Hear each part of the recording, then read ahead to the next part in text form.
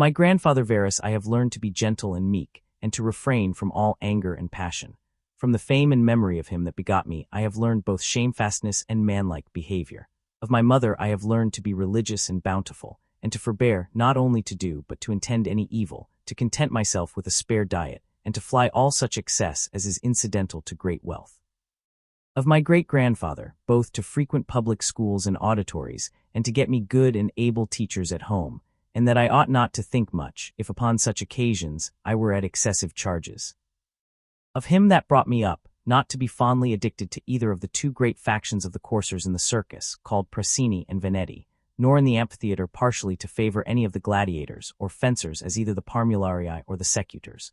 Moreover, to endure labor, nor to need many things, when I have anything to do it myself rather than by others, not to muddle with many businesses, and not easily to admit of any slander. Diognetus, not to busy myself about vain things, and not easily to believe those things, which are commonly spoken, by such as take upon them to work wonders, and by sorcerers or prestidigitators and impostors, concerning the power of charms and their driving out of demons or evil spirits and the like, not to keep quails for the game, nor to be mad after such things, not to be offended with other men's liberty of speech, and to apply myself unto philosophy. Him also I must thank that ever I heard first Bacchius, then Tandaces and Martianus, and that I did write dialogues in my youth, and that I took liking to the philosophers' little couch and skins, and such other things, which by the Grecian discipline are proper to those who profess philosophy.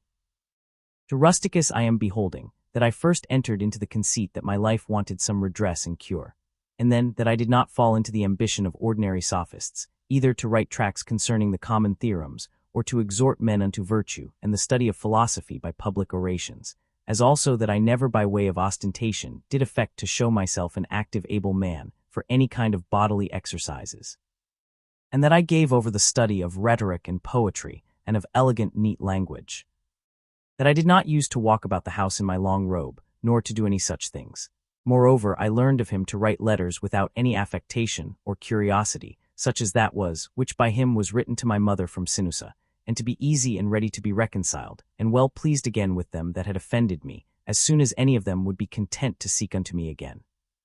To read with diligence, not to rest satisfied with a light and superficial knowledge, nor quickly to assent to things commonly spoken of, whom also I must thank that ever I lighted upon Epictetus's Hyponemata, or moral commentaries in common factions, which also he gave me of his own. From Apollonius true liberty and unvariable steadfastness, and not to regard anything at all, though never so little but right and reason, and always, whether in the sharpest pains or after the loss of a child, or in long diseases, to be still the same man, who also was a present and visible example unto me, that it was possible for the same man to be both vehement and remiss.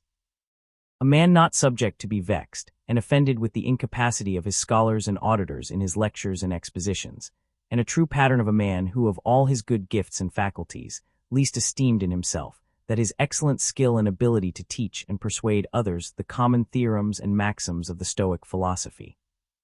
Of him also I learned how to receive favors and kindnesses, as commonly they are accounted, from friends, so that I might not become obnoxious unto them, for them, nor more yielding upon occasion than in right I ought, and yet so that I should not pass them neither, as an unsensible and unthankful man. Of Sextus mildness and the pattern of a family governed with paternal affection, and a purpose to live according to nature, to be grave without affectation, to observe carefully the several dispositions of my friends, not to be offended with idiots, nor unseasonably to set upon those that are carried with the vulgar opinions, with the theorems and tenets of philosophers, his conversation being an example how a man might accommodate himself to all men and companies.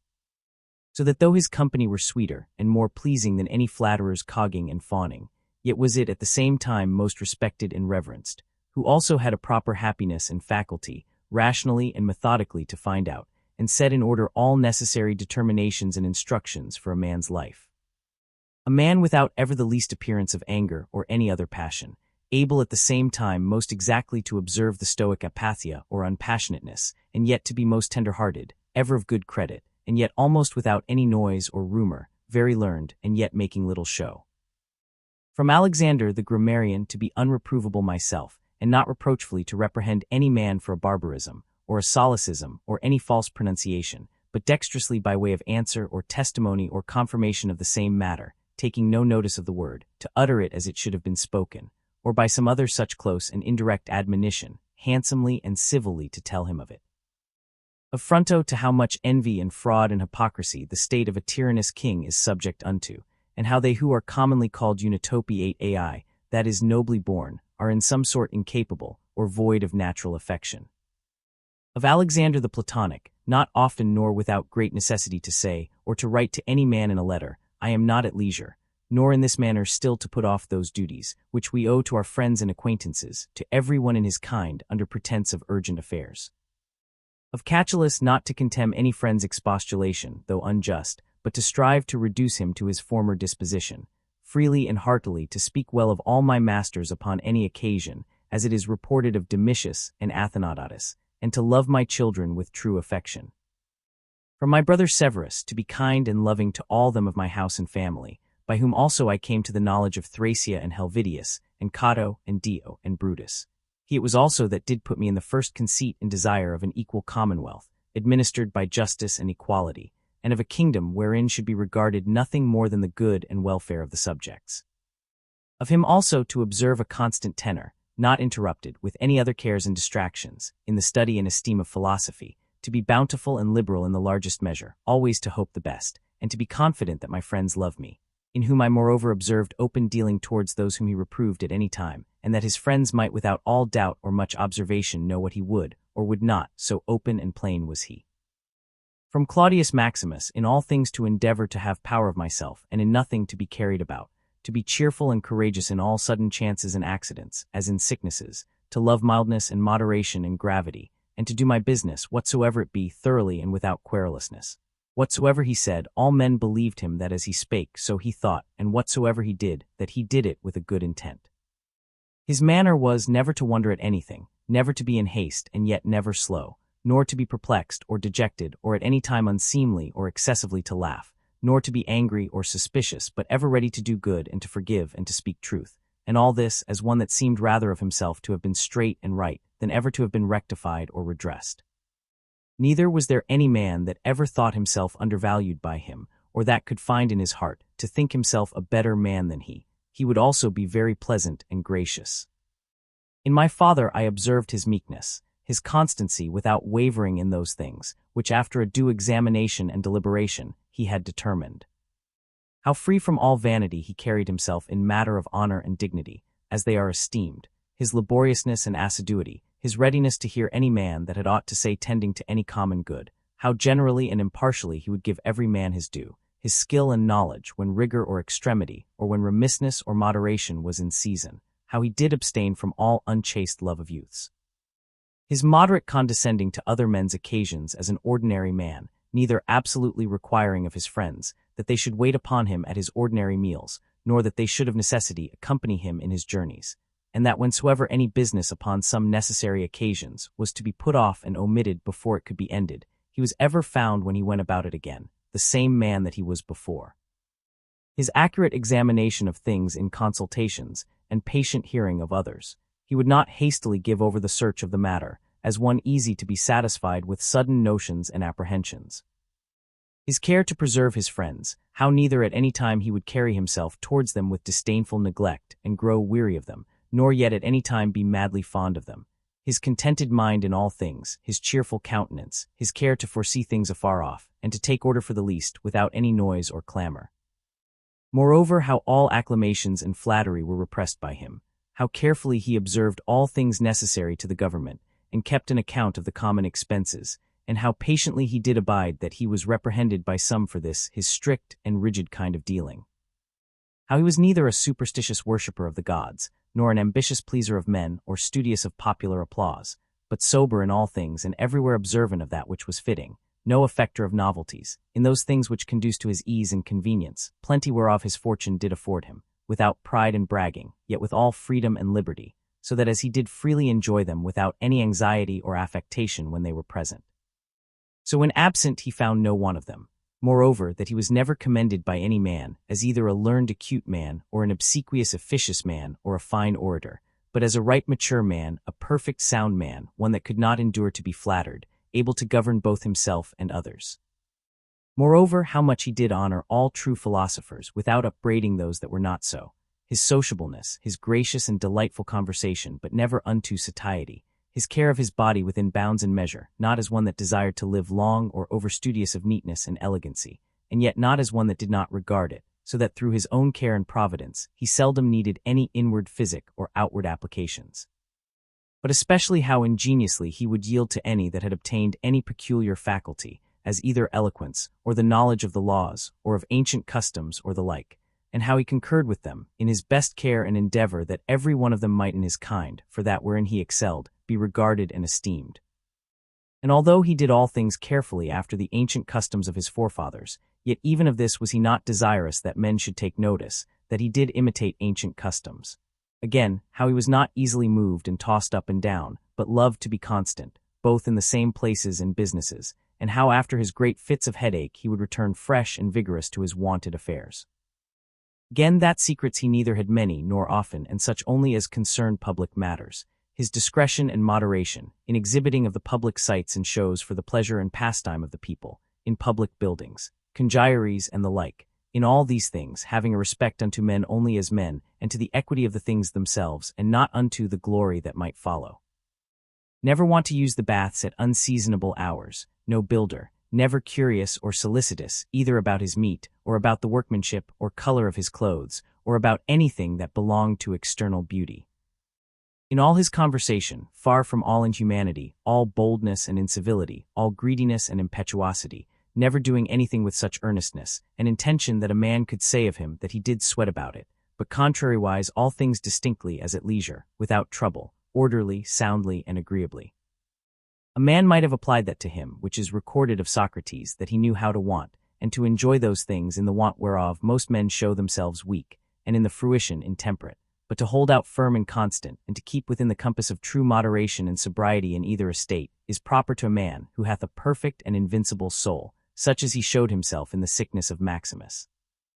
From the gods I received that I had good grandfathers and parents, a good sister, good masters, good domestics, loving kinsmen, almost all that I have, and that I never through haste and rashness transgressed against any of them, notwithstanding that my disposition was such as that such a thing, if occasion had been, might very well have been committed by me, but that it was the mercy of the gods to prevent such a concurring of matters and occasions as might make me to incur this blame.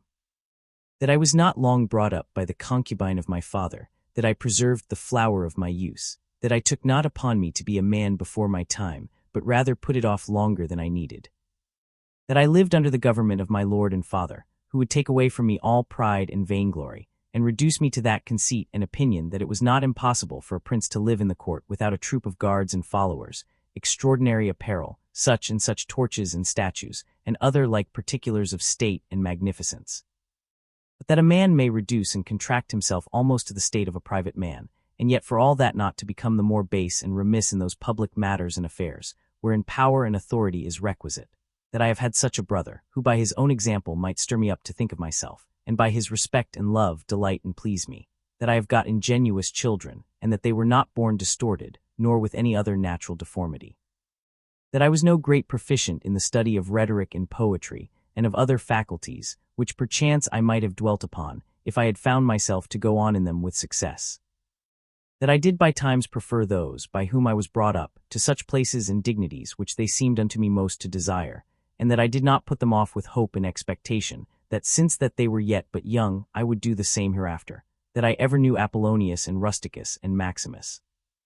That I have had occasion often and effectually to consider and meditate with myself, concerning that life which is according to nature, what the nature and manner of it is, so that as for the gods and such suggestions, helps and inspirations, as might be expected from them, nothing did hinder, but that I might have begun long before to live according to nature. Or that even now that I was not yet partaker and in present possession of that life, that I myself, in that I did not observe those inward motions, and suggestions, yea, and almost plain and apparent instructions and admonitions of the gods, was the only cause of it, that my body in such a life hath been able to hold out so long, that I never had to do with Benedicta and Theodotus, yea, and afterwards, when I fell into some fits of love, I was soon cured. That having been often displeased with Rusticus, I never did him anything for which afterwards I had occasion to repent, that it being so that my mother was to die young, yet she lived with me all her latter years. That as often as I had a purpose to help and succor any that either were poor or fallen into some present necessity, I never was answered by my officers that there was not ready money enough to do it, and that I myself never had occasion to require the like succor from any other, that I have such a wife, so obedient, so loving, so ingenuous, that I had choice of fit and able men, to whom I might commit the bringing up of my children. That by dreams I have received help, as for other things, so in particular, how I might stay my casting of blood, and cure my dizziness, as that also that happened to the Incagista, as unto Chryses when he prayed by the seashore. And when I did first apply myself to philosophy, that I did not fall into the hands of some sophists, or spent my time either in reading the manifold volumes of ordinary philosophers, nor in practicing myself in the solution of arguments and fallacies, nor dwelt upon the studies of the meteors and other natural curiosities. All these things without the assistance of the gods and fortune could not have been. In the country of the Quadi at Granua these, betimes in the morning say to thyself, this day I shall have to do with an idle curious man, with an unthankful man, a railer, a crafty, false, or an envious man, an unsociable, uncharitable man. All these ill qualities have happened unto them, through ignorance of that which is truly good and truly bad. But I that understand the nature of that which is good, that it only is to be desired, and of that which is bad, that it only is truly odious and shameful, who know moreover that this transgressor, whosoever he be, is my kinsman, not by the same blood and seed, but by participation of the same reason and of the same divine particle. How can I either be hurt by any of those, since it is not in their power to make me incur anything that is truly reproachful? Or angry and ill affected towards him, who by nature is so near unto me, for we are all born to be fellow workers as the feet, the hands, and the eyelids, as the rows of the upper and under teeth, for such therefore to be in opposition is against nature, and what is it to chafe at, and to be averse from, but to be in opposition? Whatsoever I am is either flesh or life, or that which we commonly call the mistress and overruling part of man, reason. Away with thy books, suffer not thy mind any more to be distracted and carried to and fro, for it will not be, but is even now ready to die. Think little of thy flesh, blood, bones, and a skin, a pretty piece of knit and twisted work, consisting of nerves, veins, and arteries. Think no more of it than so. And as for thy life, consider what it is, a wind, not one constant wind neither, but every moment of an hour let out and sucked in again. The third is thy ruling part, and here consider, thou art an old man, suffer not that excellent part to be brought in subjection and to become slavish. Suffer it not to be drawn up and down with unreasonable and unsociable lusts and motions, as it were with wires and nerves. Suffer it not any more, either to repine at anything now present, or to fear and fly anything to come, which the destiny hath appointed thee. Whatsoever proceeds from the gods immediately, that any man will grant totally depends from their divine providence. As for those things that are commonly said to happen by fortune, even those must be conceived to have dependence from nature, or from that first and general connection, and concatenation of all those things, which more apparently by the divine providence are administered and brought to pass. All things flow from thence, and whatsoever it is that is both necessary and conducing to the whole part of which thou art, and whatsoever it is that is requisite and necessary for the preservation of the general, must of necessity for every particular nature be good and be hopeful. And as for the whole, it is preserved, as by the perpetual mutation and conversion of the simple elements one into another, so also by the mutation and alteration of things mixed and compounded. Let these things suffice thee, let them be always unto thee, as thy general rules and precepts. As for thy thirst after books, away with it with all speed, that thou die not murmuring and complaining, but truly meek and well satisfied, and from thy heart thankful unto the gods. The second book. Remember how long thou hast already put off these things, and how often a certain day and hour as it were, having been set unto thee by the gods, thou hast neglected it. It is high time for thee to understand the true nature both of the world, whereof thou art a part, and of that Lord and Governor of the world, from whom, as a channel from the spring, thou thyself didst flow, and that there is but a certain limit of time appointed unto thee, which if thou shalt not make use of to calm and allay the many distempers of thy soul, it will pass away and thou with it, and never after return. Let it be thy earnest and incessant care as a Roman and a man to perform whatsoever it is that thou art about, with true and unfeigned gravity, natural affection, freedom and justice, and as for all other cares and imaginations, how thou mayest ease thy mind of them. Which thou shalt do, if thou shalt go about every action as thy last action, free from all vanity, all passionate and willful aberration from reason, and from all hypocrisy, and self-love and dislike of those things, which by the fates or appointment of God have happened unto thee. Thou seest that those things, which for a man to hold on in a prosperous course, and to live a divine life, are requisite and necessary, are not many, for the gods will require no more of any man that shall but keep and observe these things. Do, soul, do, abuse and contemn thyself, yet a while in the time for thee to respect thyself will be at an end. Every man's happiness depends from himself, but behold thy life is almost at an end, whiles affording thyself no respect. Thou dost make thy happiness to consist in the souls and conceits of other men. Why should any of these things that happen externally so much distract thee? Give thyself leisure to learn some good thing and cease roving and wandering to and fro. Thou must also take heed of another kind of wandering, for they are idle in their actions, who toil and labor in this life, and have no certain scope to which to direct all their motions and desires. 5. For not observing the state of another man's soul, scarce was ever any man known to be unhappy. Tell whosoever they be that intend not, and guide not by reason and discretion the motions of their own souls, they must of necessity be unhappy. These things thou must always have in mind. What is the nature of the universe, and what is mine in particular? This unto that what relation it hath, what kind of part of what kind of universe it is, and that there is nobody that can hinder thee, but that thou mayest always both do and speak those things which are agreeable to that nature, whereof thou art a part. Theophrastus, where he compares sin with sin, as after a vulgar sense such things I grant may be compared, says well and like a philosopher, that those sins are greater which are committed through lust, than those which are committed through anger. For he that is angry seems with a kind of grief and close contraction of himself to turn away from reason. But he that sins through lust, being overcome by pleasure, doth in his very sin bewray a more impotent and unmanlike disposition. Well then, and like a philosopher doth he say, that he of the two is the more to be condemned, that sins with pleasure, than he that sins with grief. For indeed this latter may seem first to have been wronged, and so in some manner through grief thereof to have been forced to be angry, whereas he who through lust doth commit anything, did of himself merely resolve upon that action. Whatsoever thou dost affect, whatsoever thou dost project, so do and so project all, as one who, for aught thou knowest, may at this very present depart out of this life. And as for death, if there be any gods, it is no grievous thing to leave the society of men. The gods will do thee no hurt, thou mayest be sure. But if it be so that there be no gods, or that they take no care of the world, why should I desire to live in a world void of gods and of all divine providence? Gods there be certainly, and they take care for the world. And as for those things which be truly evil, as vice and wickedness, such things they have put in a man's own power, that he might avoid them if he would. And had there been anything besides that had been truly bad and evil, they would have had a care of that also, that a man might have avoided it. But why should that be thought to hurt and prejudice a man's life in this world, which cannot any ways make man himself the better, or the worse in his own person? Neither must we think that the nature of the universe did either through ignorance pass these things, or if not as ignorant of them, yet as unable either to prevent, or better to order and dispose them. It cannot be that she through want either of power or skill should have committed such a thing, so as to suffer all things both good and bad, equally and promiscuously, to happen unto all both good and bad. As for life therefore, and death, honor and dishonor, labor and pleasure, riches and poverty, all these things happen unto men indeed, both good and bad equally, but as things which of themselves are neither good nor bad, because of themselves neither shameful nor praiseworthy. Consider how quickly all things are dissolved and resolved, the bodies and substances themselves, into the matter and substance of the world, and their memories into the general age and time of the world.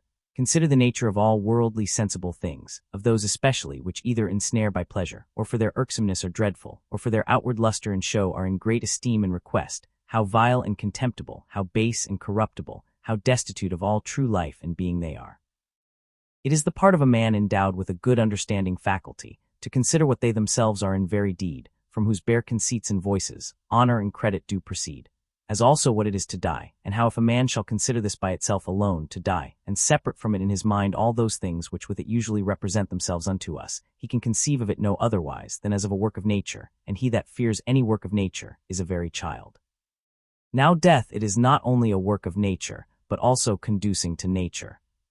Consider with thyself how man, and by what part of his, is joined unto God, and how that part of man is affected, when it is said to be diffused.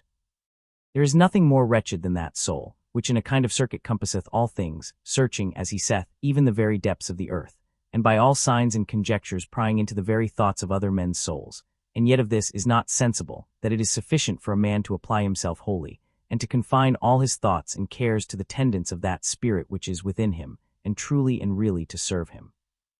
His service doth consist in this, that a man keep himself pure from all violent passion and evil affection, from all rashness and vanity, and from all manner of discontent, either in regard of the gods or men. For indeed whatsoever proceeds from the gods deserves respect for their worth and excellency, and whatsoever proceeds from men, as they are our kinsmen, should by us be entertained with love always, sometimes as proceeding from their ignorance of that which is truly good and bad, a blindness no less than that by which we are not able to discern between white and black, with a kind of pity and compassion also. If thou shouldst live 3,000 or as many as 10,000 of years, yet remember this, that man can part with no life properly, save with that little part of life which he now lives, and that which he lives is no other than that which at every instant he parts with. That then which is longest of duration, and that which is shortest, come both to one effect. For although in regard of that which is already past there may be some inequality, yet that time which is now present and in being is equal unto all men. And that being it which we part with whensoever we die, it doth manifestly appear that it can be but a moment of time that we then part with. For as for that which is either past or to come, a man cannot be said properly to part with it. For how should a man part with that which he hath not? These two things therefore thou must remember. First, that all things in the world from all eternity, by a perpetual revolution of the same times and things ever continued and renewed, are of one kind in nature, so that whether for 100 or 200 years only, or for an infinite space of time, a man see those things which are still the same, it can be no matter of great moment. And secondly, that life which any the longest liver or the shortest liver parts with, is for length and duration the very same, for that only which is present is that which either of them can lose, as being that only which they have, for that which he hath not, no man can truly be said to lose.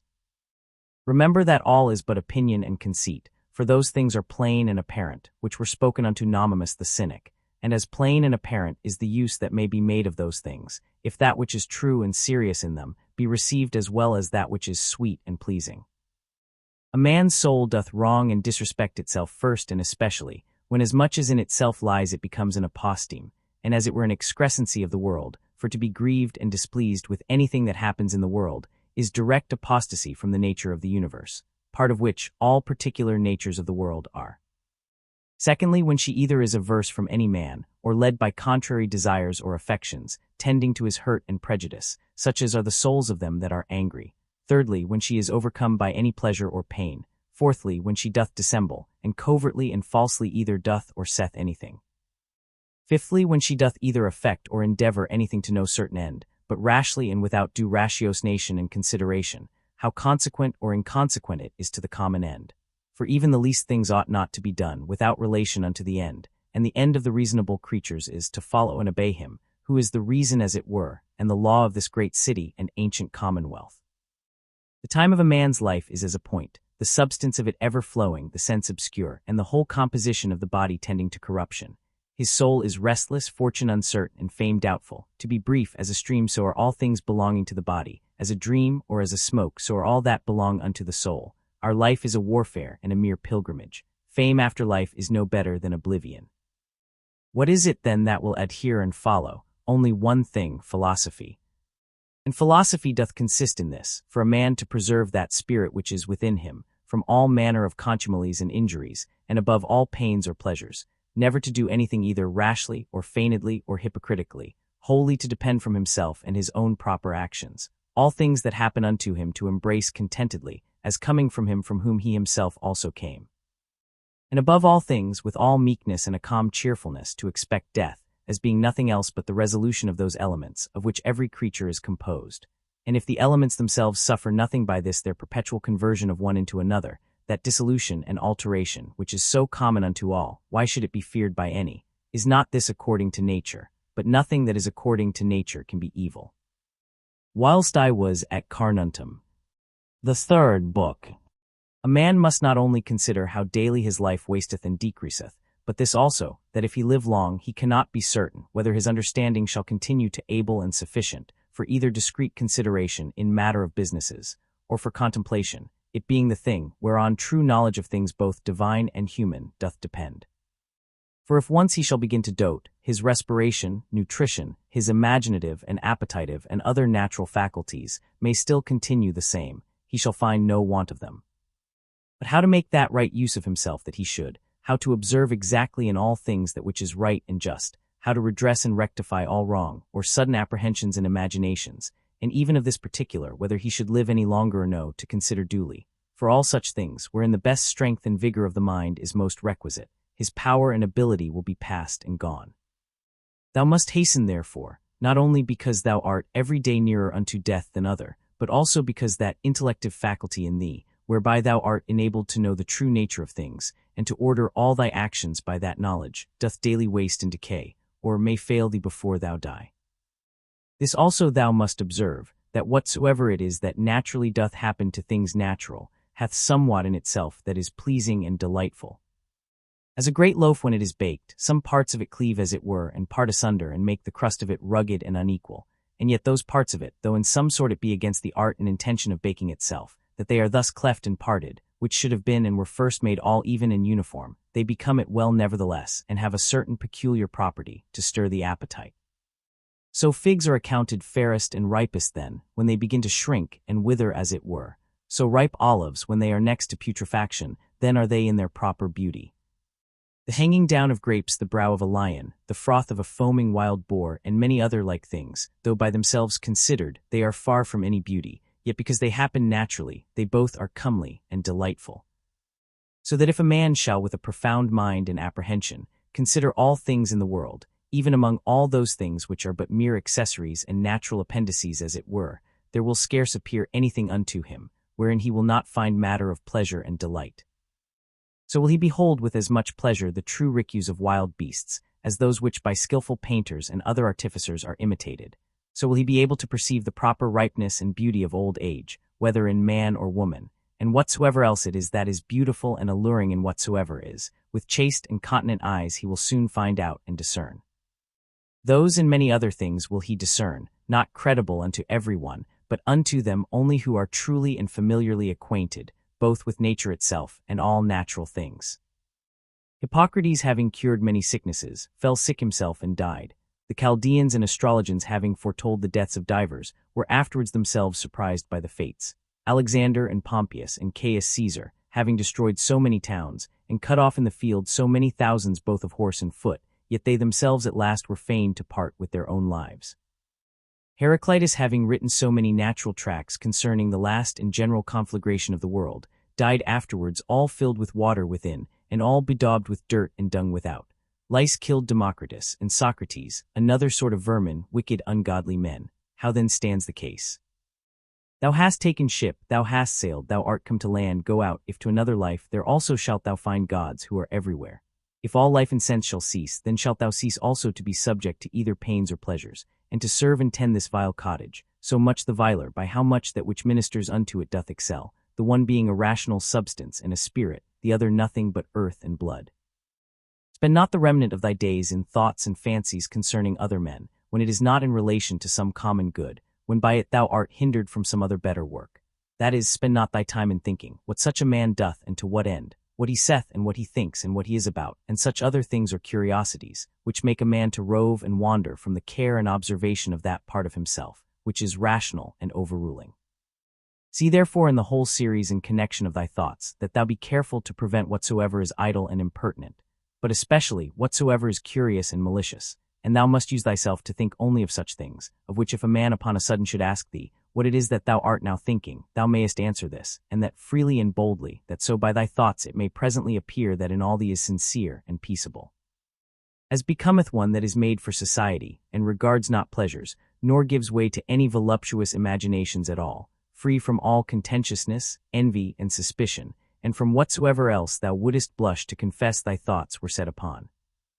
He that is such is he surely that doth not put off to lay hold on that which is best indeed, a very priest and minister of the gods, well acquainted and in good correspondence with him, especially that is seated and placed within himself, as in a temple and sacrary, to whom also he keeps and preserves himself unspotted by pleasure, undaunted by pain, free from any manner of wrong or contumely, by himself offered unto himself, not capable of any evil from others. A wrestler of the best sort, and for the highest prize, that he may not be cast down by any passion or affection of his own, deeply dyed and drenched in righteousness, embracing and accepting with his whole heart whatsoever either happeneth or is allotted unto him. One who not often, nor without some great necessity tending to some public good, mindeth what any other, either speaks or doth or purpose, for those things only that are in his own power, or that are truly his own, are the objects of his employments, and his thoughts are ever taken up with those things, which of the whole universe are by the fates or providence destinated and appropriated unto himself. Those things that are his own, and in his own power he himself takes order, for that they be good, and as for those that happen unto him, he believes them to be so.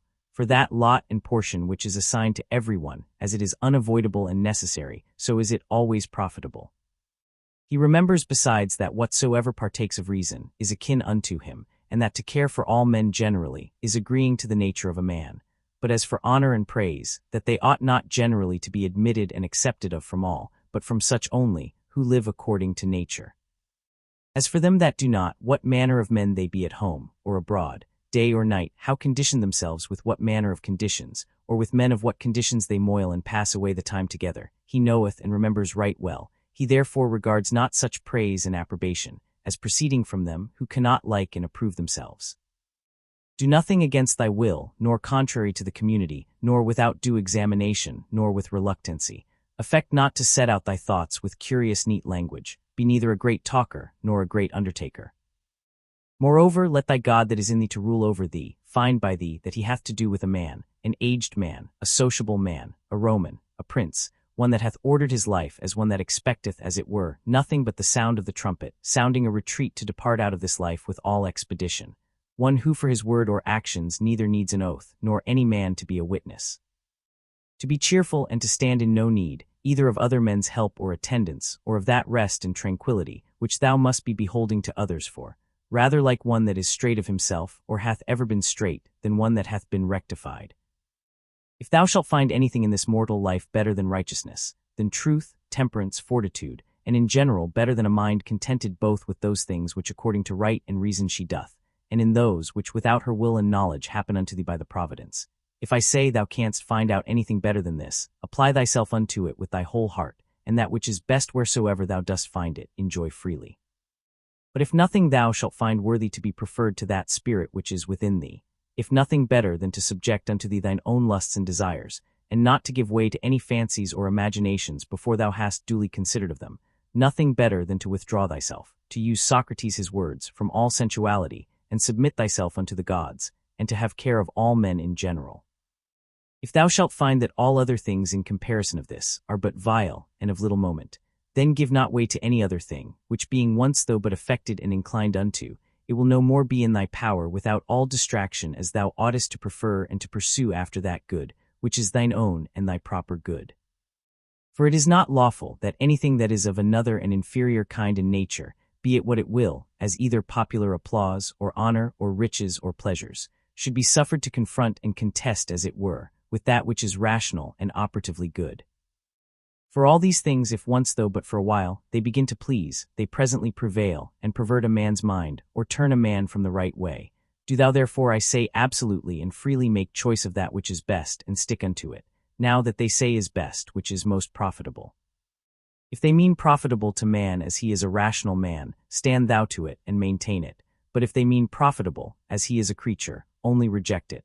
And from this thy tenet and conclusion keep off carefully all plausible shows and colors of external appearance, that thou mayest be able to discern things rightly. Never esteem of anything as profitable, which shall ever constrain thee either to break thy faith, or to lose thy modesty, to hate any man, to suspect, to curse, to dissemble, to lust after anything, that requireth the secret of walls or veils. But he that preferreth before all things his rational part and spirit, and the sacred mysteries of virtue which issueth from it, he shall never lament and exclaim, never sigh, he shall never want either solitude or company, and which is chiefest of all, he shall live without either desire or fear. And as for life, whether for a long or short time he shall enjoy his soul thus compassed about with a body, he is altogether indifferent. For if even now he were to depart, he is as ready for it, as for any other action, which may be performed with modesty and decency. For all his life long, this is his only care, that his mind may always be occupied in such intentions and objects, as are proper to a rational sociable creature. In the mind that is once truly disciplined and purged, thou canst not find anything, either foul or impure or as it were festered, nothing that is either servile or affected, no partial tie, no malicious averseness, nothing obnoxious, nothing concealed. The life of such an one death can never surprise as imperfect, as of an actor that should die before he had ended, or the play itself were at an end, a man might speak. Use thine opinative faculty with all honor and respect, for in her indeed is all, that thy opinion do not beget in thy understanding anything contrary to either nature, or the proper constitution of a rational creature. The end and object of a rational constitution is to do nothing rashly, to be kindly affected towards men, and in all things willingly to submit unto the gods. Casting therefore all other things aside, keep thyself to these few, and remember withal that no man properly can be said to live more than that which is now present, which is but a moment of time. Whatsoever is besides either is already past or uncertain. The time therefore that any man doth live is but a little, and the place where he liveth is but a very little corner of the earth, and the greatest fame that can remain of a man after his death, even that is but little, and that too such as it is whilst it is by the succession of silly mortal men preserved, who likewise shall shortly die, and even whiles they live know not what in very deed they themselves are, and much less can no one, who long before is dead and gone. To these ever-present helps and mementos, let one more be added, ever to make a particular description and delineation as it were of every object that presents itself to thy mind, that thou mayest wholly and throughly contemplate it, in its own proper nature, bare and naked, wholly and severally, divided into its several parts and quarters. And then by thyself in thy mind, to call both it, and those things of which it doth consist, and in which it shall be resolved by their own proper true names and appellations. For there is nothing so effectual to beget true magnanimity, as to be able truly and methodically to examine and consider all things that happen in this life, and so to penetrate into their natures, that at the same time this also may concur in our apprehensions. What is the true use of it? And what is the true nature of this universe, to which it is useful? How much in regard of the universe may it be esteemed? How much in regard of man, a citizen of the supreme city, of which all other cities in the world are as it were but houses and families? What is this that now my fancy is set upon? Of what things doth it consist? How long can it last? Which of all the virtues is the proper virtue for this present use? As whether meekness, fortitude, truth, faith, sincerity, contentation, or any of the rest. Of everything therefore thou must use thyself to say, this immediately comes from God, this by that fatal connection and concatenation of things, or which almost comes to one by some coincidental casualty. And as for this, it proceeds from my neighbor, my kinsman, my fellow, through his ignorance indeed, because he knows not what is truly natural unto him. But I know it, and therefore carry myself towards him according to the natural law of fellowship, that is kindly and justly. As for those things that of themselves are altogether indifferent, as in my best judgment I conceive everything to deserve more or less, so I carry myself towards it. If thou shalt intend that which is present, following the rule of right and reason carefully, solidly, meekly, and shalt not intermix any other businesses, but shall study this only to preserve thy spirit unpolluted and pure, and shall cleave unto him without either hope or fear of anything, in all things that thou shalt either do or speak, contenting thyself with heroical truth, thou shalt live happily, and from this there is no man that can hinder thee. As physicians and chirurgeons have always their instruments ready at hand for all sudden cures, so have thou always thy digmata in a readiness for the knowledge of things, both divine and human. And whatsoever thou dost, even in the smallest things that thou dost, thou must ever remember that mutual relation and connection that is between these two things divine and things human. For without relation unto God, thou shalt never speed in any worldly actions, nor on the other side in any divine, without some respect had to things human. Be not deceived, for thou shalt never live to read thy moral commentaries, nor the acts of the famous Romans and Grecians, nor those excerpta from several books, all which thou hadst provided and laid up for thyself against thine old age. Hasten therefore to an end, and giving over all vain hopes, help thyself in time if thou carest for thyself, as thou oughtest to do. To steal, to sow, to buy, to be at rest, to see what is to be done, which is not seen by the eyes, but by another kind of sight. What these words mean, and how many ways to be understood, they do not understand. The body, the soul, the understanding. As the senses naturally belong to the body, and the desires and affections to the soul, so do the digmata to the understanding. To be capable of fancies and imaginations is common to man and beast. To be violently drawn and moved by the lusts and desires of the soul is proper to wild beasts and monsters, such as Phalaris and Nero were. To follow reason for ordinary duties and actions is common to them also, who believe not that there be any gods, and for their advantage would make no conscience to betray their own country, and who when once the doors be shut upon them, dare do anything. If therefore all things else be common to these likewise, it follows, that for a man to like and embrace all things that happen and are destined unto him, and not to trouble and molest that spirit which is seated in the temple of his own breast, with a multitude of vain fancies and imaginations, but to keep him propitious and to obey him as a good, never either speaking anything contrary to truth, or doing anything contrary to justice, is the only true property of a good man. And such a one though no man should believe that he liveth as he doth, either sincerely and conscionably, or cheerful and contentedly. Yet is he neither with any man at all angry for it, nor diverted by it from the way that leadeth to the end of his life, through which a man must pass pure, ever ready to depart, and willing of himself without any compulsion to fit and accommodate himself to his proper lot and portion. The fourth book. That inward mistress part of man, if it be in its own true natural temper, is towards all worldly chances and events ever so disposed and affected, that it will easily turn and apply itself to that which may be, and is within its own power to compass, when that cannot be which at first it intended. For it never doth absolutely addict and apply itself to any one object, but whatsoever it is that it doth now intend and prosecute, it doth prosecute it with exception and reservation, so that whatsoever it is that falls out contrary to its first intentions, even that afterwards it makes its proper object. Even as the fire when it prevails upon those things that are in his way, by which things indeed a little fire would have been quenched, but a great fire doth soon turn to its own nature, and so consume whatsoever comes in his way, yea, by those very things it is made greater and greater. Let nothing be done rashly, and at random, but all things according to the most exact and perfect rules of art. They seek for themselves private retiring places, as country villages, the seashore, mountains. Yea, thou thyself art wont along much after such places, but all this thou must know proceeds from simplicity in the highest degree. At what time soever thou wilt, it is in thy power to retire into thyself, and to be at rest and free from all businesses. A man cannot anywhither retire better than to his own soul, he especially who is beforehand provided of such things within, which whensoever he doth withdraw himself to look in, may presently afford unto him perfect ease and tranquillity. By tranquillity I understand a decent, orderly disposition and carriage, free from all confusion and tumultuousness. Afford then thyself this retiring continually, and thereby refresh and renew thyself. Let these precepts be brief and fundamental, which as soon as thou dost call them to mind, may suffice thee to purge thy soul throughly, and to send thee away well pleased with those things whatsoever they be, which now again after this short withdrawing of thy soul into herself thou dost return unto. For what is it that thou art offended at? Can it be at the wickedness of men, when thou dost call to mind this conclusion, that all reasonable creatures are made one for another? And that it is part of justice to bear with them, and that it is against their wills that they offend, and how many already, who once likewise prosecuted their enmities, suspected, hated, and fiercely contended, are now long ago stretched out, and reduced unto ashes. It is time for thee to make an end. As for those things which among the common chances of the world happen unto thee as thy particular lot and portion, canst thou be displeased with any of them, when thou dost call that our ordinary dilemma to mind, either a Providence or Democritus his atoms, and with it, whatsoever we brought to prove that the whole world is as it were one city? And as for thy body, what canst thou fear, if thou dost consider that thy mind and understanding, when once it hath recollected itself, and knows its own power, hath in this life and breath, whether it runs smoothly and gently, or whether harshly and rudely, no interest at all, but is altogether indifferent, and whatsoever else thou hast heard and assented unto concerning either pain or pleasure, but the care of thine honor and reputation will perchance distract thee.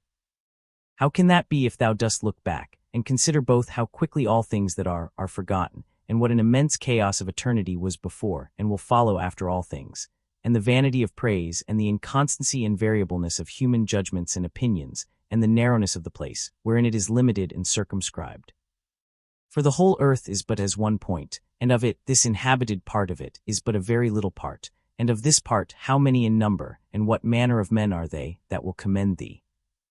What remains then but that thou often put in practice this kind of retiring of thyself to this little part of thyself, and above all things keep thyself from distraction, and intend not anything vehemently, but be free and consider all things, as a man whose proper object is virtue, as a man whose true nature is to be kind and sociable, as a citizen, as a mortal creature.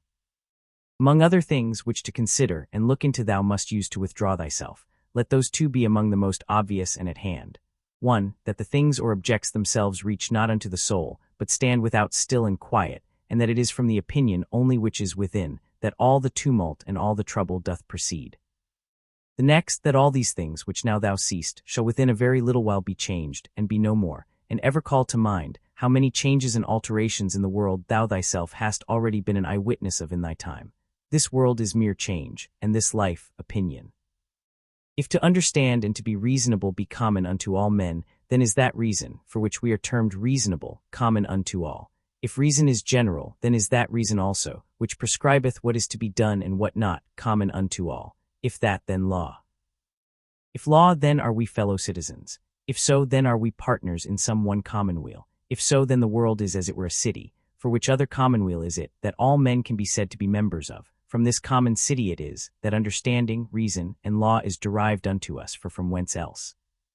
For as that which in me is earthly I have from some common earth, and that which is moist from some other element is imparted, as my breath and life hath its proper fountain, and that likewise which is dry and fiery in me, for there is nothing which doth not proceed from something, as also there is nothing that can be reduced unto mere nothing, so also is there some common beginning from whence my understanding hath proceeded. As generation is, so also death, a secret of nature's wisdom, a mixture of elements, resolved into the same elements again, a thing surely which no man ought to be ashamed of, in a series of other fatal events and consequences, which a rational creature is subject unto, not improper or incongruous, nor contrary to the natural and proper constitution of man himself. Such and such things from such and such causes must of necessity proceed. He that would not have such things to happen is as he that would have the fig tree grow without any sap or moisture. In sum, remember this, that within a very little while, both thou and he shall both be dead, and after a little while more, not so much as your names and memories shall be remaining. Let opinion be taken away, and no man will think himself wronged. If no man shall think himself wronged, then is there no more any such thing as wrong. That which makes not man himself the worse cannot make his life the worse, neither can it hurt him either inwardly or outwardly. It was expedient in nature that it should be so, and therefore necessary. Whatsoever doth happen in the world doth happen justly, and so if thou dost well take heed, thou shalt find it. I say not only in right order by a series of inevitable consequences, but according to justice, and as it were by way of equal distribution, according to the true worth of everything.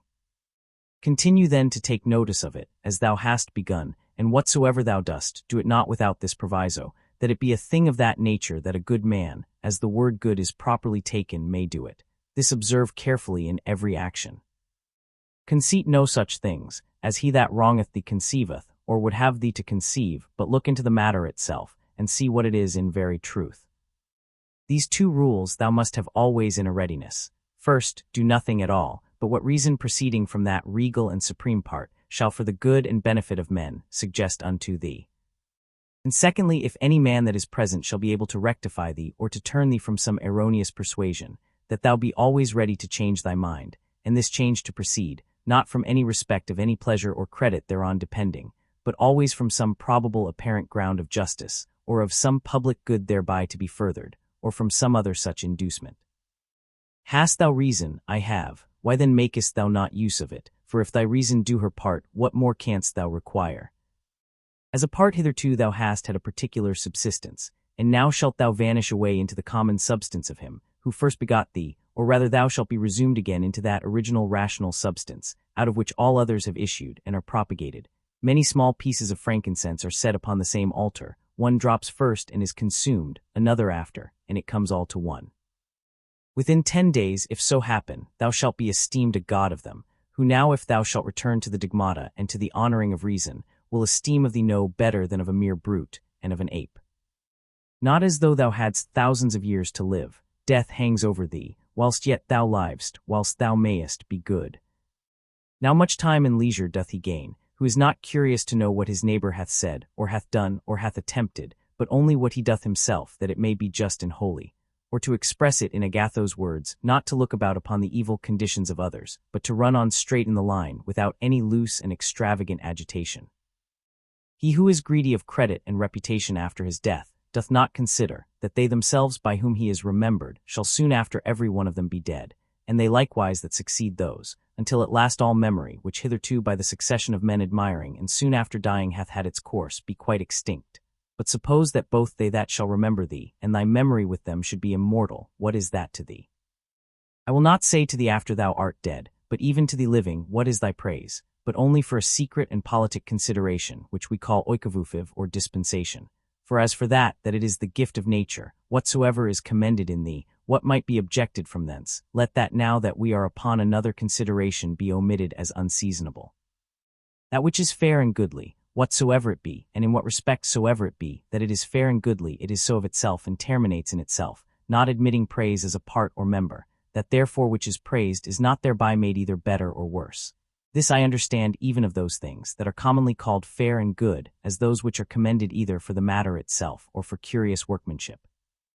As for that which is truly good, what can it stand in need of more than either justice or truth, or more than either kindness and modesty? Which of all those either becomes good or fair because commended, or dispraised suffers any damage? Doth the emerald become worse in itself, or more vile if it be not commended? Doth gold or ivory or purple? Is there anything that doth though never so common as a knife, a flower, or a tree? If so be that the souls remain after death, say they that will not believe it, how is the air from all eternity able to contain them? How is the earth, say I, ever from that time able to contain the bodies of them that are buried? For as here the change and resolution of dead bodies into another kind of subsistence, whatsoever it be, makes place for other dead bodies, so the souls after death transferred into the air after they have conversed there a while, are either by way of transmutation or transfusion or conflagration received again into that original rational substance from which all others do proceed, and so give way to those souls, who before coupled and associated unto bodies, now begin to subsist single. This upon a supposition that the souls after death do for a while subsist single, may be answered. And here, besides the number of bodies, so buried and contained by the earth, we may further consider the number of several beasts, eaten by us men and by other creatures. For notwithstanding that such a multitude of them is daily consumed, and as it were buried in the bodies of the eaters, yet is the same place and body able to contain them, by reason of their conversion, partly into blood, partly into air and fire. What in these things is the speculation of truth, to divide things into that which is passive and material, and that which is active and formal. Not to wander out of the way, but upon every motion and desire, to perform that which is just, and ever to be careful to attain to the true natural apprehension of every fancy that presents itself. Whatsoever is expedient unto thee, O world, is expedient unto me. Nothing can either be unseasonable unto me, or out of date, which unto thee is seasonable. Whatsoever thy seasons bear shall ever by me be esteemed as happy fruit and increase. O nature, from thee are all things, and thee all things subsist, and to thee all tend. Could he say of Athens, thou lovely city of Cecrops, and shalt not thou say of the world, thou lovely city of God? They will say commonly, meddle not with many things if thou wilt live cheerfully. Certainly there is nothing better than for a man to confine himself to necessary actions, to such and so many only, as reason in a creature that knows itself born for society, will command and enjoin. This will not only procure that cheerfulness, which from the goodness, but that also, which from the paucity of actions doth usually proceed. For since it is so that most of those things which we either speak or do are unnecessary, if a man shall cut them off, it must needs follow that he shall thereby gain much leisure, and save much trouble, and therefore at every action a man must privately by way of admonition suggest unto himself, what, may not this that now I go about, be of the number of unnecessary actions? Neither must he use himself to cut off actions only, but thoughts and imaginations also, that are unnecessary, for so will unnecessary consequent actions the better be prevented and cut off. Try also how a good man's life, of one who is well pleased with those things whatsoever, which among the common changes and chances of this world fall to his own lot and share, and can live well contented and fully satisfied in the justice of his own proper present action, and in the goodness of his disposition for the future, will agree with thee. Thou hast had experience of that other kind of life, make now trial of this also. Trouble not thyself any more henceforth, reduce thyself unto perfect simplicity. Doth any man offend, it is against himself that he doth offend. Why should it trouble thee? Hath anything happened unto thee? It is well, whatsoever it be, it is that which of all the common chances of the world from the very beginning in the series of all other things that have, or shall happen, was destinated and appointed unto thee. To comprehend all in a few words, our life is short. We must endeavor to gain the present time with best discretion and justice. Use recreation with sobriety. Either this world is a kappa omicron sigma mu omicron sigma, or comely peace, because all disposed and governed by certain order, or if it be a mixture, though confused, yet still it is a comely peace. For is it possible that in thee there should be any beauty at all, and that in the whole world there should be nothing but disorder and confusion? And all things in it too, by natural different properties one from another differenced and distinguished, and yet all through diffused, and by natural sympathy, one to another united, as they are. A black or Malian disposition, an effeminate disposition, an hard inexorable disposition, a wild inhuman disposition, a sheepish disposition, a childish disposition, a blockish, a false, a scurril, a fraudulent, a tyrannical. What then? If he be a stranger in the world that knows not the things that are in it, why not be a stranger as well, that wonders at the things that are done in it? He is a true fugitive that flies from reason, by which men are sociable. He blind, who cannot see with the eyes of his understanding. He poor, that stands in need of another, and hath not in himself all things needful for this life. He an aposteme of the world, who by being discontented with those things that happen unto him in the world, doth as it were apostatize, and separate himself from common nature's rational administration. For the same nature it is that brings this unto thee, whatsoever it be, that first brought thee into the world. He raises sedition in the city, who by irrational actions withdraws his own soul from that one and common soul of all rational creatures. There is who without so much as a coat, and there is who without so much as a book doth put philosophy in practice. I am half naked, neither have I bread to eat, and yet I depart not from reason, saith one. But I say, I want the food of good teaching and instructions, and yet I depart not from reason. What art and profession soever thou hast learned, endeavor to effect it, and comfort thyself in it, and pass the remainder of thy life as one who from his whole heart commits himself, and whatsoever belongs unto him, unto the gods. And as for men, carry not thyself either tyrannically or servilely towards any. Consider in my mind, for example's sake, the times of Vespasian. Thou shalt see but the same things, some marrying, some bringing up children, some sick, some dying, some fighting, some feasting, some merchandising, some tilling, some flattering, some boasting, some suspecting, some undermining, some wishing to die, some fretting and murmuring at their present estate, some wooing, some hoarding, some seeking after magistracies, and some after kingdoms. And is not that their age quite over and ended?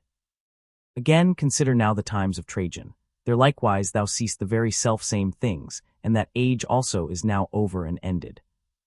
In the like manner consider other periods, both of times and of whole nations, and see how many men, after they had with all their might and main intended and prosecuted some one worldly thing or other, did soon after drop away, and were resolved into the elements.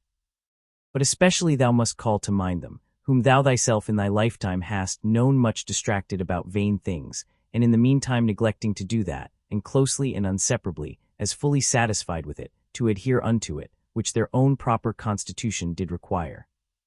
And here thou must remember, that thy carriage in every business must be according to the worth and due proportion of it, for so shalt thou not easily be tired out and vexed, if thou shalt not dwell upon small matters longer than is fitting. Those words which once were common and ordinary are now become obscure and obsolete, and so the names of men once commonly known and famous are now become in a manner obscure and obsolete names. Camillus, Casso, Volsius, Leonatus, not long after, Scipio, Cato, then Augustus, then Adrianus, then Antoninus Pius. All these in a short time will be out of date, and as things of another world as it were, become fabulous. And this I say of them, who once shined as the wonders of their ages, for as for the rest, no sooner are they expired, than with them all their fame and memory. And what is it then that shall always be remembered? All is vanity. What is it that we must bestow our care and diligence upon? Even upon this only, that our minds and wills be just, that our actions be charitable, that our speech be never deceitful, or that our understanding be not subject to error, that our inclination be always set to embrace whatsoever shall happen unto us, as necessary, as usual, as ordinary, as flowing from such a beginning, and such a fountain, from which both thou thyself and all things are. Willingly therefore, and wholly surrender up thyself unto that fatal concatenation, yielding up thyself unto the fates, to be disposed of at their pleasure.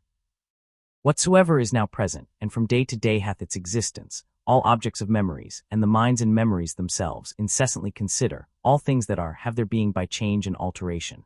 Use thyself therefore often to meditate upon this, that the nature of the universe delights in nothing more than in altering those things that are, and in making others like unto them, so that we may say that whatsoever is but as it were the seed of that which shall be.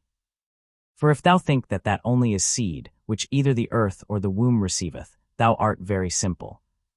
Thou art now ready to die, and yet hast thou not attained to that perfect simplicity. Thou art yet subject to many troubles and perturbations, not yet free from all fear and suspicion of external accidents, nor yet either so meekly disposed towards all men as thou shouldest, or so affected as one whose only study and only wisdom is to be just in all his actions.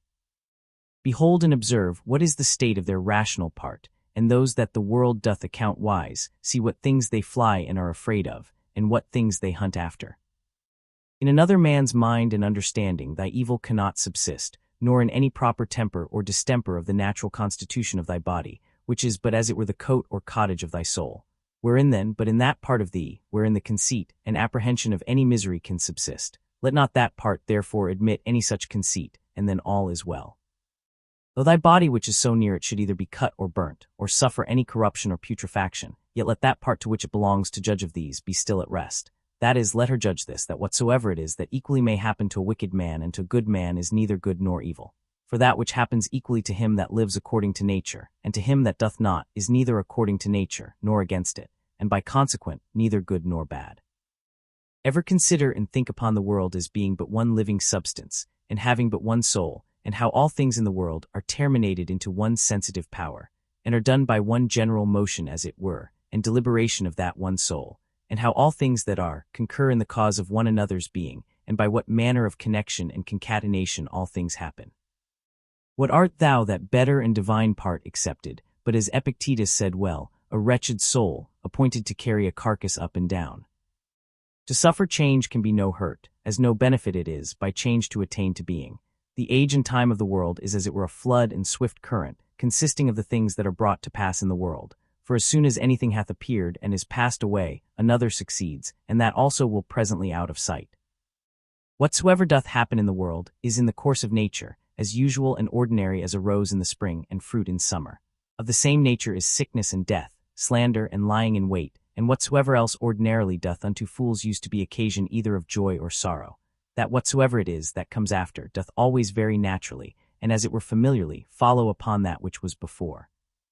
For thou must consider the things of the world, not as a loose independent number, consisting merely of necessary events, but as a discrete connection of things orderly and harmoniously disposed. There is then to be seen in the things of the world, not a bare succession, but an admirable correspondence and affinity. Let that of Marcus never be out of thy mind, that the death of earth is water, and the death of water is air, and the death of air is fire, and so on the contrary.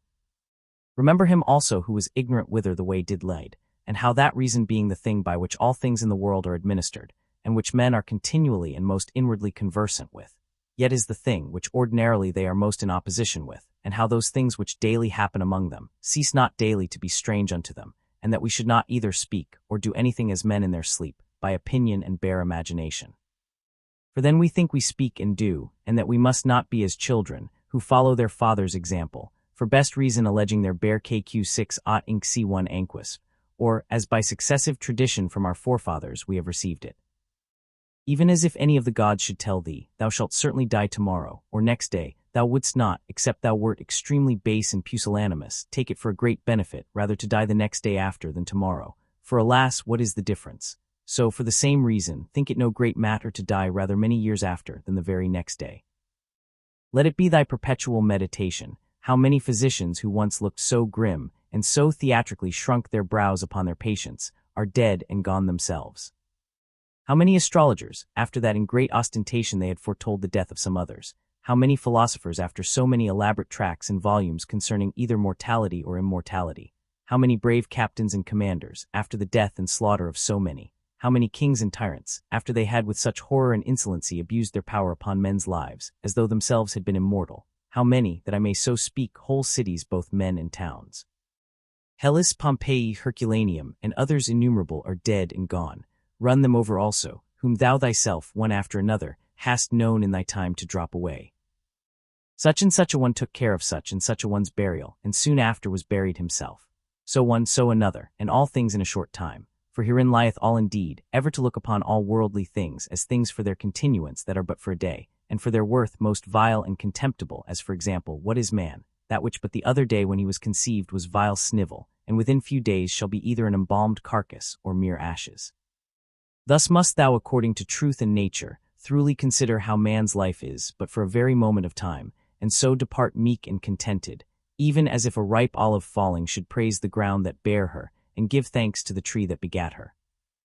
Thou must be like a promontory of the sea, against which though the waves beat continually, yet it both itself stands, and about it are those swelling waves stilled and quieted.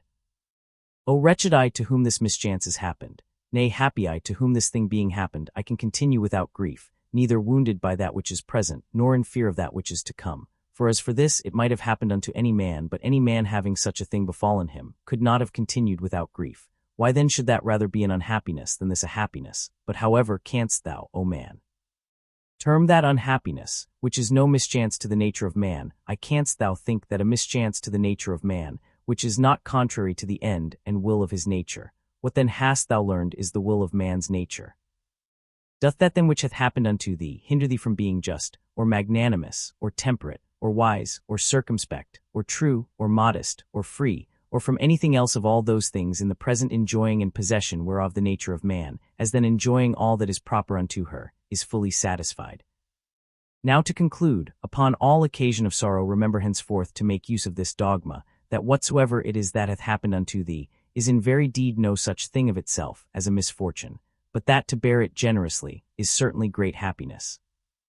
It is but an ordinary coarse one, yet it is a good effectual remedy against the fear of death, for a man to consider in his mind the examples of such, who greedily and covetously, as it were, did for a long time enjoy their lives. What have they got more than they whose deaths have been untimely? Are not they themselves dead at the last, as Cadicians, Fabius, Julianus Lepidus, or any other who in their lifetime having buried many, were at the last buried themselves? The whole space of any man's life is but little, and as little as it is with what troubles, with what manner of dispositions, and in the society of how wretched a body must it be passed. Let it be therefore unto thee altogether as a matter of indifference, for if thou shalt look backward, behold what an infinite chaos of time doth present itself unto thee, and as infinite a chaos if thou shalt look forward. In that which is so infinite, what difference can there be between that which liveth but 3 days, and that which liveth 3 ages? Let thy course ever be the most compendious way. The most compendious is that which is according to nature, that is, in all both words and deeds, ever to follow that which is most sound and perfect. For such a resolution will free a man from all trouble, strife, dissembling, and ostentation. The 5th book. In the morning when thou findest thyself unwilling to rise, consider with thyself presently, it is to go about a man's work that I am stirred up. Am I then yet unwilling to go about that, for which I myself was born and brought forth into this world? Or was I made for this, to lay me down and make much of myself in a warm bed? Oh, but this is pleasing. And was it then for this that thou wert born, that thou mightest enjoy pleasure? Was it not in very truth for this, that thou mightest always be busy and in action? Seest thou not how all things in the world besides, how every tree plant, how sparrows and ants, spiders and bees, how all in their kind are intent as it were orderly to perform whatsoever, towards the preservation of this orderly universe, naturally doth become and belong unto thin? And wilt not thou do that which belongs unto a man to do? Wilt not thou run to do that which thy nature doth require? But thou must have some rest, yes, thou must. Nature hath of that also, as well as of eating and drinking, allowed thee a certain stint. But thou guessed beyond thy stint, and beyond that which would suffice, and in matter of action there thou comest short of that which thou mayest. It must needs be therefore that thou dost not love thyself, for if thou didst, thou wouldst also love thy nature, and that which thy nature doth propose unto herself as her end. Others, as many as take pleasure in their trade and profession, can even pine themselves at their works and neglect their bodies and their food for it. And doest thou less honor thy nature than an ordinary mechanic his trade, or a good dancer his art, than a covetous man his silver, and vainglorious man applause? These to whatsoever they take an affection, can be content to want their meat and sleep, to further that every one which he affects, and shall actions tending to the common good of human society seem more vile unto thee, or worthy of less respect and intention? How easy a thing is it for a man to put off from him all turbulent adventitious imaginations, and presently to be in perfect rest and tranquillity. Think thyself fit and worthy to speak, or to do anything that is according to nature, and let not the reproach, or report of some that may ensue upon it, ever deter thee. If it be right and honest to be spoken or done, undervalue not thyself so much as to be discouraged from it. As for them, they have their own rational overruling part, and their own proper inclination, which thou must not stand and look about to take notice of, but go on straight, whither both thine own particular and the common nature do lead thee, and the way of both these is but one. I continue my course by actions according to nature, until I fall and cease, breathing out my last breath into that air, by which continually breathed in I did live, and falling upon that earth, out of whose gifts and fruits my father gathered his seed, my mother her blood, and my nurse her milk, out of which for so many years I have been provided, both of meat and drink. And lastly, which beareth me that tread upon it, and beareth with me that so many ways do abuse it, or so freely make use of it, so many ways to so many ends. No man can admire thee for thy sharp acute language, such is thy natural disability that way. Be it so, yet there be many other good things, for the want of which thou canst not plead the want or natural ability. Let them be seen in thee which depend wholly from thee: sincerity, gravity, laboriousness, contempt of pleasures. Be not querulous, be content with little, be kind, be free. avoid all superfluity, all vain prattling, be magnanimous.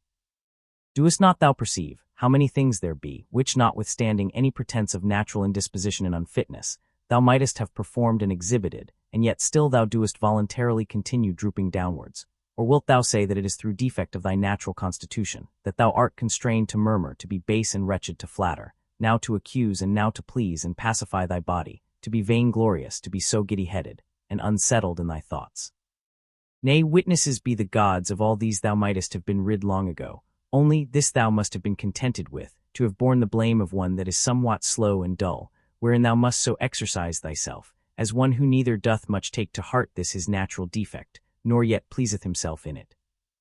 Such there be who, when they have done a good turn to any, are ready to set them on the score for it, and to require retaliation. Others there be who, though they stand not upon retaliation, to require any, yet they think with themselves nevertheless that such a one is their debtor, and they know as their word is what they have done. Others again there be who, when they have done any such thing, do not so much as know what they have done, but are like unto the vine, which beareth her grapes, and when once she hath borne her own proper fruit, is contented and seeks for no further recompense. As a horse after a race, and a hunting dog when he hath hunted, and a bee when she hath made her honey, look not for applause and commendation, so neither doth that man that rightly doth understand his own nature when he hath done a good turn, but from one doth proceed to do another, even as the vine after she hath once borne fruit in her own proper season, is ready for another time. Thou therefore must be one of them, who what they do, barely do it without any further thought, and are in a manner insensible of what they do. Nay, but, will some reply perchance, this very thing a rational man is bound unto, to understand what it is that he doeth.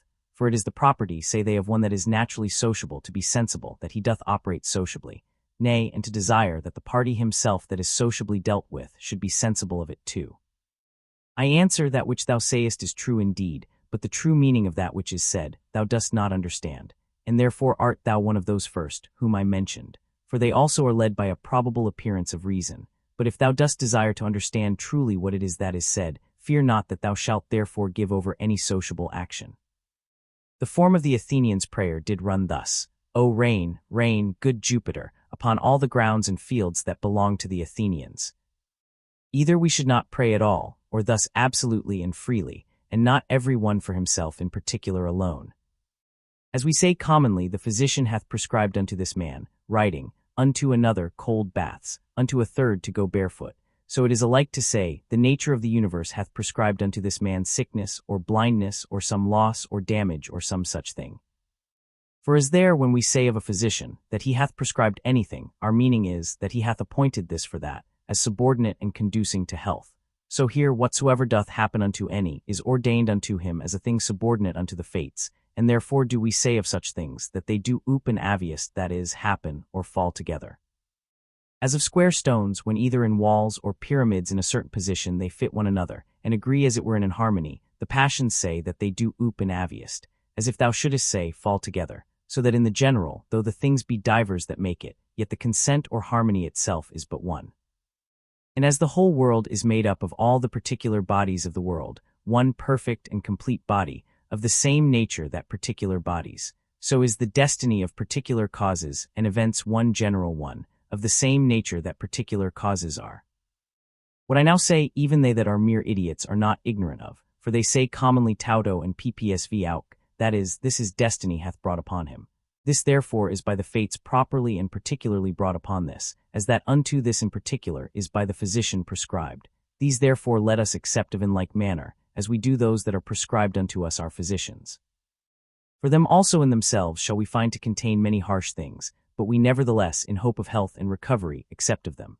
Let the fulfilling and accomplishment of those things which the common nature hath determined be unto thee as thy health. Accept then and be pleased with whatsoever doth happen, though otherwise harsh and unpleasing, as tending to that end, to the health and welfare of the universe, and to Jove's happiness and prosperity. For this whatsoever it be should not have been produced, had it not conduced to the good of the universe. For neither doth any ordinary particular nature bring anything to pass, that is not to whatsoever is within the sphere of its own proper administration, and government agreeable and subordinate. For these two considerations, then thou must be well pleased with anything that doth happen unto thee. First, because that for thee properly it was brought to pass, and unto thee it was prescribed, and that from the very beginning by the series and connection of the first causes, it hath ever had a reference unto thee. And secondly, because the good success and perfect welfare, and indeed the very continuance of him, that is the administrator of the whole, doth in a manner depend on it. For the whole, because whole, therefore entire and perfect, is maimed and mutilated, if thou shalt cut off anything at all, whereby the coherence and contiguity as of parts so of causes, is maintained and preserved. Of which certain it is that thou doest, as much as lieth in thee cut off, and in some sort violently take somewhat away, as often as thou art displeased with anything that happeneth.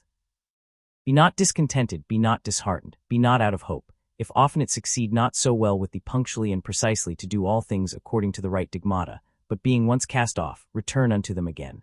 And as for those many and more frequent occurrences, either of worldly distractions or human infirmities, which as a man thou canst not but in some measure be subject unto, be not thou discontented with them. But however love and affect that only which thou dost return unto, a philosopher's life, and proper occupation after the most exact manner.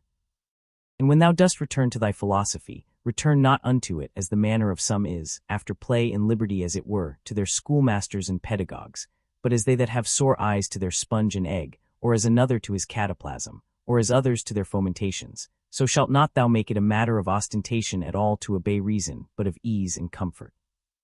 And remember that philosophy requireth nothing of thee, but what thy nature requireth, and wouldest thou thyself desire anything that is not according to nature? For which of these sayest thou, that which is according to nature or against it, is of itself more kind and pleasing? Is it not for that respect especially, that pleasure itself is to so many men's hurt and overthrow, most prevalent, because esteemed commonly most kind and natural? But consider well whether magnanimity rather, and true liberty, and true simplicity, and equanimity, and holiness, whether these be not most kind and natural. And prudency itself, what more kind and amiable than it, when thou shalt truly consider with thyself, what it is through all the proper objects of thy rational intellectual faculty currently to go on without any fall or stumble. As for the things of the world, their true nature is in a manner so involved with obscurity, that unto many philosophers, and those no mean ones, they seemed altogether incomprehensible, and the Stoics themselves, though they judged them not altogether incomprehensible, yet scarce and not without much difficulty, comprehensible, so that all assent of ours is fallible, for who is he that is infallible in his conclusions? From the nature of things pass now unto their subjects and matter. How temporary, how vile are they, such as may be in the power and possession of some abominable loose liver, of some common strumpet, of some notorious oppressor and extortioner. Pass from thence to the dispositions of them that thou doest ordinarily converse with, how hardly do we bear, even with the most loving and amiable. That I may not say how hard it is for us to bear even with our own selves, in such obscurity and impurity of things, in such and so continual a flux both of the substances and time, both of the motions themselves and things moved, what it is that we can fasten upon, either to honor and respect especially, or seriously and studiously to seek after, I cannot so much as conceive, for indeed they are things contrary. Thou must comfort thyself in the expectation of thy natural dissolution, and in the meantime not grieve at the delay, but rest contented in those two things. First, that nothing shall happen unto thee, which is not according to the nature of the universe. Secondly, that it is in thy power to do nothing against thine own proper God and inward spirit, for it is not in any man's power to constrain thee to transgress against him. What is the use that now at this present I make of my soul? Thus from time to time and upon all occasions thou must put this question to thyself. What is now that part of mine which they call the rational mistress part, employed about? Whose soul do I now properly possess? A child's, or a youth's, a woman's, or a tyrant's, some brute, or some wild beast's soul? What those things are in themselves, which by the greatest part are esteemed good, thou mayest gather even from this. For if a man shall hear things mentioned as good, which are really good indeed, such as are prudence, temperance, justice, fortitude, after so much heard and conceived, he cannot endure to hear of any more, for the word good is properly spoken of them. But as for those which by the vulgar are esteemed good, if he shall hear them mentioned as good, he doth hearken for more. He is well contented to hear that what is spoken by the comedian is but familiarly and popularly spoken, so that even the vulgar apprehend the difference. For why is it else that this offends not and needs not to be excused, when virtues are styled good, but that which is spoken in commendation of wealth, pleasure, or honor, we entertain it only as merrily and pleasantly spoken? Proceed therefore and inquire further, whether it may not be that those things also which being mentioned upon the stage were merrily, and with great applause of the multitude, scoffed at with this jest, that they that possessed them had not in all the world of their own, such was their affluence and plenty, so much as a place where to avoid their excrements. whether I say those ought not also in very deed to be much respected, and esteemed of as the only things that are truly good. All that I consist of is either form or matter. No corruption can reduce either of these unto nothing, for neither did I of nothing become a subsistent creature. Every part of mine then will by mutation be disposed into a certain part of the whole world, and that in time into another part, and so in infinitum, by which kind of mutation I also became what I am, and so did they that begot me, and they before them, and so upwards in infinitum.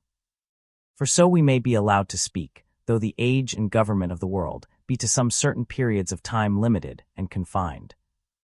Reason and rational power are faculties which content themselves with themselves and their own proper operations, and as for their first inclination and motion that they take from themselves, but their progress is right to the end and object, which is in their way as it were, and lieth just before them, that is, which is feasible and possible, whether it be that which at the first they propose to themselves or no.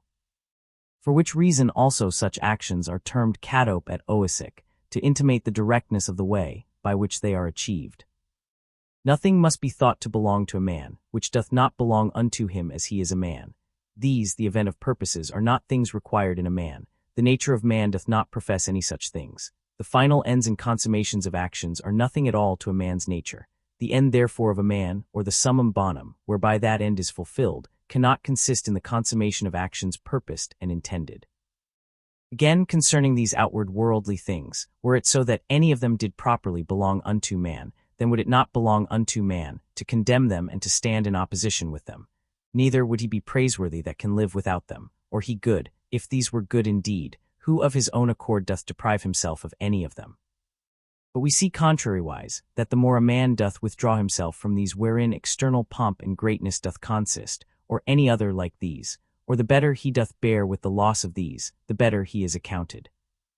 Such as thy thoughts and ordinary cogitations are, such will thy mind be in time, for the soul doth as it were receive its tincture from the fancies and imaginations. Diet therefore and thoroughly soak it with the assiduity of these cogitations, as for example, wheresoever thou mayest live, there it is in thy power to live well and happy, but thou mayest live at the court, there then also mayest thou live well and happy. Again, that which everything is made for, he is also made unto that, and cannot but naturally incline unto it. That which anything doth naturally incline unto, therein is his end. Wherein the end of everything doth consist, therein also doth his good and benefit consist. Society therefore is the proper good of a rational creature, for that we are made for society, it hath long since been demonstrated. Or can any man make any question of this, that whatsoever is naturally worse and inferior is ordinarily subordinated to that which is better, and that those things that are best are made one for another, and those things that have souls are better than those that have none, and of those that have, those best that have rational souls. To desire things impossible is the part of a madman, but it is a thing impossible that wicked man should not commit some such things. Neither doth anything happen to any man, which in the ordinary course of nature as natural unto him doth not happen. Again, the same things happen unto others also. And truly, if either he that is ignorant that such a thing hath happened unto him, or he that is ambitious to be commended for his magnanimity, can be patient and is not grieved, is it not a grievous thing that either ignorance or a vain desire to please and to be commended should be more powerful and effectual than true prudence? As for the things themselves, they touch not the soul, neither can they have any access unto it, neither can they of themselves any ways either affect it or move it. For she herself alone can affect and move herself, and according as the dogmata and opinions are, which she doth vouchsafe herself, so are those things which, as accessories, have any coexistence with her. After one consideration, man is nearest unto us, as we are bound to do them good and to bear with them. But as he may oppose any of our true proper actions, so man is unto me but as a thing indifferent, even as the sun or the wind or some wild beast. By some of these it may be that some operation or other of mine may be hindered. However, of my mind and resolution itself, there can be no let or impediment, by reason of that ordinary constant both exception or reservation wherewith it inclineth and ready conversion of objects, from that which may not be to that which may be, which in the prosecution of its inclinations as occasion serves, it doth observe. For by these the mind doth turn and convert any impediment whatsoever to be her aim and purpose, so that what before was the impediment is now the principal object of her working, and that which before was in her way is now her readiest way. Honor that which is chiefest and most powerful in the world, and that is it which makes use of all things and governs all things. So also in thyself, honor that which is chiefest and most powerful, and is of one kind in nature with that which we now spake of. For it is the very same, which being in thee, turneth all other things to its own use, and by whom also thy life is governed. That which doth not hurt the city itself, cannot hurt any citizen. This rule thou must remember to apply and make use of upon every conceit and apprehension of wrong. If the whole city be not hurt by this, neither am I certainly. And if the whole be not, why should I make it my private grievance? Consider rather what it is wherein he is overseen that is thought to have done the wrong. Again, often meditate how swiftly all things that subsist, and all things that are done in the world, are carried away, and as it were conveyed out of sight. For both the substance themselves we see as a flood are in a continual flux, and all actions in a perpetual change, and the causes themselves subject to 1,000 alterations, neither is there anything almost that may ever be said to be now settled and constant. Next unto this, and which follows upon it, consider both the infiniteness of the time already past, and the immense vastness of that which is to come, wherein all things are to be resolved and annihilated. Art not thou then a very fool, who for these things art either puffed up with pride, or distracted with cares, or canst find in thy heart to make such moans, as for a thing that would trouble thee for a very long time? Consider the whole universe whereof thou art but a very little part, and the whole age of the world together, whereof but a short and very momentary portion is allotted unto thee, and all the fates and destinies together, of which how much is it that comes to thy part and share? Again, another doth trespass against me, let him look to that. He is master of his own disposition and of his own operation. I for my part am in the meantime in possession of as much as the common nature would have me to possess, and that which mine own nature would have me do, I do. Let not that chief commanding part of thy soul be ever subject to any variation through any corporal either pain or pleasure, neither suffer it to be mixed with these, but let it both circumscribe itself, and confine those affections to their own proper parts and members. But if at any time they do reflect and rebound upon the mind and understanding, as in an united and compacted body it must needs, then must thou not go about to resist sense and feeling, it being natural. However, let not thy understanding to this natural sense and feeling, which whether unto our flesh pleasant or painful, is unto us nothing properly, add an opinion of either good or bad, and all is well. To live with the gods, he lieth with the gods, who at all times affords unto them the spectacle of a soul, both contented and well pleased with whatsoever is afforded or allotted unto her, and performing whatsoever is pleasing to that spirit, whom, being part of himself, Jove hath appointed to every man as his overseer and governor.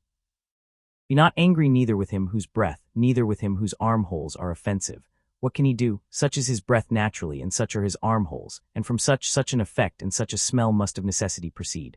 Oh, but the man, sayest thou, hath understanding in him, and might of himself know that he by standing near cannot choose but offend. And thou also, God bless thee, hast understanding.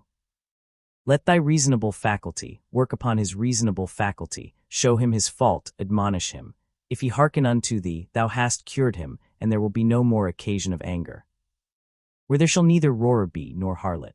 Why so? As thou dost purpose to live, when thou hast retired thyself to some such place where neither roarer nor harlot is, so mayest thou hear. And if they will not suffer thee, then mayest thou leave thy life rather than thy calling, but so as one that doth not think himself anyways wronged, only as one would say, here is a smoke, I will out of it. And what a great matter is this. Now till some such thing force me out, I will continue free, neither shall any man hinder me to do what I will, and my will shall ever be by the proper nature of a reasonable and sociable creature, regulated and directed. That rational essence by which the universe is governed is for community and society, and therefore hath it both made the things that are worse for the best, and hath allied and knit together those which are best, as it were in an harmony. Seest thou not how it hath subordinated and coordinated, and how it hath distributed unto everything according to its worth, and those which have the preeminency and superiority above all hath it united together into a mutual consent and agreement? How hast thou carried thyself hitherto towards the gods, towards thy parents, towards thy brethren, towards thy wife, towards thy children, towards thy masters, thy foster fathers, thy friends, thy domestics, thy servants? Is it so with thee that hitherto thou hast neither by word or deed wronged any of them? Remember withal through how many things thou hast already passed, and how many thou hast been able to endure, so that now the legend of thy life is full and thy charge is accomplished. Again, how many truly good things have certainly by thee been discerned? How many pleasures, how many pains hast thou passed over with contempt? How many things eternally glorious hast thou despised? Towards how many perverse unreasonable men hast thou carried thyself kindly and discreetly? Why should imprudent unlearned souls trouble that which is both learned and prudent, and which is that is so? She that understandeth the beginning and the end, and hath the true knowledge of that rational essence, that passeth through all things subsisting, and through all ages being ever the same, disposing and dispensing as it were this universe by certain periods of time. Within a very little while thou wilt be either ashes or a skeleton, and a name perchance, and perchance not so much as a name. And what is that but an empty sound and a rebounding echo? Those things which in this life are dearest unto us, and of most account, they are in themselves but vain, putrid, contemptible, the most weighty and serious, if rightly esteemed, but as puppies biting one another, or untoward children, now laughing and then crying. As for faith and modesty and justice and truth, they long since, as one of the poets hath it, have abandoned this spacious earth, and retired themselves unto heaven. What is it then that doth keep thee here, if things sensible be so mutable and unsettled, and the senses so obscure and so fallible, and our souls nothing but an exhalation of blood, and to be in credit among such be but vanity? What is it that thou dost stay for?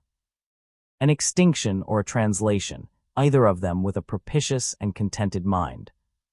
But still that time come, what will content thee? What else but to worship and praise the gods, and to do good unto men, to bear with them and to forbear to do them any wrong, and for all external things belonging either to this thy wretched body or life, to remember that they are neither thine nor in thy power. Thou mayest always speed, if thou wilt but make choice of the right way, if in the course both of thine opinions and actions thou wilt observe a true method. These two things be common to the souls, as of God so of men and of every reasonable creature: first, that in their own proper work they cannot be hindered by anything, and secondly, that their happiness doth consist in a disposition to, and in the practice of righteousness, and that in these their desire is terminated. If this neither be my wicked act, nor an act anyways depending from any wickedness of mine, and that by it the public is not hurt, what doth it concern me, and wherein can the public be hurt? For thou must not altogether be carried by conceit and common opinion. As for help thou must afford that unto them after thy best ability, and as occasion shall require, though they sustain damage, but in these middle or worldly things. But however do not thou conceive that they are truly hurt thereby, for that is not right. But as that old foster-father in the comedy, being now to take his leave doth with a great deal of ceremony, require his foster-child's rhombus, or rattle-top, remembering nevertheless that it is but a rhombus, so here also do thou likewise, for indeed what is all this pleading and public bawling for at the courts? O man, hast thou forgotten what those things are? Yea, but they are things that others much care for, and highly esteem of. Wilt thou therefore be a fool too? Once I was, let that suffice. Let death surprise me when it will, and where it will, I may be a happy man, nevertheless. For he is a happy man, who in his lifetime dealeth unto himself a happy lot and portion. A happy lot and portion is, good inclinations of the soul, good desires, good actions. The sixth book. The matter itself of which the universe doth consist is of itself very tractable and pliable. That rational essence that doth govern it hath in itself no cause to do evil. It hath no evil in itself, neither can it do anything that is evil, neither can anything be hurt by it, and all things are done and determined according to its will and prescript. Be it all one unto thee, whether half frozen or well warm, whether only slumbering or after a full sleep, whether discommended or commended thou do thy duty, or whether dying or doing somewhat else, for that also to die must among the rest be reckoned as one of the duties and actions of our lives. Look in, let not either the proper quality, or the true worth of anything pass thee, before thou hast fully apprehended it. All substances come soon to their change, and either they shall be resolved by way of exhalation, if so be that all things shall be reunited into one substance, or as others maintain, they shall be scattered and dispersed. As for that rational essence by which all things are governed, as it best understandeth itself, both its own disposition, and what it doth, and what matter it hath to do with, and accordingly doth all things, so we that do not, no wonder, if we wonder at many things, the reasons whereof we cannot comprehend. The best kind of revenge is, not to become like unto them. Let this be thy only joy, and thy only comfort, from one sociable kind action, without intermission to pass unto another, God being ever in thy mind. The rational commanding part, as it alone can stir up and turn itself, so it maketh both itself to be, and everything that happeneth to appear unto itself, as it will itself. According to the nature of the universe, all things particular are determined, not according to any other nature, either about compassing and containing, or within dispersed and contained, or without depending. Either this universe is a mere confused mass and an intricate context of things which shall in time be scattered and dispersed again, or it is an union consisting of order and administered by providence. The first, why should I desire to continue any longer in this fortuite confusion and commixtion, or why should I take care for anything else but that as soon as may be I may be earth again, and why should I trouble myself any more whilst I seek to please the gods? Whatsoever I do, dispersion is my end, and will come upon me whether I will or no. But if the latter be, then am not I religious in vain, then will I be quiet and patient, and put my trust in him, who is the governor of all. Whensoever by some present hard occurrences thou art constrained to be in some sort troubled and vexed, return unto thyself as soon as may be, and be not out of tune longer than thou must needs. For so shalt thou be the better able to keep thy part another time, and to maintain the harmony, if thou dost use thyself to this continually, once cut, presently to have recourse unto it, and to begin again. If it were that thou hadst at one time both a stepmother and a natural mother living, thou wouldst honor and respect her also. Nevertheless to thine own natural mother would thy refuge and recourse be continually. So let the court in thy philosophy be unto thee. Have recourse unto it often, and comfort thyself in her, by whom it is that those other things are made tolerable unto thee, and thou also in those things not intolerable unto others. How marvelous useful it is for a man to represent unto himself meats, and all such things that are for the mouth, under a right apprehension and imagination. As for example, this is the carcass of a fish, this of a bird, and this of a hog, and again more generally, this falernum, this excellent highly commended wine, is but the bare juice of an ordinary grape, this purple robe but sheep's hairs dyed with the blood of a shellfish. So for coitus it is but the attrition of an ordinary base entrail, and the excretion of a little vile snivel, with a certain kind of convulsion, according to Hippocrates his opinion. How excellent useful are these lively fancies and representations of things, thus penetrating and passing through the objects, to make their true nature known and apparent. This must thou use all thy life long, and upon all occasions, and then especially when matters are apprehended as of great worth and respect, thy art and care must be to uncover them, and to behold their vileness, and to take away from them all those serious circumstances and expressions, under which they made so grave a show. For outward pomp and appearance is a great juggler, and then especially art thou most in danger to be beguiled by it, when to a man's thinking, thou most seemest to be employed about matters of moment. See what Crates pronounceth concerning Xenocrates himself. Those things which the common sort of people do admire, are most of them such things as are very general, and may be comprehended under things merely natural, or naturally affected and qualified, as stones, wood, figs, vines, olives. Those that be admired by them that are more moderate and restrained, are comprehended under things animated, as flocks and herds. Those that are yet more gentle and curious, their admiration is commonly confined to reasonable creatures only, not in general as they are reasonable, but as they are capable of art, or of some craft and subtle invention, or perchance barely to reasonable creatures, as they that delight in the possession of many slaves. But he that honors a reasonable soul in general, as it is reasonable and naturally sociable, doth little regard anything else, and above all things is careful to preserve his own, in the continual habit and exercise both of reason and sociableness, and thereby doth cooperate with him, of whose nature he doth also participate, God.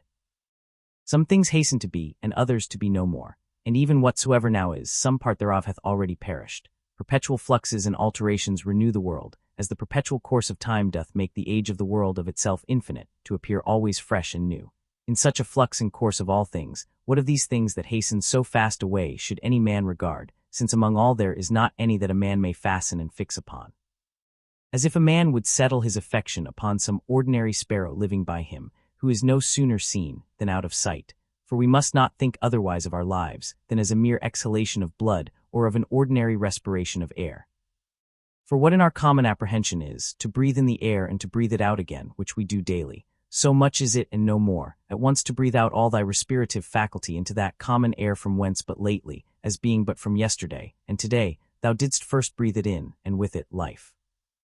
Not vegetative spiration, it is not surely which plants have, that in this life should be so dear unto us, nor sensitive respiration the proper life of beasts both tame and wild, nor this our imaginative faculty, nor that we are subject to be led and carried up and down by the strength of our sensual appetites, nor that we can gather and live together, or that we can feed, for that in effect is no better than that we can void the excrements of our food. What is it then that should be dear unto us, to hear a clattering noise? If not that, then neither to be applauded by the tongues of men, for the praises of many tongues is in effect no better than the clattering of so many tongues. If then neither applause, what is there remaining that should be dear unto thee? This I think, that in all thy motions and actions thou be moved, and restrained according to thine own true natural constitution and construction only, and to this even ordinary arts and professions do lead us, for it is that which every art doth aim at, that whatsoever it is that is by art affected and prepared, may be fit for that work that it is prepared for. This is the end that he that dresseth the vine, and he that takes upon him either to tame olts or to train up dogs, doth aim at. What else doth the education of children and all learned professions tend unto? Certainly then it is that, which should be dear unto us also. If in this particular it go well with thee, care not for the obtaining of other things. But is it so that thou canst not but respect other things also? Then canst not thou truly be free, then canst thou not have self-content, then wilt thou ever be subject to passions. For it is not possible but that thou must be envious and jealous and suspicious of them whom thou knowest can bereave thee of such things, and again, a secret underminer of them, whom thou seest in present possession of that which is dear unto thee. To be short, he must of necessity be full of confusion within himself, and often accuse the gods, whosoever stands in need of these things. But if thou shalt honor and respect thy mind only, that will make thee acceptable towards thyself, towards thy friends very tractable, and conformable and concordant with the gods, that is, accepting with praises whatsoever they shall think good to appoint and allot unto thee. Under, above, and about are the motions of the elements, but the motion of virtue is none of those motions, but is somewhat more excellent and divine, whose way to speed and prosper in it must be through a way that is not easily comprehended.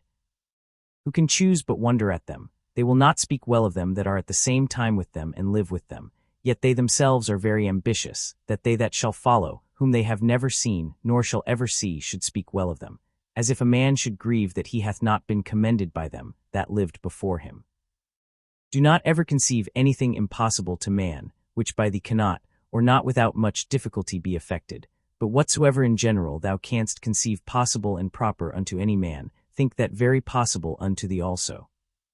Suppose that at the palestra somebody hath all to torn thee with his nails, and hath broken thy head.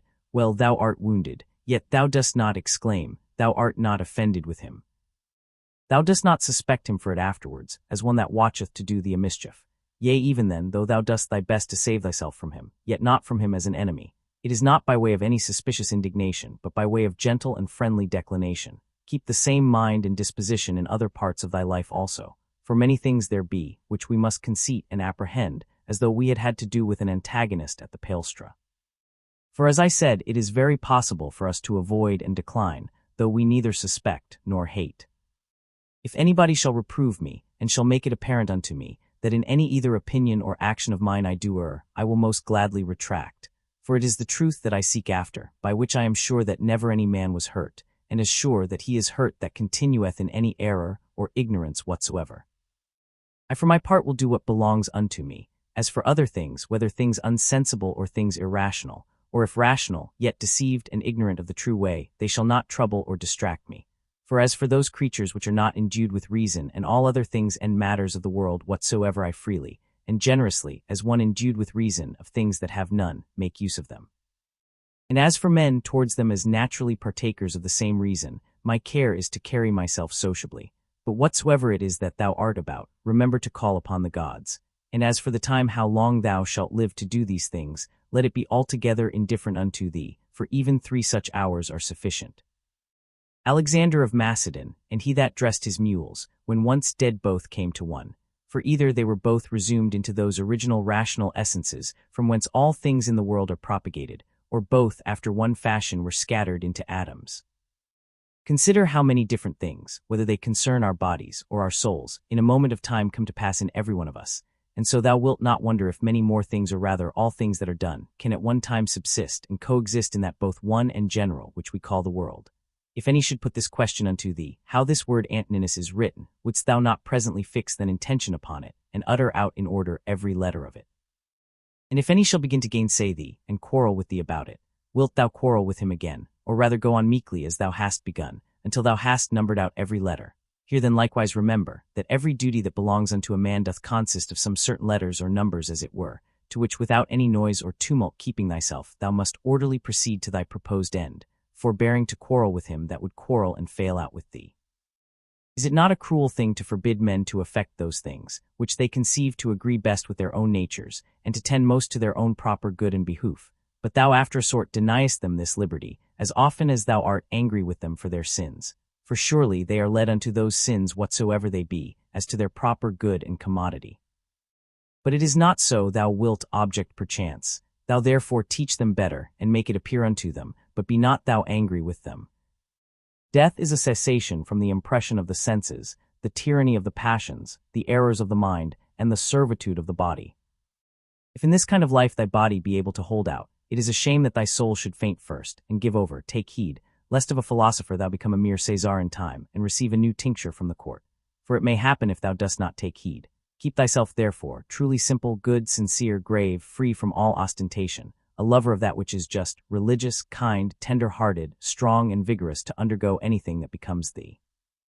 Endeavor to continue such, as philosophy, hadst thou wholly and constantly applied thyself unto it, would have made and secured thee. Worship the gods, procure the welfare of men. This life is short charitable actions, and a holy disposition is the only fruit of this earthly life. Do all things as becometh the disciple of Antoninus Pius. Remember his resolute constancy in things that were done by him according to reason, his equability in all things, his sanctity, the cheerfulness of his countenance, his sweetness, and how free he was from all vainglory, how careful to come to the true and exact knowledge of matters in hand, and how he would by no means give over till he did fully and plainly understand the whole state of the business, and how patiently and without any contestation he would bear with them that did unjustly condemn him. How he would never be over-hasty in anything, nor give ear to slanders and false accusations, but examine and observe with best diligence the several actions and dispositions of men. Again, how he was no backbiter, nor easily frightened, nor suspicious, and in his language free from all affectation and curiosity, and how easily he would content himself with few things, as lodging, bedding, clothing, and ordinary nourishment and attendance. How able to endure labor, how patient, able through his spare diet to continue from morning to evening without any necessity of withdrawing before his accustomed hours to the necessities of nature, his uniformity and constancy in matter of friendship, how he would bear with them that with all boldness and liberty opposed his opinions, and even rejoice if any man could better advise him, and lastly, how religious he was without superstition. All these things of him remember, that whenever thy last hour shall come upon thee, it may find thee, as it did him, ready for it in the possession of a good conscience.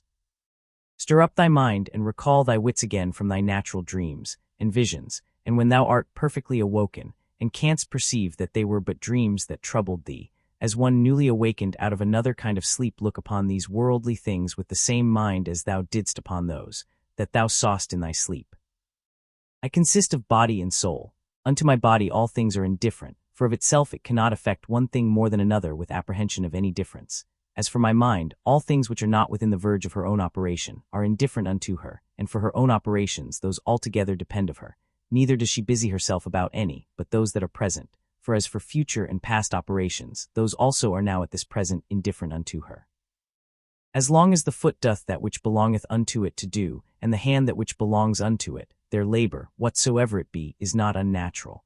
So a man, as long as he doth that which is proper unto a man, his labor cannot be against nature, and if it be not against nature, then neither is it hurtful unto him. But if it were so that happiness did consist in pleasure, how came notorious robbers, impure abominable livers, parricides, and tyrants, in so large a measure to have their part of pleasures? Dost thou not see how even those that profess mechanic arts, though in some respect they be no better than mere idiots, yet they stick close to the course of their trade, neither can they find in their heart to decline from it? And is it not a grievous thing that an architect or a physician shall respect the course and mysteries of their profession, more than a man the proper course and condition of his own nature, reason, which is common to him and to the gods? Asia, Europe, what are they but as corners of the whole world, of which the whole sea is but as one crop, and the great Mount Athos but as a cloud, as all present time is but as one point of eternity? All petty things, all things that are soon altered, soon perished, and all things come from one beginning, either all severally and particularly deliberated and resolved upon by the general ruler and governor of all, or all by necessary consequence. So that the dreadful hiatus of a gaping lion, and all poison and all hurtful things, are but as the thorn in the mire, the necessary consequences of goodly fair things. Think not of these therefore, as things contrary to those which thou dost much honor and respect, but consider in thy mind the true fountain of all. He that sees the things that are now, hath seen all that either was ever, or ever shall be, for all things are of one kind, and all like one unto another. Meditate often upon the connection of all things in the world, and upon the mutual relation that they have one unto another. For all things are after a sort folded and involved one within another, and by these means all agree well together. For one thing is consequent unto another, by local motion, by natural conspiration and agreement, and by substantial union, or reduction of all substances into one. Fit and accommodate thyself to that estate and to those occurrences, which by the destinies have been annexed unto thee, and love those men whom thy fate it is to live with, but love them truly. An instrument, a tool, an utensil, whatsoever it be, if it be fit for the purpose it was made for, it is as it should be, though he perchance that made and fitted it be out of sight and gone. But in things natural, that power which hath framed and fitted them is and abideth within them still, for which reason she ought also the more to be respected, and we are the more obliged, if we may live and pass our time according to her purpose and intention, to think that all is well with us, and according to our own minds. After this manner also, and in this respect it is, that he that is all in all doth enjoy his happiness. What things soever are not within the proper power and jurisdiction of thine own will either to compass or avoid, if thou shalt propose unto thyself any of those things as either good or evil. It must needs be that according as thou shalt either fall into that which thou dost think evil, or miss of that which thou dost think good, so wilt thou be ready both to complain of the gods, and to hate those men, who either shall be so indeed, or shall by thee be suspected as the cause either of thy missing of the one, or falling into the other. And indeed we must needs commit many evils, if we incline to any of these things more or less with an opinion of any difference. But if we mind and fancy those things only, as good and bad, which wholly depend of our own wills, there is no more occasion why we should either murmur against the gods, or be at enmity with any man. We all work to one effect, some willingly, and with a rational apprehension of what we do, others without any such knowledge. As I think Heraclitus in a place speaketh of them that sleep, that even they do work in their kind, and do confer to the general operations of the world. One man therefore doth cooperate after one sort, and another after another sort, but even he that doth murmur, and to his power doth resist and hinder, even he as much as any doth cooperate. For of such also did the world stand in need. Now do thou consider among which of these thou wilt rank thyself. For as for him who is the administrator of all, he will make good use of thee whether thou wilt or no, and make thee, as a part and member of the whole, so to cooperate with him, that whatsoever thou doest shall turn to the furtherance of his own counsels and resolutions. But be not thou for shame such a part of the whole, as that vile and ridiculous verse, which Chrysippus in a place doth mention, is a part of the comedy. 37. Doth either the sun take upon him to do that which belongs to the rain, or his son Aesculapius that, which unto the earth doth properly belong? How is it with every one of the stars in particular? Though they all differ one from another, and have their several charges and functions by themselves, do they not all nevertheless concur and cooperate to one end? If so be that the gods have deliberated in particular of those things that should happen unto me, I must stand to their deliberation, as discreet and wise.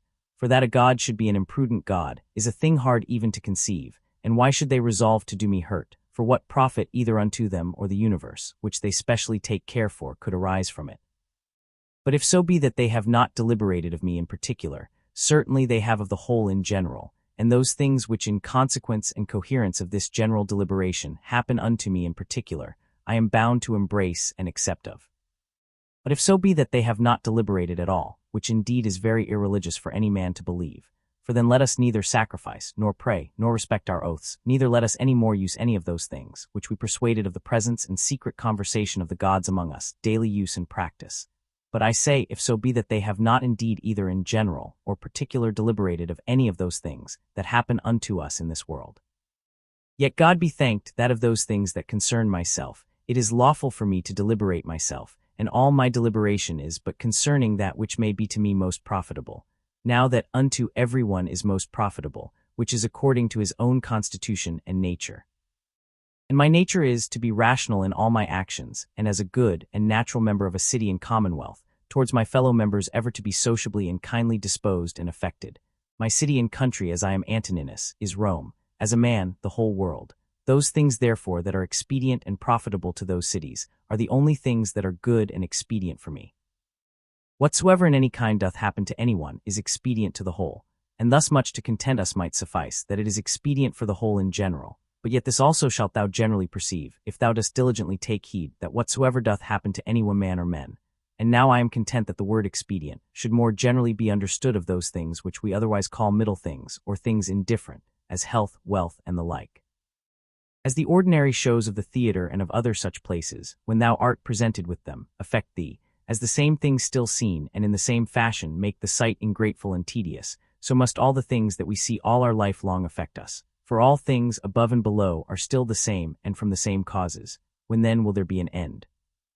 Let the several deaths of men of all sorts, and of all sorts of professions, and of all sort of nations, be a perpetual object of thy thoughts, so that thou mayst even come down to Philistio, Phxis, and Origanian. Pass now to other generations. Thither shall we after many changes, where so many brave orators are, where so many grave philosophers, Heraclitus, Pythagoras, Socrates. Where so many heroes of the old times, and then so many brave captains of the latter times, and so many kings. After all these were Eudoxus, Hipparchus, Archimedes, were so many other sharp, generous, industrious, subtle, peremptory dispositions, and among others even they that have been the greatest scoffers and deriders of the frailty and brevity of this our human life, as Menipus and others, as many as there have been such as he. Of all these consider that they long since are all dead and gone, and what do they suffer by it? Nay, they that have not so much as a name remaining, what are they the worse for it? One thing there is, and that only, which is worth our while in this world, and ought by us much to be esteemed, and that is, according to truth and righteousness, meekly and lovingly to converse with false and unrighteous men. When thou wilt comfort and cheer thyself, call to mind the several gifts and virtues of them, whom thou dost daily converse with, as for example the industry of the one, the modesty of another, the liberality of a third, of another some other thing. For nothing can so much rejoice thee as the resemblances and parallels of several virtues, visible and eminent in the dispositions of those who live with thee, especially when all at once, as near as may be, they represent themselves unto thee. And therefore thou must have them always in a readiness. Dost thou grieve that thou dost weigh but so many pounds, and not 300 rather? Just as much reason hast thou to grieve that thou must live but so many years, and not longer. For as for bulk and substance thou dost content thyself with that proportion of it that is allotted unto thee, so shouldst thou for time. Let us do our best endeavors to persuade them, but however, if reason and justice lead thee to it, do it, though they be never so much against it. But if any shall by force withstand thee, and hinder thee in it, convert thy virtuous inclination from one object unto another, from justice to contented equanimity and cheerful patience, so that what in the one is thy hindrance, thou mayst make use of it for the exercise of another virtue. And remember that it was with due exception and reservation that thou didst at first incline and desire, for thou didst not set thy mind upon things impossible. Upon what then? That all thy desires might ever be moderated with this due kind of reservation, and this thou hast and mayst always obtain, whether the thing desired be in thy power or no. And what do I care for more, if that for which I was born and brought forth into the world, to rule all my desires with reason and discretion, may be? The ambitious supposeth another man's act, praise and applause to be his own happiness, the voluptuous his own sense and feeling, but he that is wise his own action. It is in thy power absolutely to exclude all manner of conceit and opinion, as concerning this matter, and by the same means to exclude all grief and sorrow from thy soul. For as for the things and objects themselves, they of themselves have no such power, whereby to beget and force upon us any opinion at all. Use thyself when any man speaks unto thee, so to hearken unto him, as that in the interim thou give not way to any other thoughts, that so thou mayst, as far as is possible, seem fixed and fastened to his very soul, whosoever he be that speaks unto thee. That which is not good for the beehive cannot be good for the bee. Will either passengers or patients find fault and complain, either the one if they be well carried, or the others if well cured? Do they take care for any more than this? The one, that their shipmaster may bring them safe to land, and the other, that their physician may effect their recovery. How many of them who came into the world at the same time when I did, are already gone out of it? To them that are sick of the jaundice, honey seems bitter, and to them that are bitten by a mad dog, the water terrible, and to children a little ball seems a fine thing. And why then should I be angry? Or do I think that error and false opinion is less powerful to make men transgress, than either choler being immoderate and excessive to cause the jaundice, or poison to cause rage? No man can hinder thee to live as thy nature doth require. Nothing can happen unto thee, but what the common good of nature doth require. What manner of men they be whom they seek to please, and what to get, and by what actions, how soon time will cover and bury all things, and how many it hath already buried. The seventh book. What is wickedness? It is that which many time and often thou hast already seen and known in the world. And so oft as anything doth happen that might otherwise trouble thee, let this memento presently come to thy mind, that it is that which thou hast already often seen and known. Generally, above and below, thou shalt find but the same things. The very same things whereof ancient stories, middle-age stories, and fresh stories are full, whereof towns are full, and houses full. There is nothing that is new. All things that are both usual and of little continuance. What fear is there that thy dogmata, or philosophical resolutions and conclusions, should become dead in thee, and lose their proper power and efficacy to make thee live happy, as long as those proper and correlative fancies, and representations of things on which they mutually depend, which continually to stir up and revive is in thy power, are still kept fresh and alive? It is in my power concerning this thing that is happened, whatsoever it be, to conceit that which is right and true. If it be, why then am I troubled? Those things that are without my understanding are nothing to it at all, and that is it only which doth properly concern me. Be always in this mind, and thou wilt be right. That which most men would think themselves most happy for, and would prefer before all things, if the gods would grant it unto them after their deaths, thou mayst whilst thou livest grant unto thyself, to live again. See the things of the world again as thou hast already seen them, for what is it else to live again? Public shows and solemnities with much pomp and vanity, stage plays, flocks and herds, conflicts and contentions, a bone thrown to a company of hungry curs, a bait for greedy fishes, the painfulness and continual burden-bearing of wretched ants, the running to and fro of terrified mice, little puppets drawn up and down with wires and nerves. These be the objects of the world. Among all these thou must stand steadfast, meekly affected, and free from all manner of indignation. With this right ratiocination and apprehension, that as the worth is of those things which a man doth affect, so is in very deed every man's worth more or less. Word after word, everyone by itself, must the things that are spoken be conceived and understood, and so the things that are done, purpose after purpose, everyone by itself likewise. And as in matter of purposes and actions, we must presently see what is the proper use and relation of everyone, so of words must we be as ready, to consider of everyone what is the true meaning, and signification of it according to truth and nature, however it be taken in common use. Is my reason and understanding sufficient for this, or no? If it be sufficient, without any private applause or public ostentation as of an instrument, which by nature I am provided of, I will make use of it for the work in hand, as of an instrument, which by nature I am provided of.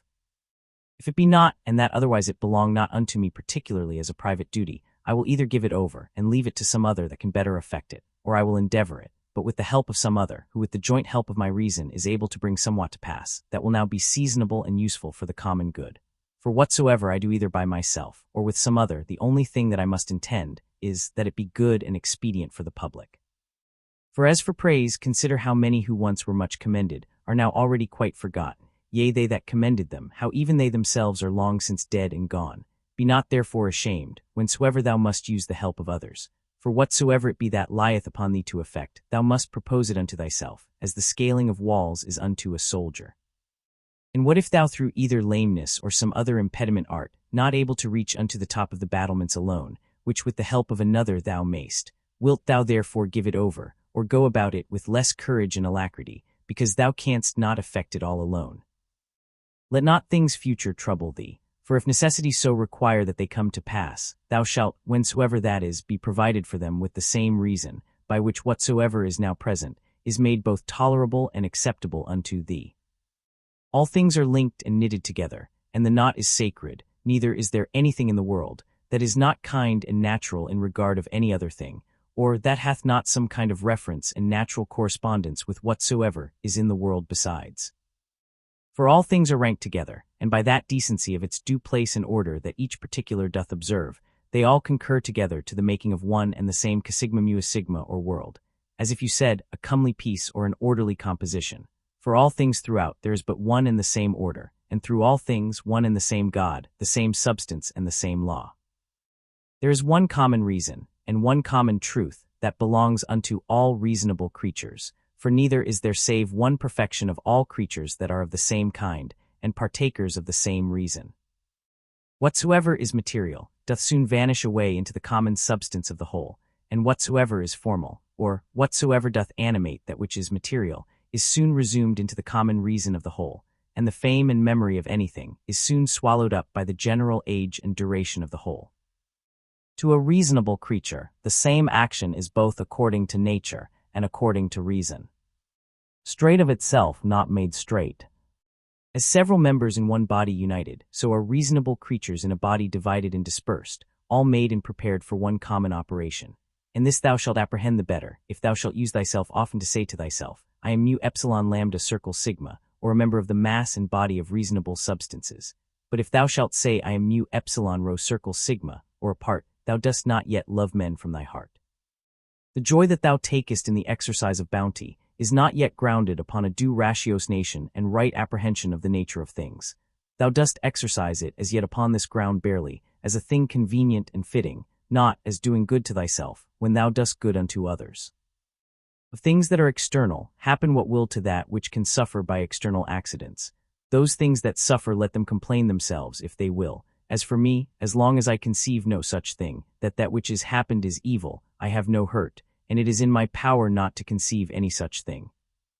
Whatsoever any man either doth or saith, thou must be good, not for any man's sake, but for thine own nature's sake, as if either gold or the emerald or purple should ever be saying to themselves, whatsoever any man either doth or saith, I must still be an emerald, and I must keep my color. This may ever be my comfort and security. My understanding, that ruleth over all, will not of itself bring trouble and vexation upon itself. This I say, it will not put itself in any fear, it will not lead itself into any concupiscence. If it be in the power of any other to compel it to fear, or to grieve, it is free for him to use his power.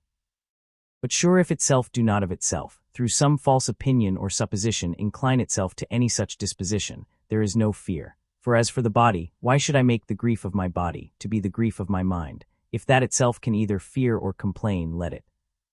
But as for the soul, which indeed can only be truly sensible of either fear or grief, to which only it belongs according to its different imaginations and opinions, to admit of either of these, or of their contraries, thou mayst look to that thyself, that it suffer nothing. Induce her not to any such opinion or persuasion. The understanding is of itself sufficient unto itself, and needs not, if itself doth not bring itself to need, any other thing besides itself, and by consequent as it needs nothing, so neither can it be troubled or hindered by anything, if itself doth not trouble and hinder itself. 14. What is Ralph mu of iota alpha, or happiness, but letter 1 F00 gamma alpha theta letter 1 F78 sigma delta alpha iota mu omega nu, or a good demon or spirit? What then dost thou do here, O opinion? By the gods I adjure thee that thou get thee gone as thou earnest, for I need thee not. Thou earnest indeed unto me according to thy ancient wonted manner. It is that all men have ever been subject unto. That thou canest therefore I am not angry with thee, only begone, now that I have found thee what thou art. Is any man so foolish as to fear change, to which all things that once were not owe their being? And what is it that is more pleasing and more familiar to the nature of the universe? How couldst thou thyself use thy ordinary hot baths, should not the wood that heateth then first be changed? How couldst thou receive any nourishment from those things that thou hast eaten if they should not be changed? Can anything else almost, that is useful and profitable, be brought to pass without change? How then dost not thou perceive, that for thee also, by death to come to change, is a thing of the very same nature, and as necessary for the nature of the universe?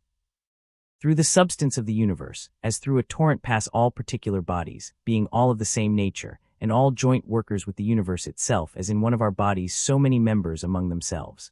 How many such as Chrysippus, how many such as Socrates, how many such as Epictetus, hath the age of the world long since swallowed up and devoured? Let this be at either men or businesses, that thou hast occasion to think of, to the end that thy thoughts be not distracted, and thy mind too earnestly set upon anything. Upon every such occasion presently come to thy mind. Of all my thoughts and cares, one only thing shall be the object, that I myself do nothing which to the proper constitution of man, either in regard of the thing itself, or in regard of the manner, or of the time of doing, is contrary. The time when thou shalt have forgot all things is at hand, and that time also is at hand, when thou thyself shalt be forgotten by all. Whilst thou art, apply thyself to that especially which unto man as he is a mart, is most proper and agreeable, and that is, for a man even to love them that transgress against him. This shall be, if at the same time that any such thing doth happen, thou call to mind that they are thy kinsmen, that it is through ignorance and against their wills that they sin, and that within a very short while after, both thou and he shall be no more. But above all things, that he hath not done thee any hurt, for that by him thy mind and understanding is not made worse or more vile than it was before. The nature of the universe, of the common substance of all things as it were of so much wax hath now perchance formed a horse, and then, destroying that figure, hath new tempered and fashioned the matter of it into the form and substance of a tree, then that again into the form and substance of a man, and then that again into some other. Now every one of these doth subsist but for a very little while. As for dissolution, if it be no grievous thing to the chest or trunk to be joined together, why should it be more grievous to be put asunder? An angry countenance is much against nature, and it is oftentimes the proper countenance of them that are at the point of death.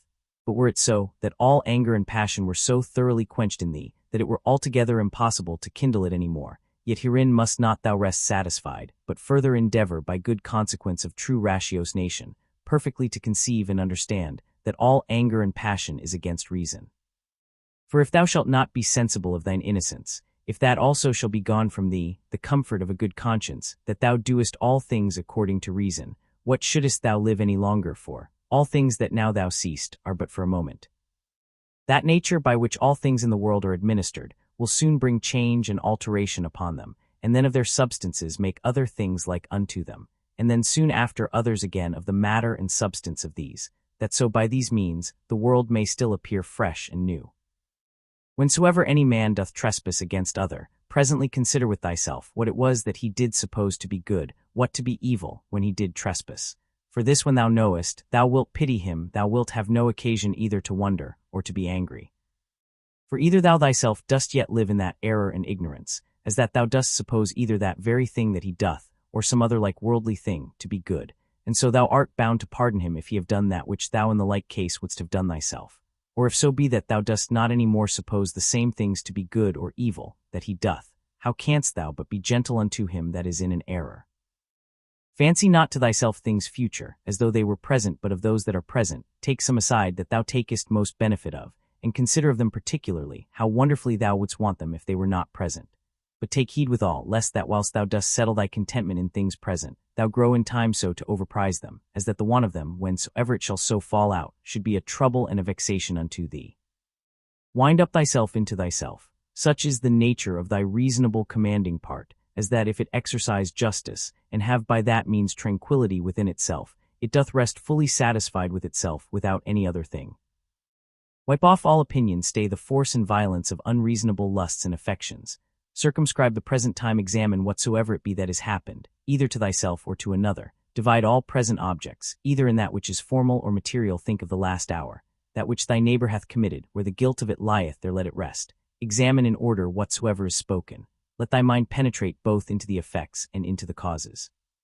Rejoice thyself with true simplicity and modesty, and that all middle things between virtue and vice are indifferent unto thee. Finally, love mankind, obey God. All things, saith he, are by certain order and appointment, and what if the elements only? It will suffice to remember that all things in general are by certain order and appointment, or if it be but few, and as concerning death, that either dispersion, or the atoms, or annihilation, or extinction, or translation will ensue. And as concerning pain, that which is intolerable is soon ended by death, and that which holds long must needs be tolerable, and that the mind in the meantime, which is all in all, may by way of interclusion, or interception, by stopping all manner of commerce and sympathy with the body, still retain its own tranquillity. Thy understanding is not made worse by it. As for those parts that suffer, let them, if they can, declare their grief themselves.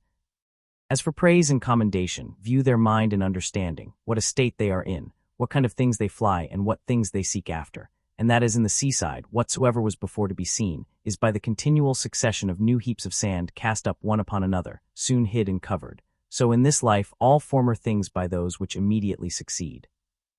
Out of Plato, he then whose mind is endowed with true magnanimity, who hath accustomed himself to the contemplation both of all times, and of all things in general, can this mortal life, thinkest thou, seem any great matter unto him? It is not possible, answered he. Then neither will such a one account death a grievous thing, by no means.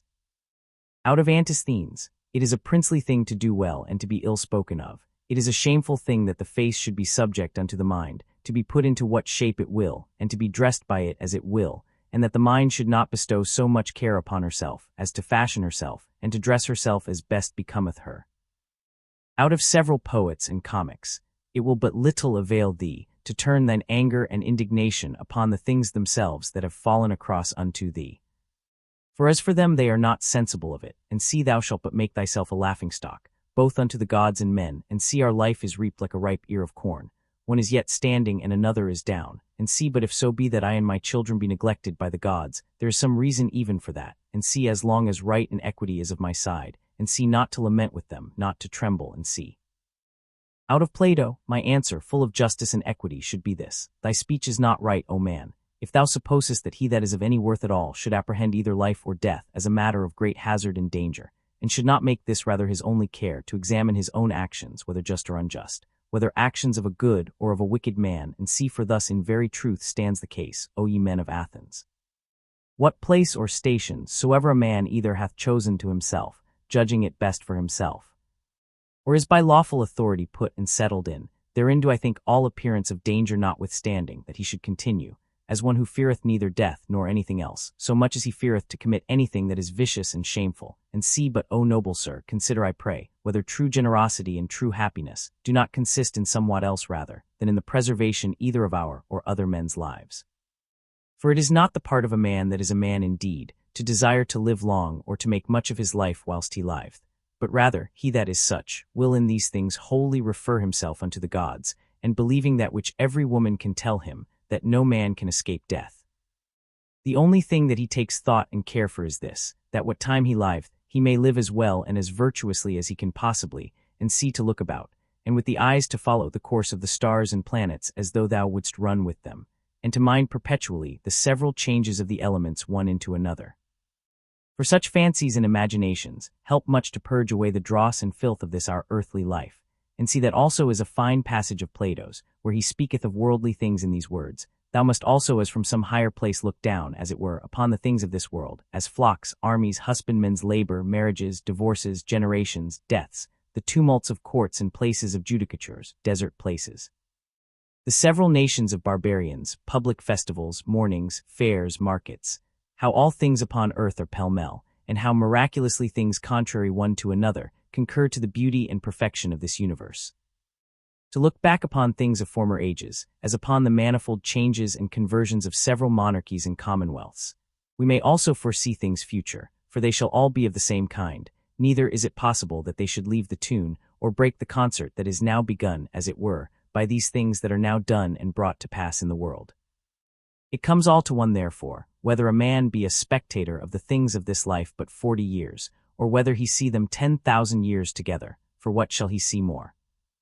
And as for those parts that came from the earth, they shall return unto the earth again, and those that came from heaven, they also shall return unto those heavenly places, whether it be a mere dissolution and unbinding of the manifold intricacies and entanglements of the confused atoms, or some such dispersion of the simple and incorruptible elements. With meats and drinks and divers charms, they seek to divert the channel, that they might not die.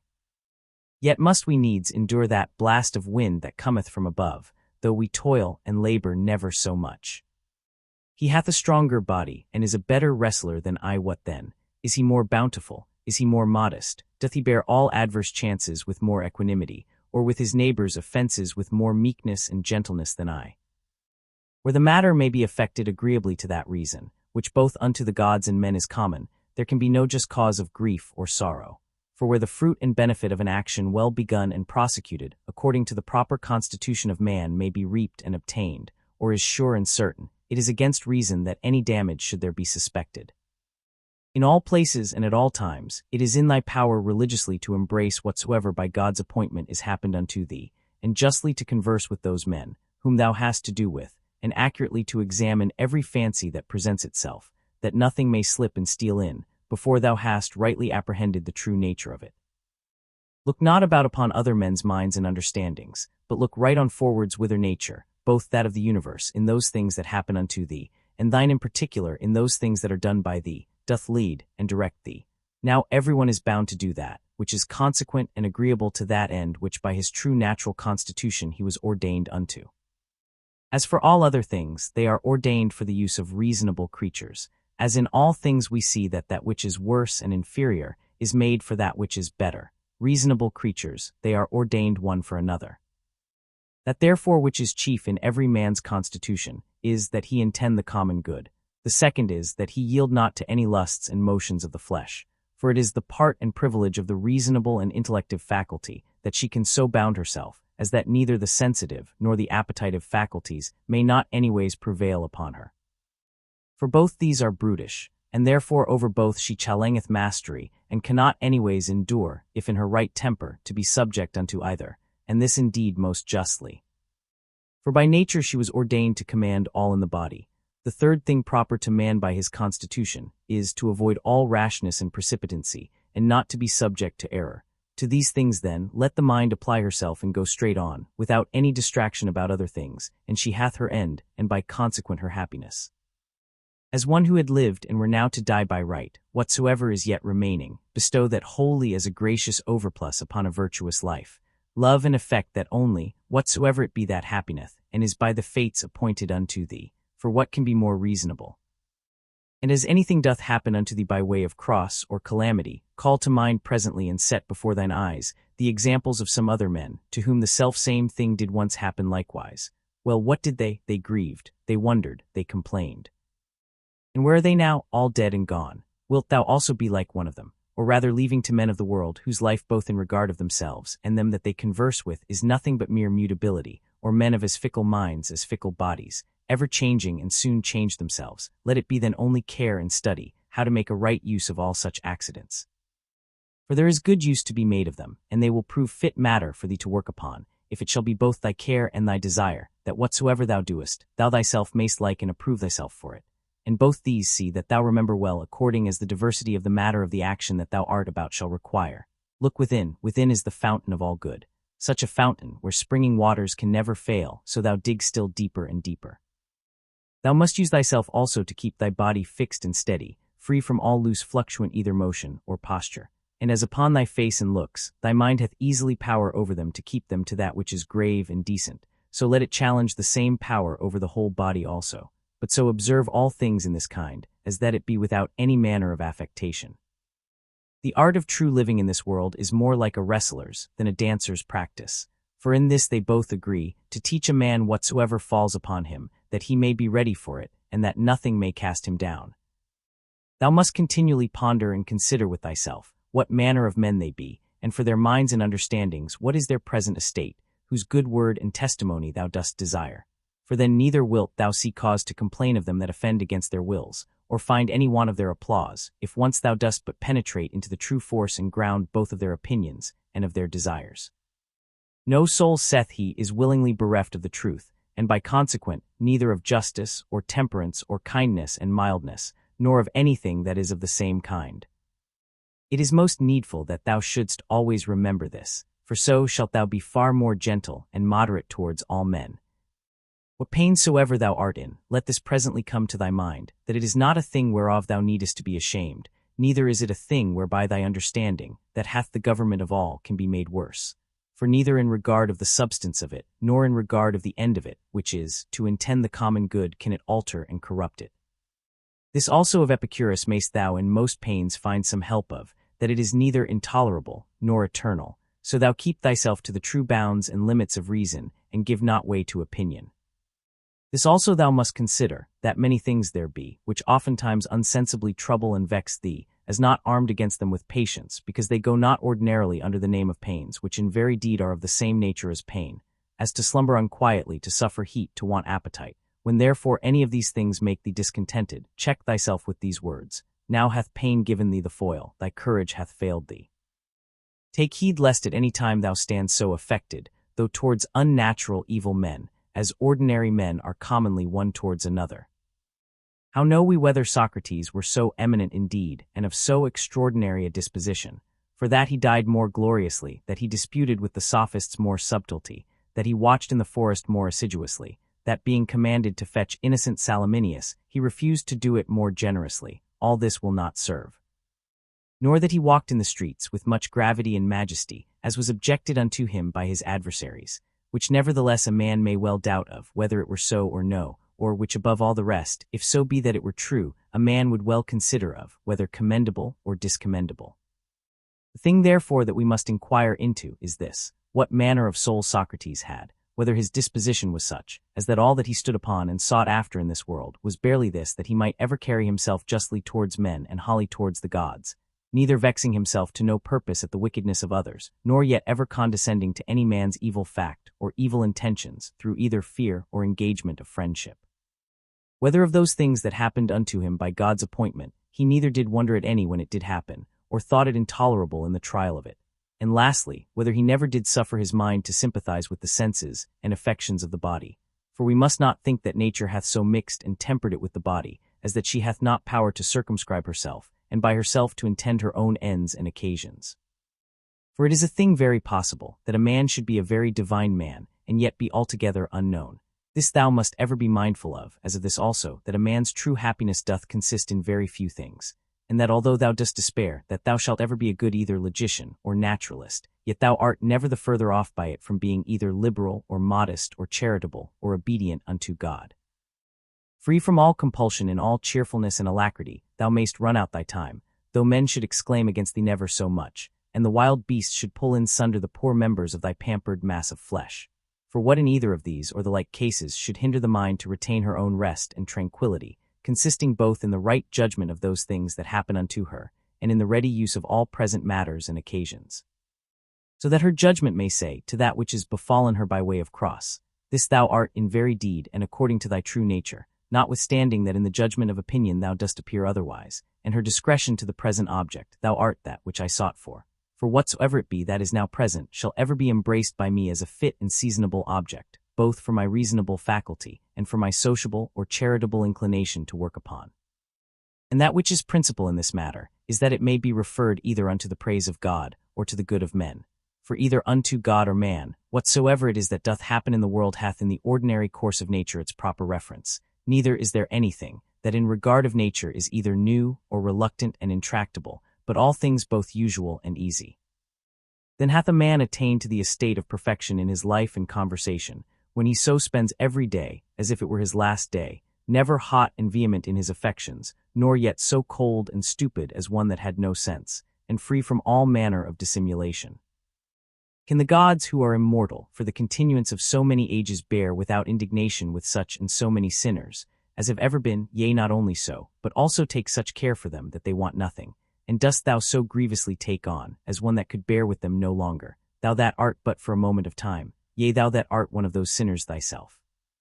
A very ridiculous thing it is, that any man should dispense with vice and wickedness in himself, which is in his power to restrain, and should go about to suppress it in others, which is altogether impossible.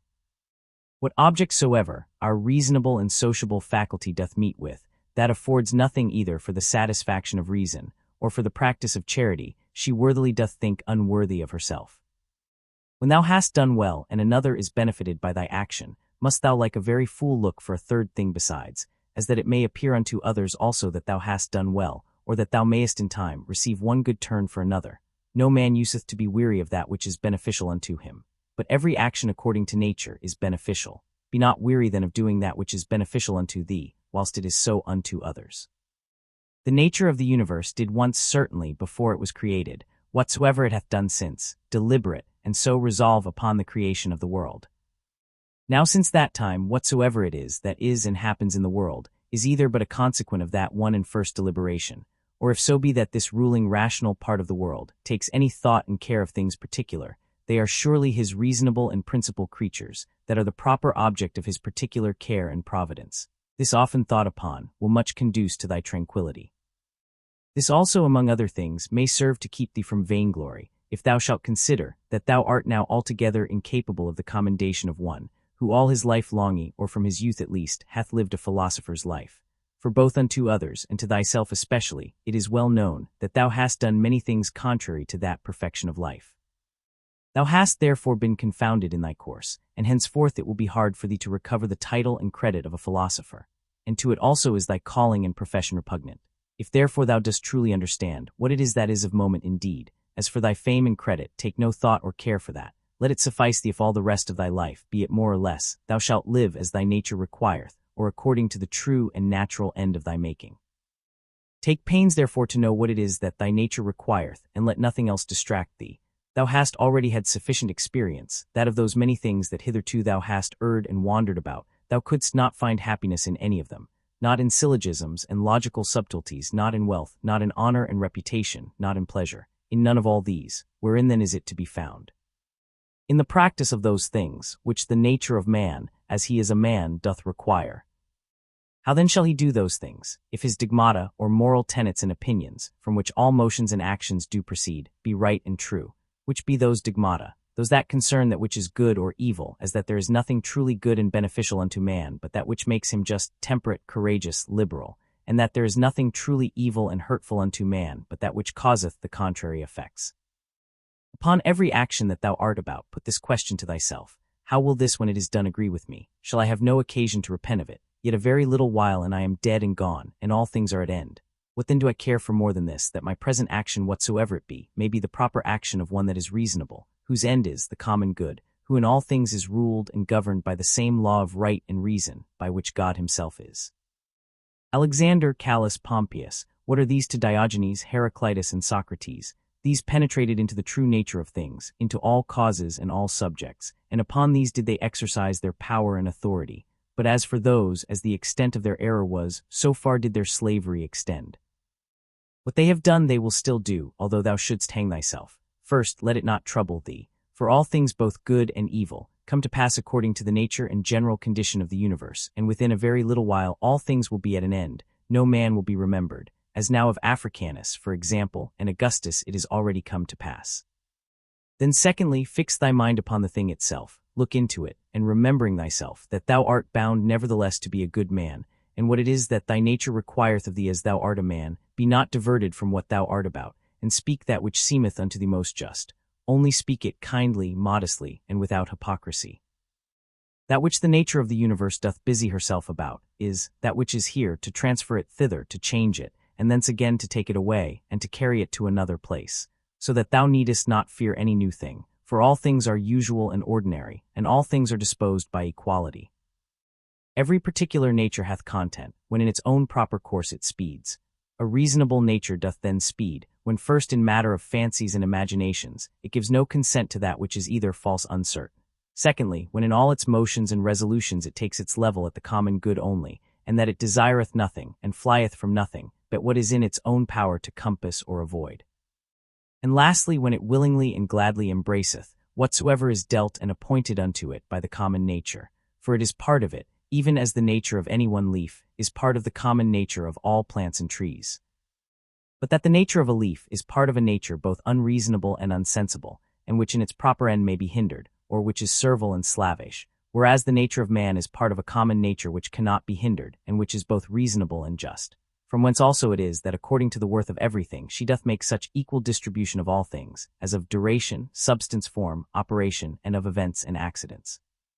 But herein consider not whether thou shalt find this equality in everything absolutely and by itself, but whether in all the particulars of some one thing taken together, and compared with all the particulars of some other thing, and them together likewise. Thou hast no time nor opportunity to read. What then? Hast thou not time and opportunity to exercise thyself, not to wrong thyself, to strive against all carnal pleasures and pains, and to get the upper hand of them, to contemn honor and vainglory, and not only not to be angry with them, whom towards thee thou doest find unsensible and unthankful, but also to have a care of them still, and of their welfare. Forbear henceforth to complain of the trouble of a courtly life, either in public before others, or in private by thyself. Repentance is an inward and self-reprehension for the neglect or omission of somewhat that was profitable. Now whatsoever is good is also profitable, and it is the part of an honest virtuous man to set by it, and to make reckoning of it accordingly. But never did any honest virtuous man repent of the neglect or omission of any carnal pleasure. No carnal pleasure then is either good or profitable. This, what is it in itself and by itself, according to its proper constitution? What is the substance of it? What is the matter or proper use? What is the form or efficient cause? What is it for in this world, and how long will it abide? Thus must thou examine all things that present themselves unto thee. When thou art hard to be stirred up and awaked out of thy sleep, admonish thyself and call to mind, that to perform actions tending to the common good is that which thine own proper constitution, and that which the nature of man do require. But to sleep is common to unreasonable creatures also, and what more proper and natural, yea, what more kind and pleasing, than that which is according to nature? As every fancy and imagination presents itself unto thee, consider, if it be possible, the true nature and the proper qualities of it, and reason with thyself about it. At thy first encounter with anyone, say presently to thyself, this man, what are his opinions concerning that which is good or evil, as concerning pain, pleasure, and the causes of both, concerning honor and dishonor, concerning life and death, thus and thus. Now if it be no wonder that a man should have such and such opinions, how can it be a wonder that he should do such and such things? I will remember then that he cannot but do as he doth, holding those opinions that he doth. Remember that as it is a shame for any man to wonder that a fig tree should bear figs, so also to wonder that the world should bear anything, whatsoever it is which in the ordinary course of nature it may bear. To a physician also and to a pilot it is a shame either for the one to wonder that such and such a one should have an ague, or for the other, that the winds should prove contrary.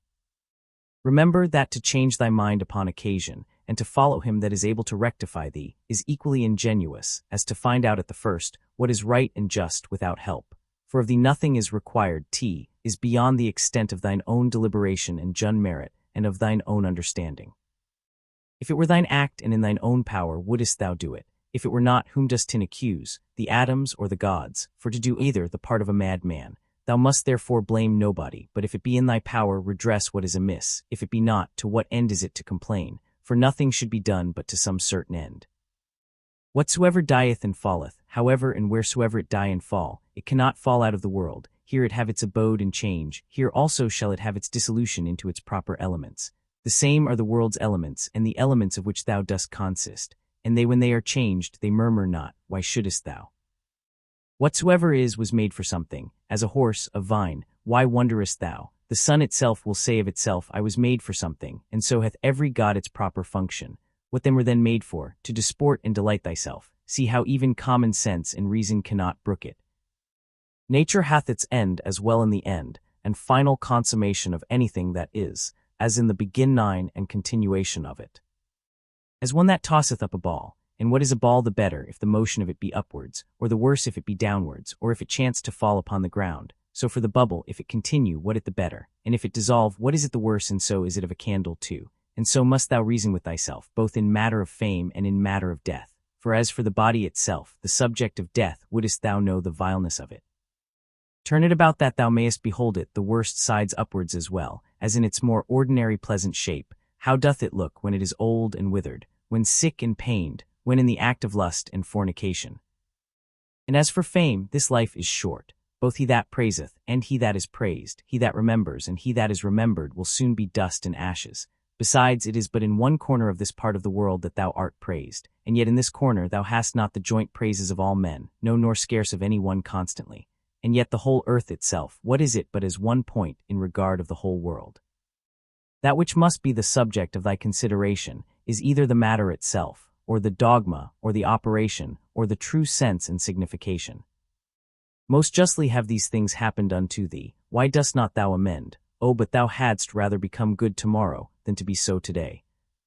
Shall I do it? I will, so the end of my action be to do good unto men. Doth anything by way of cross or adversity happen unto me, I accept it, with reference unto the gods and their providence, the fountain of all things, from which whatsoever comes to pass doth hang and depend. By one action judge of the rest. This bathing which usually takes up so much of our time, what is it? Oil, sweat, filth, or the swords of the body, an excrementitious viscosity, the excrements of oil and other ointments used about the body, and mixed with the swords of the body, all base and loathsome. And such almost is every part of our life and every worldly object. Lucilla buried Verus, then was Lucilla herself buried by others, so second to Maximus, then second to herself, so Epitintianus Diotimus, then Epitintianus himself, so Antoninus Pius Faustina his wife, then Antoninus himself. This is the course of the world, first Celer Adrianus, then Adrianus himself, and those austere ones, those that foretold other men's deaths, those that were so proud and stately, where are they now? Those austere ones I mean, such as were Charax, and Demetrius the Platonic, and Eudaemon, and others like unto those. They were all but for one day, all dead and gone long since, some of them no sooner dead than forgotten, others soon turned into fables. Of others even that which was fabulous is now long since forgotten. This thereafter thou must remember, that whatsoever thou art compounded of shall soon be dispersed, and that thy life and breath or thy soul shall either be no more or shall ranslated sb, and appointed to some certain place and station. The true joy of a man is to do that which properly belongs unto a man. That which is most proper unto a man is first to be kindly affected towards them that are of the same kind and nature as he is himself, to contemn all sensual motions and appetites, to discern rightly all plausible fancies and imaginations, to contemplate the nature of the universe, both it and things that are done in it. In which kind of contemplation 3 several relations are to be observed: the first, to the apparent secondary cause; the 2, to the first original cause, God, from whom originally proceeds whatsoever doth happen in the world; the 3 and last, to them that we live and converse with, what use may be made of it, to their use and benefit. If pain be an evil, either it is in regard of the body, and that cannot be, because the body of itself is altogether insensible, or in regard of the soul, but it is in the power of the soul to preserve her own peace and tranquility, and not to suppose that pain is evil. For all judgment and deliberation, all prosecution or aversation is from within, whither the sense of evil, except it be let in by opinion, cannot penetrate. Wipe off all idle fancies, and say unto thyself incessantly, Now if I will, it is in my power to keep out of this my soul all wickedness, all lust and concupiscences, all trouble and confusion, but on the contrary to behold and consider all things according to their true nature, and to carry myself towards everything according to its true worth. Remember then this thy power that nature hath given thee. Whether thou speak in the Senate, or whether thou speak to any particular, let thy speech in always grave and modest. But thou must not openly and vulgarly observe that sound and exact form of speaking, concerning that which is truly good and truly civil, the vanity of the world and of worldly men, which otherwise truth and reason doth prescribe. Augustus his court, his wife, his daughter, his nephews, his sons-in-law, his sister, Agrippa, his kinsmen, his domestics, his friends, Arius Maecenas, his slayers of beasts for sacrifice and divination, there thou hast the death of a whole court together. Proceed now on to the rest that have been since that of Augustus. Hath death dwelt with them otherwise, though so many and so stately whilst they lived, than it doth use to deal with any one particular man. Consider now the death of a whole kindred and family, as of that of the Pompeys, as that also that useth to be written upon some monuments, he was the last of his own kindred. Oh, what care did his predecessors take, that they might leave a successor, yet behold at last one or other must of necessity be the last. Here again therefore consider the death of a whole kindred. Contract thy whole life to the measure and proportion of one single action, and if in every particular action thou dost perform what is fitting to the utmost of thy power, let it suffice thee.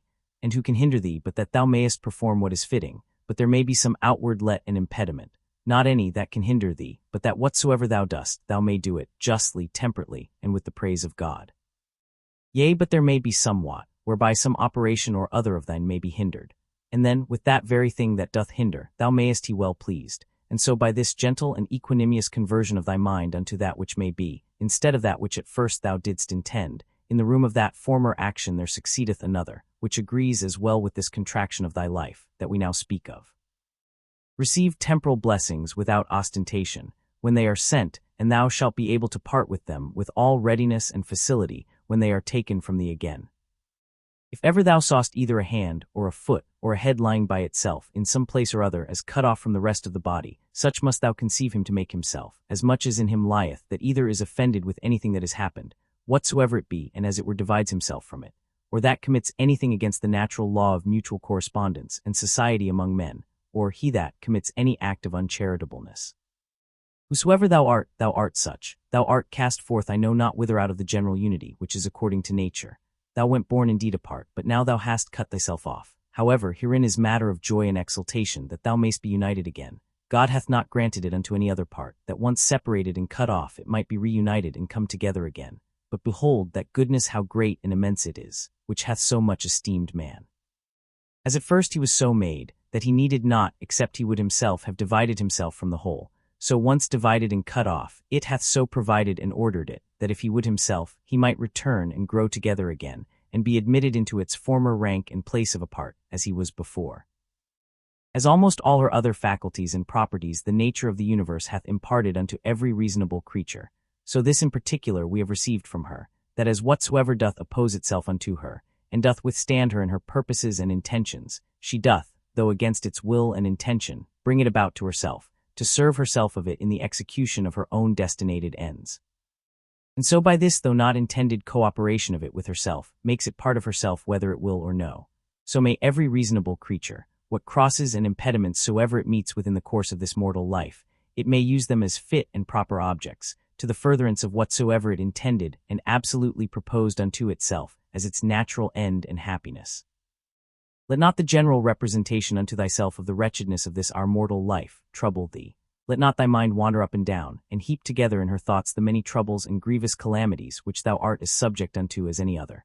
But as everything in particular doth happen, put this question unto thyself, and say, What is it that in this present matter seems unto thee so intolerable? For thou wilt be ashamed to confess it.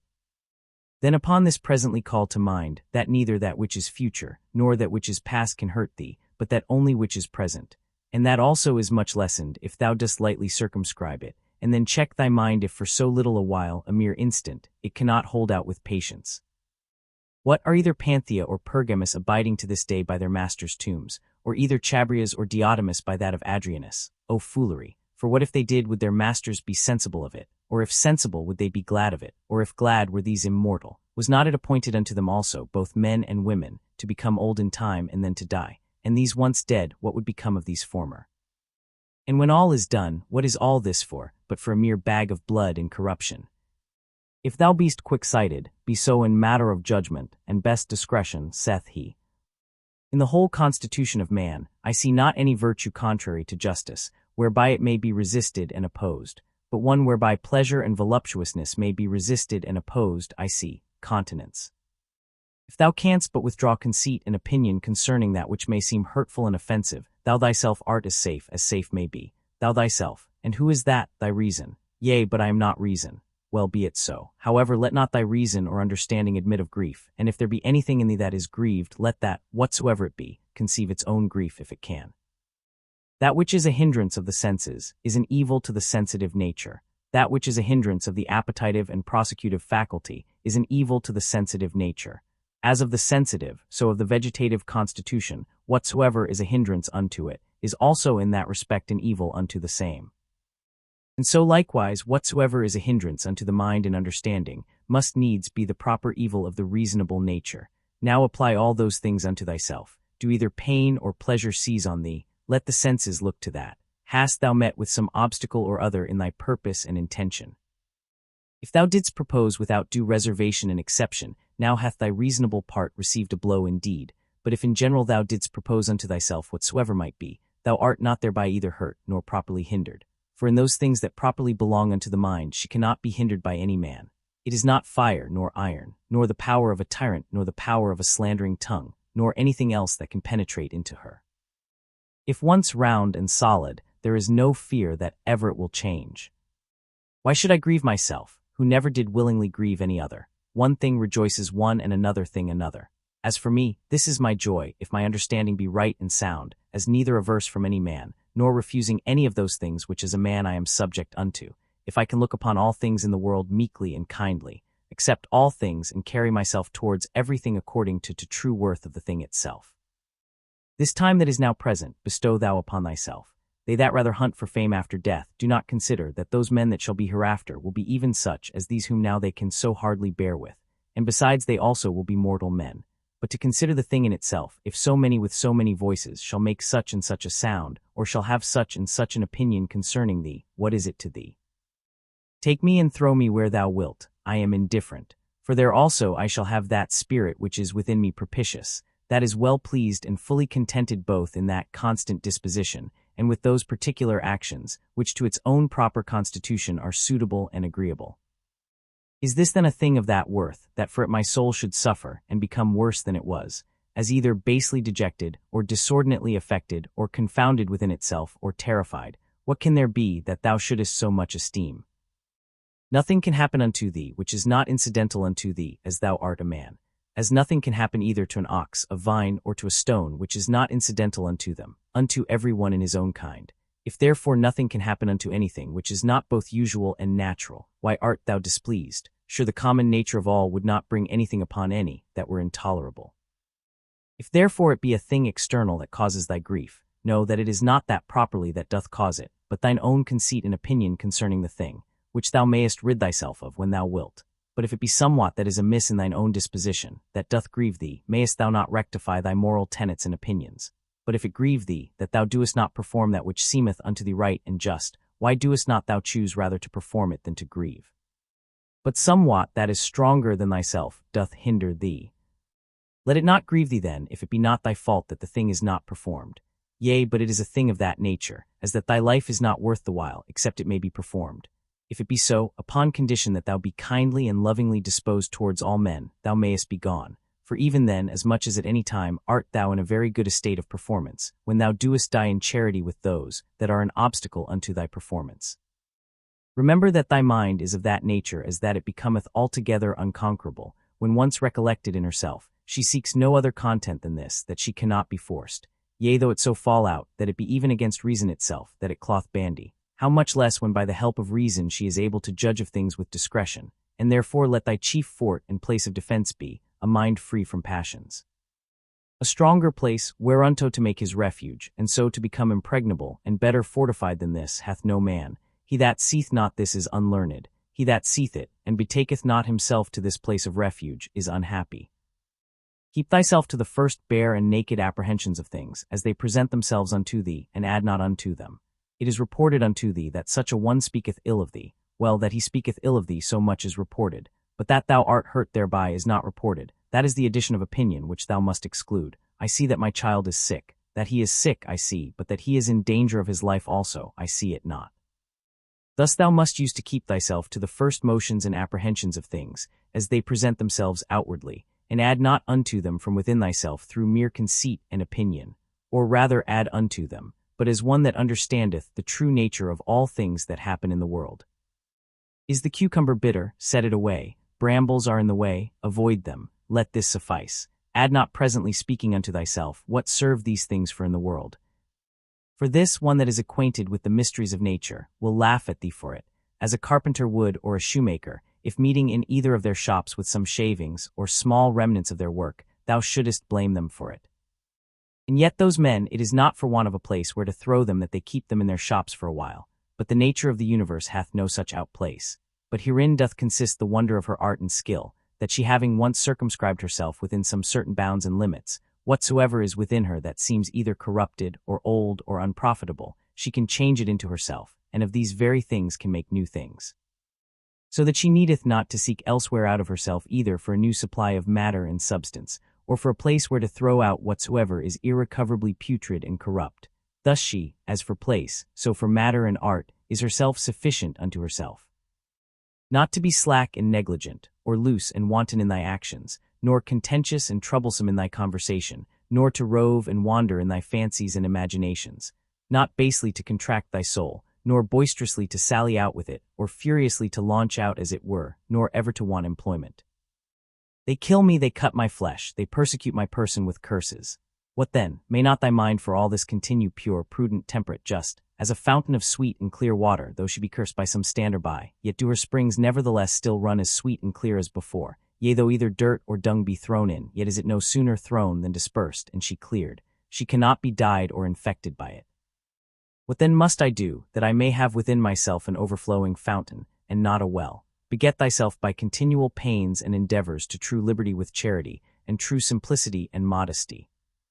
He that knoweth not what the world is, knoweth not where he himself is. And he that knoweth not what the world was made for, cannot possibly know either what are the qualities, or what is the nature of the world. Now he that in either of these is to seek, for what he himself was made is ignorant also.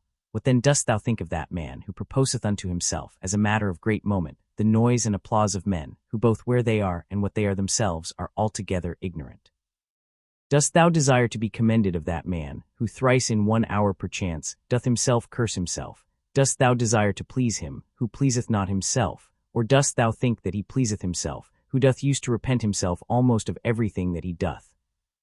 Not only now henceforth to have a common breath, or to hold correspondence of breath with that air that compasseth us about, but to have a common mind, or to hold correspondence of mind also with that rational substance which compasseth all things.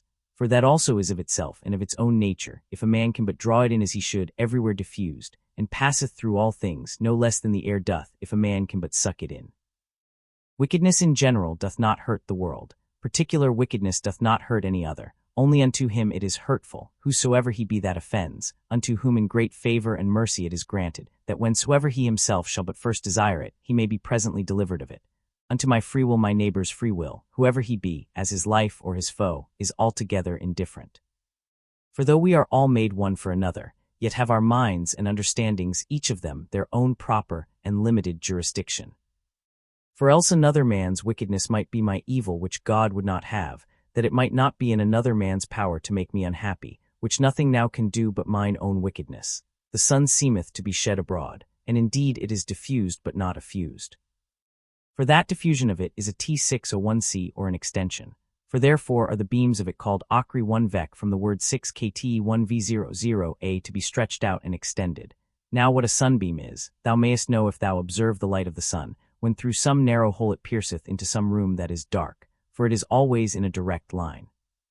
And as by any solid body that it meets within the way that is not penetrable by air, it is divided and abrupted, and yet neither slides off or falls down, but stayeth there nevertheless. Such must the diffusion in the mind be, not an effusion, but an extension. What obstacles and impediments soever she meeteth within her way, she must not violently, and by way of an impetuous onset light upon them, neither must she fall down, but she must stand and give light unto that which doth admit of it. For as for that which doth not, it is its own fault and loss, if it bereave itself of her light. He that feareth death, either feareth that he shall have no sense at all, or that his senses will not be the same. Whereas he should rather comfort himself, that either no sense at all, and so no sense of evil, or if any sense, then another life, and so no death properly. All men are made one for another, either then teach them better, or bear with them. The motion of the mind is not as the motion of a dart, for the mind when it is wary and cautelous, and by way of diligent circumspection turneth herself many ways, may then as well be said to go straight on to the object, as when it useth no such circumspection. To pierce and penetrate into the estate of every one's understanding that thou hast to do with, as also to make the estate of thine own open, and penetrable to any other. The 9th book.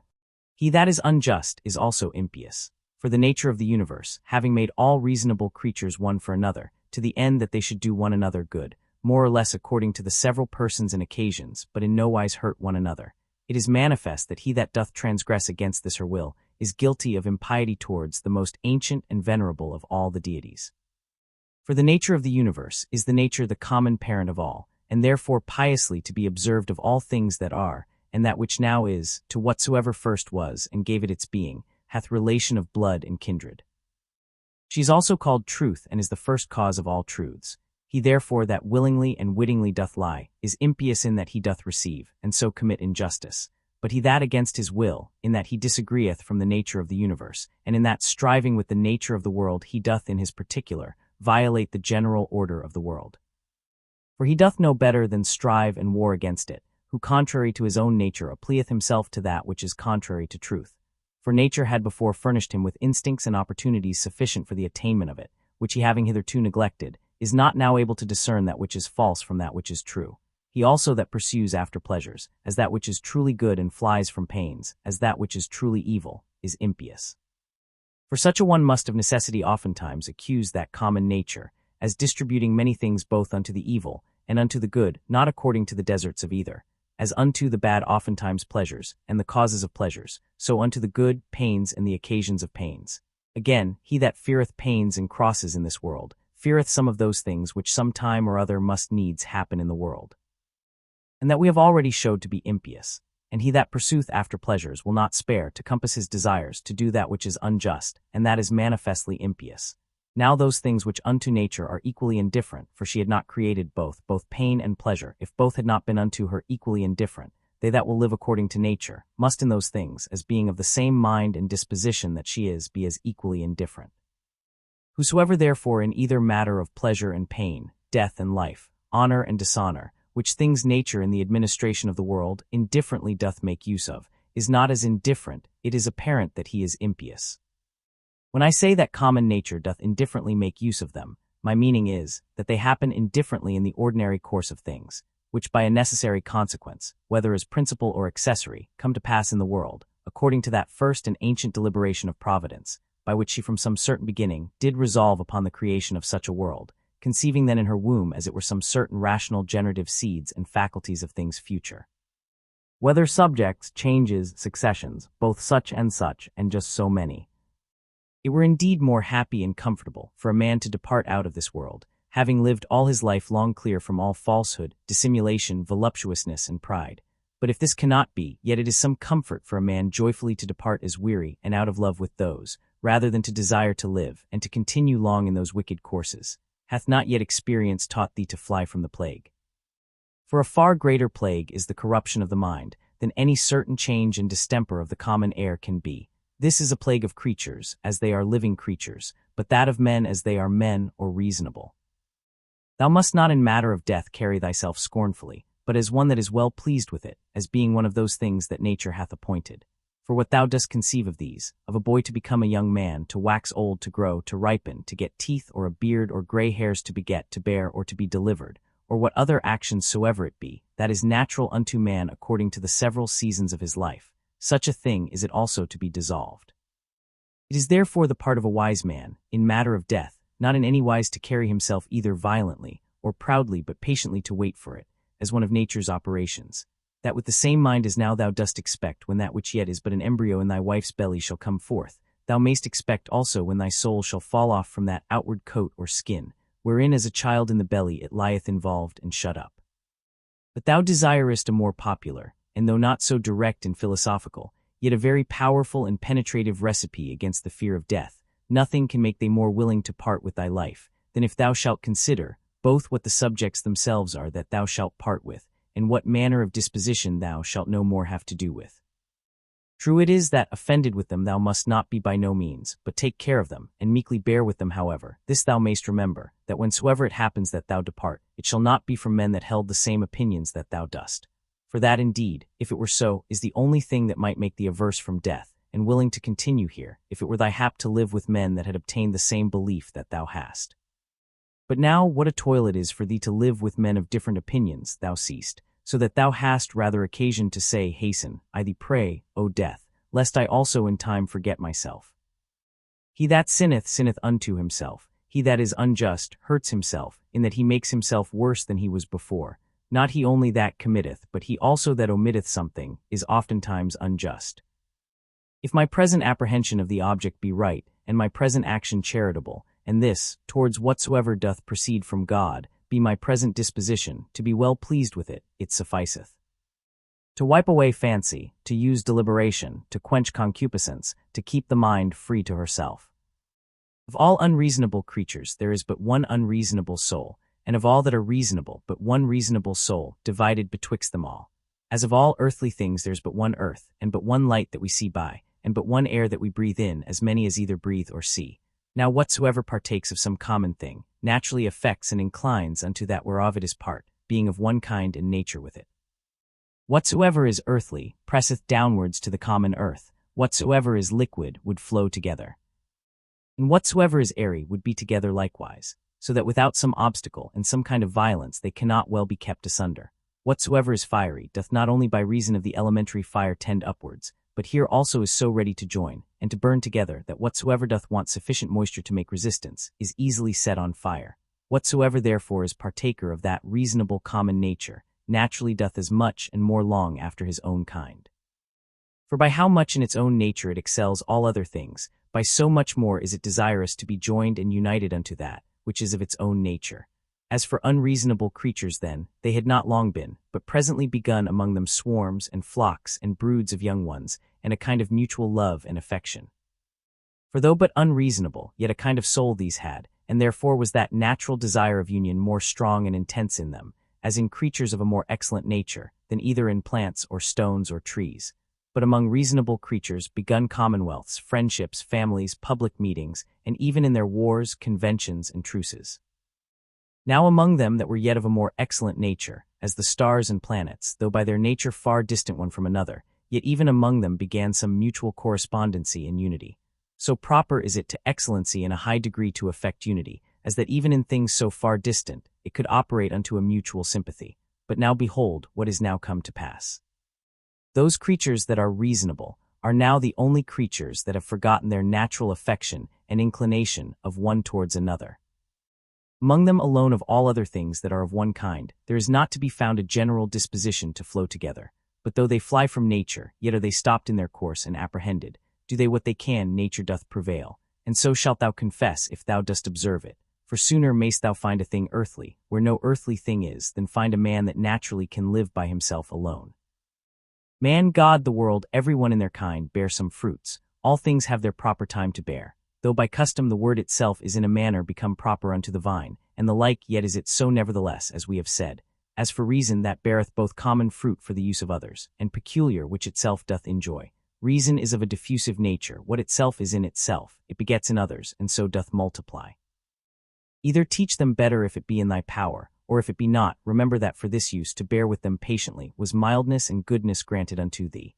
The gods themselves are good unto such, yea, and in some things, as in matter of health, of wealth, of honor, are content often to further their endeavors, so good and gracious are they. And mightest thou not be so too, or tell me what doth hinder thee? Labor not as one to whom it is appointed to be wretched, nor as one that either would be pitied or admired, but let this be thine only care and desire, so always and in all things to prosecute or to forbear, as the law of charity or mutual society doth require. This day I did come out of all my trouble, nay, I have cast out all my trouble. It should rather be for that which troubled thee, whatsoever it was not without anywhere that thou shouldest come out of it, but within in thine own opinions, from whence it must be cast out, before thou canst truly and constantly be at ease. All those things, for matter of experience, are usual and ordinary, for their continuance but for a day, and for their matter most base and filthy. As they were in the days of those whom we have buried, so are they now also, and no otherwise. The things themselves that affect us, they stand without doors, neither knowing anything themselves nor able to utter anything unto others concerning themselves. What then is it that passeth verdict on them? The understanding. As virtue and wickedness consist not in passion, but in action, so neither doth the true good or evil of a reasonable charitable man consist in passion, but in operation and action. To the stone that is cast up, when it comes down it is no hurt unto it, as neither benefit when it doth ascend. Sift their minds and understandings, and behold what men they be, whom thou dost stand in fear of what they shall judge of thee, what they themselves judge of themselves. All things that are in the world are always in the estate of alteration. Thou also art in a perpetual change, yea, and under corruption too in some part, and so is the whole world. It is not thine but another man's sin. Why should it trouble thee? Let him look to it, whose sin it is. Of an operation and of a purpose there is an ending, or of an action and of a purpose we say commonly, that it is at an end. From opinion also there is an absolute cessation, which is as it were the death of it. In all this there is no hurt. Apply this now to a man's age, as first a child, then a youth, then a young man, then an old man. Every change from one age to another is a kind of death, and all this while here no matter of grief yet. Pass now unto that life first, that which thou livest under thy grandfather, then under thy mother, then under thy father. And thus when through the whole course of thy life hitherto thou hast found and observed many alterations, many changes, many kinds of endings and cessations, put this question to thyself: what matter of grief or sorrow dost thou find in any of these, or what doest thou suffer through any of these? If in none of these, then neither in the ending and consummation of thy whole life, which is also but a cessation and change. As occasion shall require, either to thine own understanding, or to that of the universe, or to his, whom thou hast now to do with, let thy refuge be with all speed.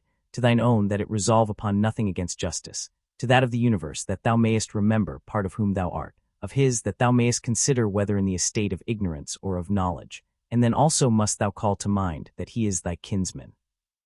As thou thyself, whoever thou art, were made for the perfection and consummation, being a member of it, of a common society, so must every action of thine tend to the perfection and consummation of a life that is truly sociable. What action soever of thine therefore that either immediately or afar off hath not reference to the common good, that is an exorbitant and disorderly action, yea, it is seditious, as one among the people who from such and such a consent in unity should factiously divide and separate himself. Children's anger, mere babels, wretched souls bearing up dead bodies, that they may not have their fall so soon, even as it is in that common dirge song. Go to the quality of the cause from which the effect doth proceed. Behold it by itself bare and naked, separated from all that is material. Then consider the utmost bounds of time that cause, thus and thus qualified, can subsist and abide.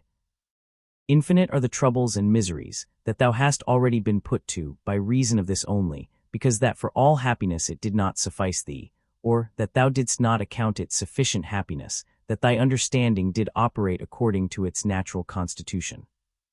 When any shall either impeach thee with false accusations, or hatefully reproach thee, or shall use any such carriage towards thee, get thee presently to their minds and understandings, and look in them, and behold what manner of men they be. Thou shalt see that there is no such occasion why it should trouble thee, what such as they are think of thee. Yet must thou love them still, for by nature they are thy friends. And the gods themselves, in those things that they seek from them as matters of great moment, are well content, all manner of ways, as by dreams and oracles, to help them as well as others. Up and down, from one age to another, go the ordinary things of the world, being still the same. In either of everything in particular before it come to pass, the mind of the universe doth consider with itself and deliberate, and if so, then submit for shame unto the determination of such an excellent understanding, or once for all it did resolve upon all things in general. And since that whatsoever happens, happens by a necessary consequence, and all things indivisibly in a manner, and inseparably hold one of another. In some, either there is a God, and then all is well, or if all things go by chance and fortune, yet mayest thou use thine own providence in those things that concern thee properly, and then art thou well. Within a while the earth shall cover us all, and then she herself shall have her change. And then the course will be, from one period of eternity unto another, and so a perpetual eternity. Now can any man that shall consider with himself in his mind the several rollings or successions of so many changes and alterations, and the swiftness of all these rulings, can he otherwise but contain in his heart and despite all worldly things? The cause of the universe is as it were a strong torrent, it carrieth all away.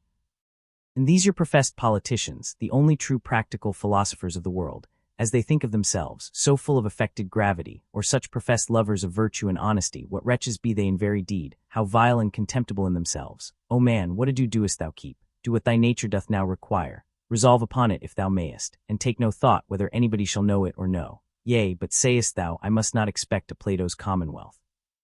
If they profit though never so little, I must be content, and think much even of that little progress. Doth then any of them forsake their former false opinions that I should think they profit? For without a change of opinions, alas, what is all that ostentation but mere wretchedness of slavish minds, that groan privately, and yet would make a show of obedience to reason and truth? Go to now and tell me of Alexander and Philippus and Demetrius Phalereus, whether they understood what the common nature requireth, and could rule themselves or no, they know best themselves. But if they kept a life and swaggered, I, God be thanked, am not bound to imitate them. The effect of true philosophy is unaffected simplicity and modesty. Persuade me not to ostentation and vainglory. From some high place as it were to look down, and to behold here flocks and their sacrifices without number, and all kind of navigation, some in a rough and stormy sea and some in a calm, the general differences or different estates of things, some that are now first upon being, the several and mutual relations of those things that are together, and some other things that are at their last. Their lives also, who were long ago, and theirs who shall be hereafter, and the present estate and life of those many nations of barbarians that are now in the world, thou must likewise consider in thy mind. And how many there be, who never so much as heard of thy name, how many that will soon forget it, how many who but even now did commend thee, within a very little while perchance will speak ill of thee, so that neither fame, nor honor, nor anything else that this world doth afford, is worth the while.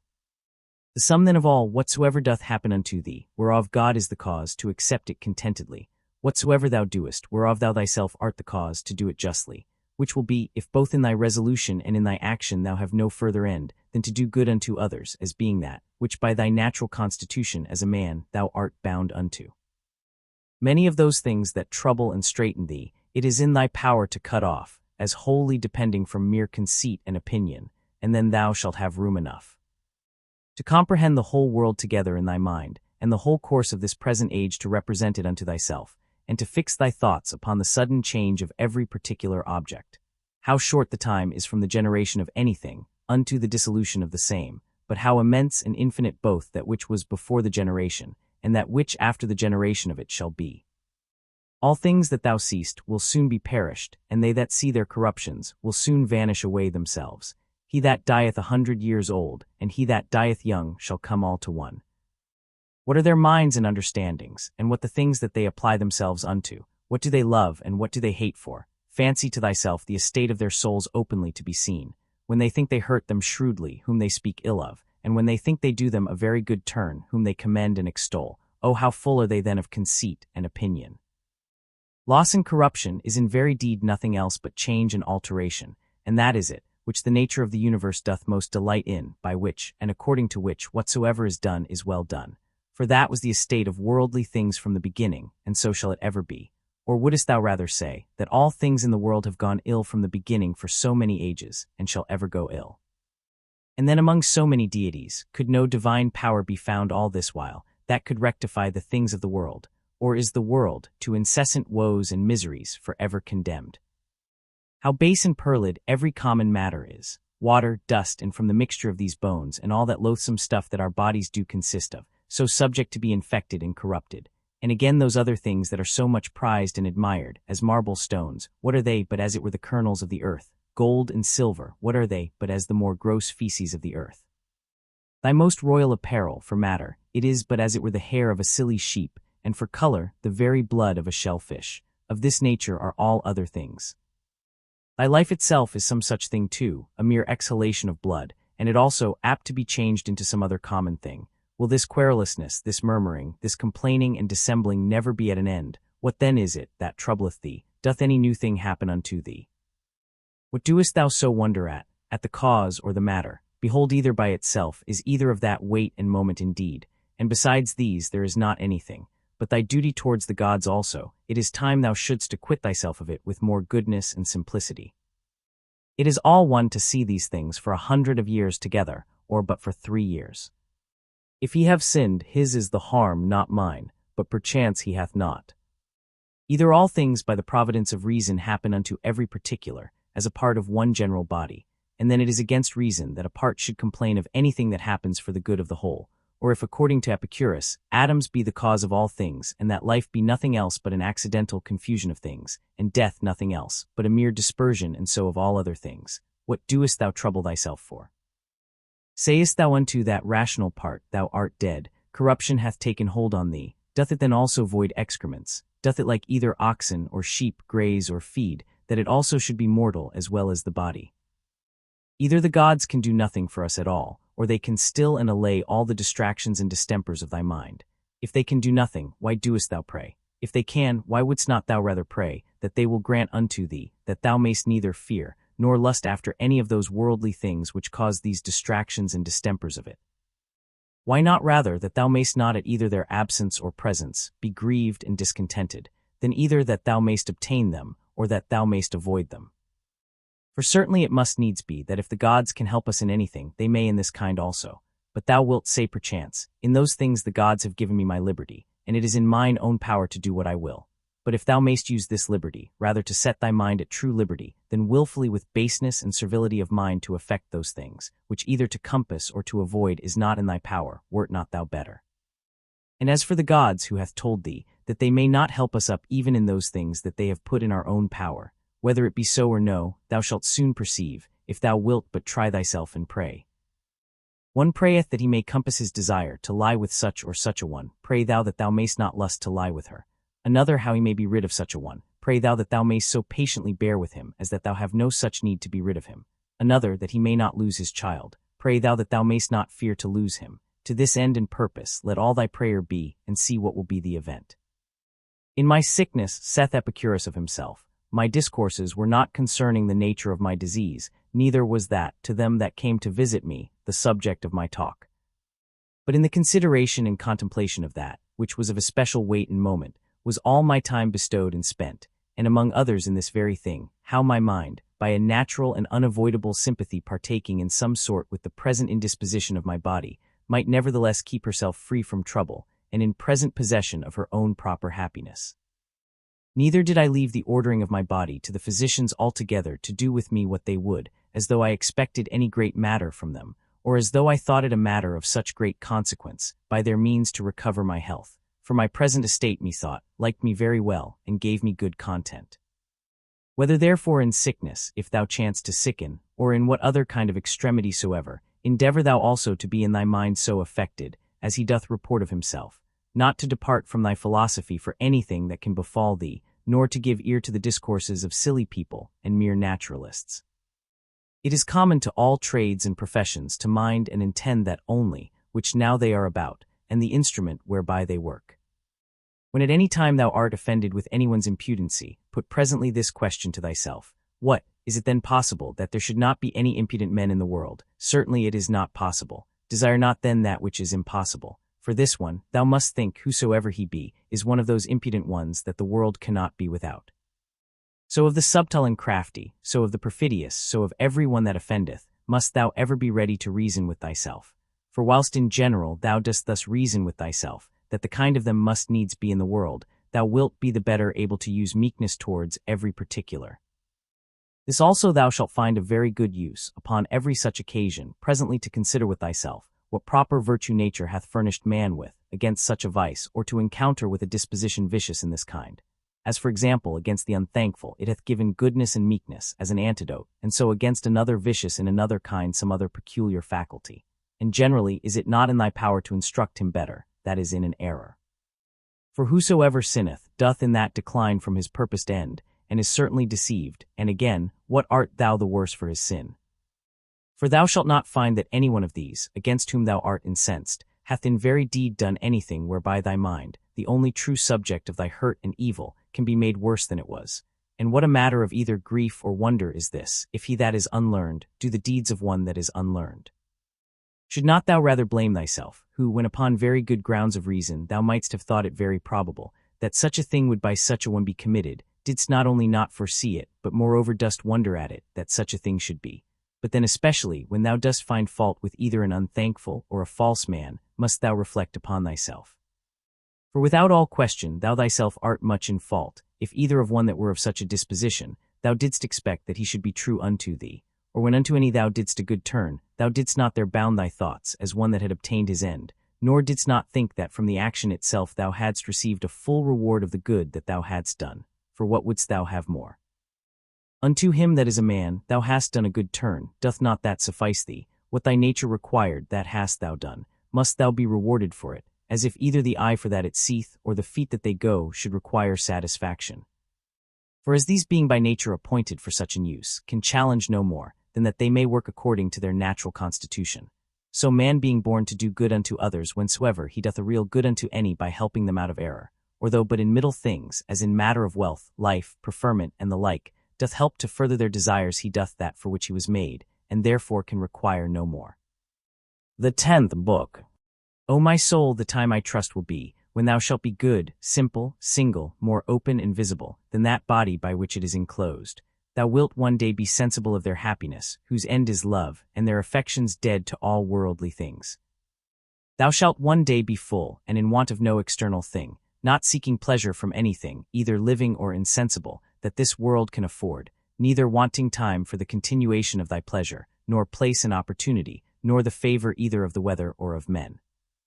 When thou shalt have content in thy present estate, and all things present shall add to thy content, when thou shalt persuade thyself that thou hast all things, all for thy good and all by the providence of the gods, and of things future also shalt be as confident that all will do well as tending to the maintenance and preservation in some sort of his perfect welfare and happiness, who is perfection of life, of goodness and beauty, who begets all things and containeth all things in himself, and in himself doth recollect all things from all places that are dissolved, that of them he may beget others again like unto them.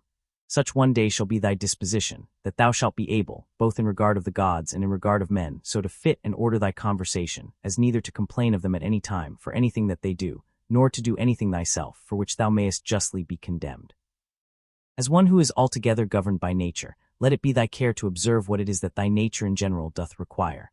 That done, if thou find not that thy nature, as thou art a living sensible creature, will be the worse for it, thou mayest proceed. Next then thou must examine what thy nature as thou art a living sensible creature doth require, and that whatsoever it be thou mayest admit of and do it, if thy nature as thou art a reasonable living creature will not be the worse for it. Now whatsoever is reasonable is also sociable. Keep thyself to these rules, and trouble not thyself about idle things. Whatsoever doth happen unto thee, thou art naturally by thy natural constitution either able or not able to bear. If thou beest able, be not offended, but bear it according to thy natural constitution, or as nature hath enabled thee. If thou beest not able, be not offended, for it will soon make an end of thee in itself, whatsoever it be at the same time end with thee.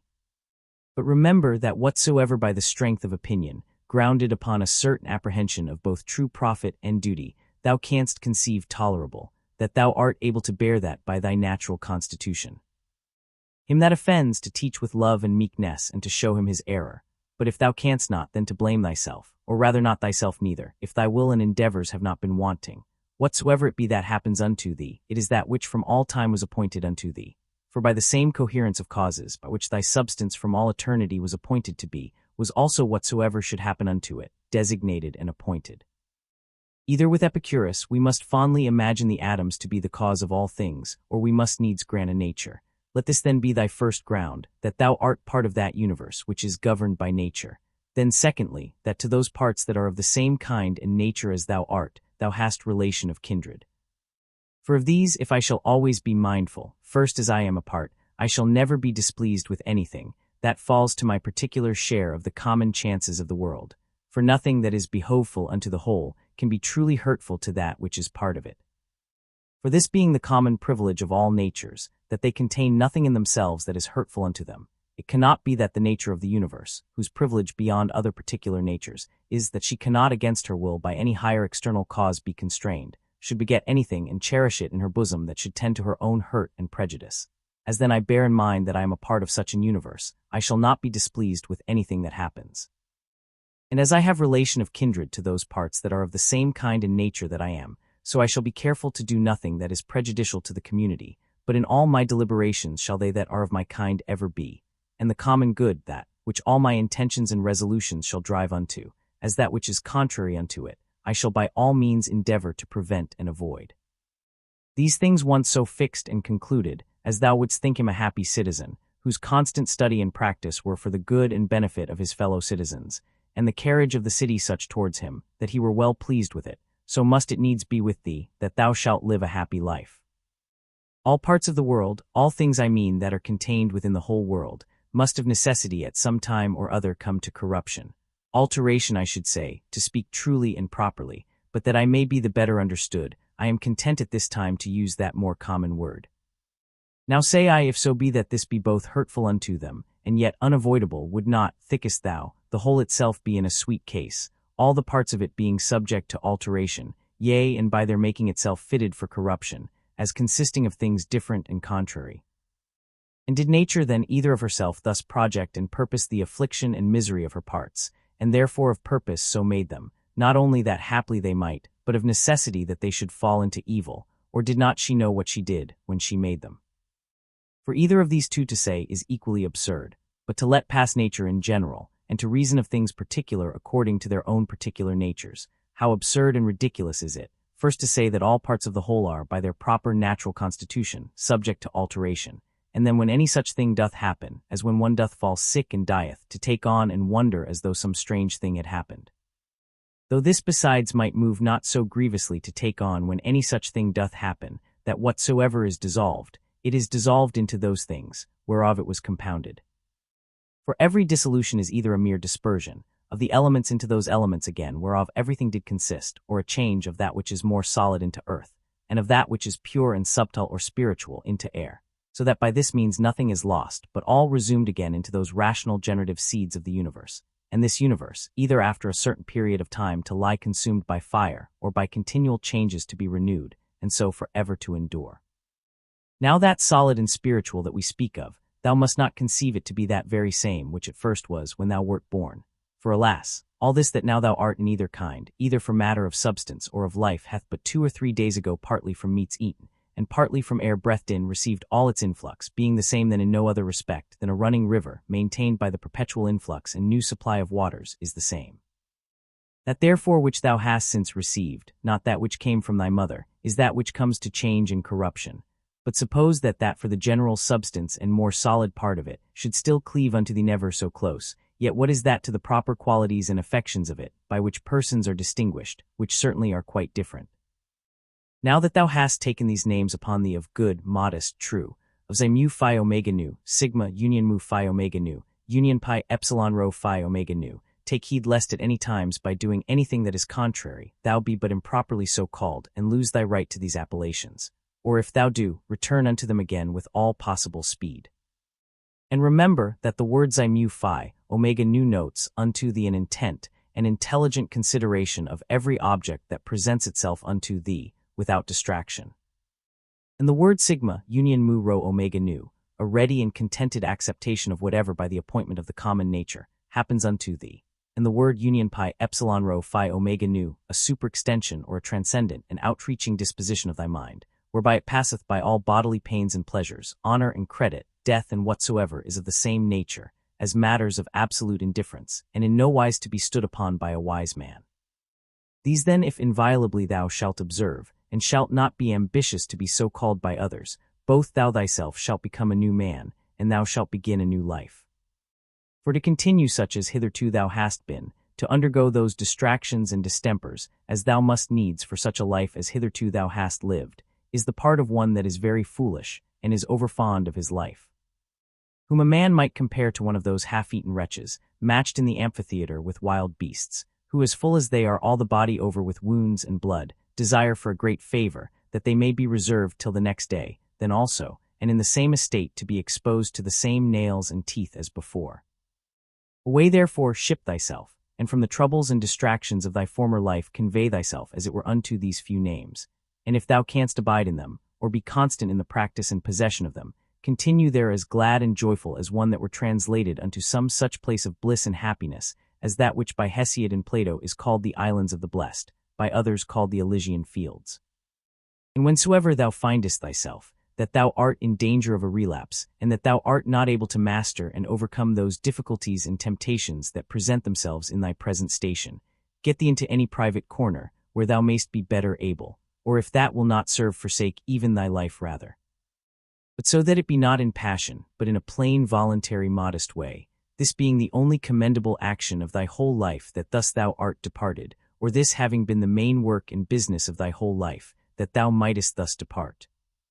Now for the better remembrance of those names that we have spoken of, thou shalt find it a very good help to remember the gods as often as may be, and that the thing which they require at our hands of as many of us, as are by nature reasonable creation, is not that with fair words and outward show of piety and devotion we should flatter them, but that we should become like unto them, and that as all other natural creatures, the fig tree for example, the dog, the bee, both do, all of them, and apply themselves unto that which by their natural constitution is proper unto them, so man likewise should do that, which by his nature, as he is a man, belongs unto him. Toys and fooleries at home, wars abroad, sometimes terror, sometimes torpor or stupid sloth, this is thy daily slavery. By little and little, if thou doest not better look to it, those sacred digmata will be blotted out of thy mind. How many things be there, which when as a mere naturalist thou hast barely considered of according to their nature, thou doest let pass without any further use. Whereas thou shouldst in all things so join action and contemplation, that thou mightest both at the same time attend all present occasions, to perform everything duly and carefully, and yet so intend the contemplative part too, that no part of that delight and pleasure, which the contemplative knowledge of everything according to its true nature doth of itself afford, might be lost. Or that the true and contemplative knowledge of everything according to its own nature, might of itself, action being subject to many lets and impediments, afford unto thee sufficient pleasure and happiness, not apparent indeed, but not concealed. And when shalt thou attain to the happiness of true simplicity and unaffected gravity? When shalt thou rejoice in the certain knowledge of every particular object according to its true nature, as what the matter and substance of it is, what use it is for in the world, how long it can subsist, what things it doth consist of, who they be that are capable of it, and who they that can give it and take it away? As the spider, when it hath caught the fly that it hunted after, is not little proud, nor meanly conceited of herself, as he likewise that hath caught an hare, or hath taken a fish with his net, as another for the taking of a boar and another of a bear, so may they be proud, and applaud themselves for their valiant acts against the Sarmatai, or northern nations lately defeated. For these also, these famous soldiers and warlike men, if thou dost look into their minds and opinions, what do they for the most part but hunt after prey? To find out and set to thyself some certain way and method of contemplation, whereby thou mayest clearly discern and represent unto thyself the mutual change of all things, the one into the other. Bear it in thy mind evermore, and see that thou be thoroughly well exercised in this particular, for there is not anything more effectual to beget true magnanimity. He hath got loose from the bonds of his body, and perceiving that within a very little while he must of necessity bid the world farewell, and leave all these things behind him, he wholly applied himself, as to righteousness in all his actions, so to the common nature in all things that should happen unto him. And contenting himself with these two things, to do all things justly, and whatsoever God doth send to like well of it, what others shall either say or think of him, or shall do against him, he doth not so much as trouble his thoughts with it. To go on straight, whither right and reason directed him, and by so doing to follow God, was the only thing that he did mind, that, his only business and occupation. What use is there of suspicion at all, or why should thoughts of mistrust and suspicion concerning that which is future trouble thy mind at all? What now is to be done, if thou mayest search and inquiry into that, what needs thou care for more? And if thou art well able to perceive it alone, let no man divert thee from it. But if alone thou doest not so well perceive it, suspend thine action, and take advice from the best. And if there be anything else that doth hinder thee, go on with prudence and discretion, according to the present occasion and opportunity, still proposing that unto thyself, which thou doest conceive most right and just. For to hit that aright, and to speed in the prosecution of it, must needs be happiness, since it is that only which we can truly and properly be said to miss of, or miscarry in. What is that is slow and yet quick, merry and yet grave, he that in all things doth follow reason for his guide. In the morning as soon as thou art awaked, when thy judgment, before either thy affections or external objects have wrought upon it, is yet most free and impartial, put this question to thyself, whether if that which is right and just be done, the doing of it by thyself or by others when thou art not able thyself, be a thing material or no, for sure it is not. And as for these that keep such a life and stand so much upon the praises or dispraises of other men, hast thou forgotten what manner of men they be, that such and such upon their beds and such at their board, what their ordinary actions are, what they pursue after and what they fly from, what thefts and rapines they commit, if not with their hands and feet, yet with that more precious part of theirs, their minds, which, would it but admit of them, might enjoy faith, modesty, truth, justice, a good spirit. Give what thou wilt and take away what thou wilt, saith he that is well taught and truly modest, to him that gives and takes away. And it is not out of a stout and peremptory resolution that he saith it, but in mere love and humble submission. So live as indifferent to the world and all worldly objects, as one who lieth by himself alone upon some desert hill. For whether here or there, if the whole world be but as one town, it matters not much for the place. Let them behold and see a man, that is a man indeed, living according to the true nature of man. If they cannot bear with me, let them kill me, for better were it to die than so to live as they would have thee. Make it not any longer a matter of dispute or discourse, what are the signs and proprieties of a good man, but really and actually to be such. Ever to represent unto thyself, and to set before thee, both the general age and time of the world, and the whole substance of it, and how all things particular in respect of these are for their substance, as one of the least seeds that is, and for their duration, as the turning of the pestle in the mortar once about. Then to fix thy mind upon every particular object of the world, and to conceive it, as it is indeed, as already being in the state of dissolution, and of change, tending to some kind of either putrefaction or dispersion, or whatsoever else it is, that is the death as it were of everything in his own kind. Consider them through all actions and occupations of their lives, as when they eat and when they sleep, when they are in the act of necessary exhilaration and when in the act of lust, again when they either are in their greatest exultation, and in the middle of all their pomp and glory, or being angry and displeased in great state and majesty, as from an higher place they chide and rebuke. How base and slavish, but a little while ago, they were fain to be, that they might come to this, and within a very little while what will be their estate, when death hath once seized upon them. That is best for every one, that the common nature of all doth send unto every one, and then is it best, when she doth send it. The earth, saith the poet, doth often long after the rain, so is the glorious sky often as desirous to fall upon the earth, which argues a mutual kind of love between them. And so, say I, doth the world bear a certain affection of love to whatsoever shall come to pass with then affections shall mine concur, O world. The same, and no other, shall the object of my longing be which is of thine. Now that the world doth love it is true indeed, so is it as commonly said, and acknowledged alleged, when, according to the Greek phrase, imitated by the Latins of things that used to be, we say commonly that they love to be. Either thou dost continue in this kind of life, and that is it, which so long thou hast been used unto, and therefore tolerable, or thou dost retire, or leave the world and that of thine own accord, and then thou hast thy mind, or thy life is cut off, and then mayst thou rejoice that thou hast ended thy charge. One of these must needs be therefore of good comfort. Let it always appear and be manifest unto thee that solitariness, and desert places, by many philosophers so much esteemed of and affected, are of themselves but thus and thus, and that all things are them to them that live in towns, and converse with others as they are the same nature everywhere to be seen and observed, to them that have retired themselves to the top of mountains, and to desert havens, or what other desert and inhabited places soever. For anywhere it thou wilt mayest thou quickly find and apply that to thyself, which Plato saith of his philosopher in a place, as private and retired, saith he, as if he were shut up and enclosed about in some shepherd's lodge on the top of a hill. Thereby thyself to put these questions to thyself, or to enter in these considerations. What is my chief and principal part which hath power over the rest? What is now the present estate of it as I use it? And what is it that I employ it about? Is it now void of reason or no? Is it free and separated, or so affixed, so congealed and grown together as it were with the flesh, that it is swayed by the motions and inclinations of it? He that runs away from his master is a fugitive, but the law is every man's master. He therefore that forsakes the law is a fugitive. So is he, whosoever he be, that is either sorry, angry, or afraid, or for anything that either hath been, is, or shall be by his appointment, who is the Lord and Governor of the universe. For he truly and properly is N6 uoc, or the law, as the only V6 uo, or distributor and dispenser of all things that happen unto anyone in his lifetime, Whatsoever then is either sorry, angry, or afraid is a fugitive. From man is the seed, that once cast into the womb man hath no more to do with it. Another cause succeedeth, and undertakes the work, and in time brings a child that wonderful effect from such a beginning to perfection. Again, man lets food down through his throat, and that once down, he hath no more to do with it. Another cause succeedeth and distributeth this food into the senses, and the affections, into life and into strength, and doth with it those other many and marvelous things that belong unto man.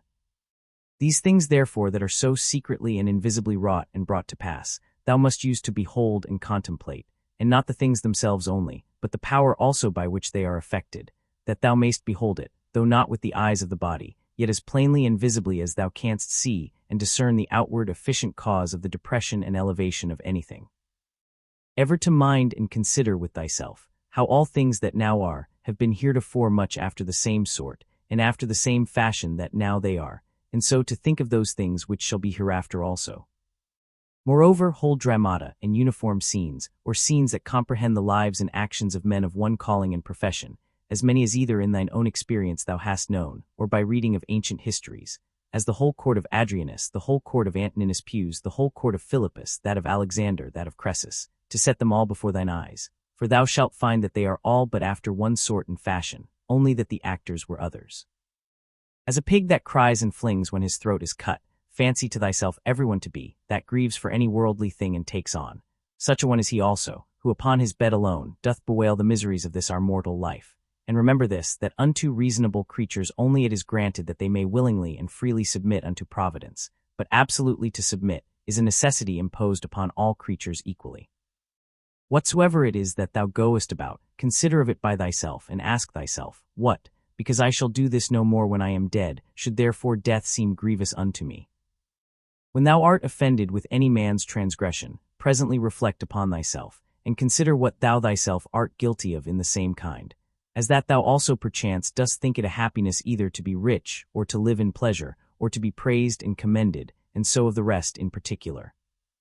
For this if thou shalt call to mind, thou shalt soon forget thine anger, especially when at the same time this also shall concur in thy thoughts, that he was constrained by his error and ignorance so to do. For how can he choose as long as he is of that opinion? Do thou therefore, if thou canst, take away that from him, that forceth him to do as he doth.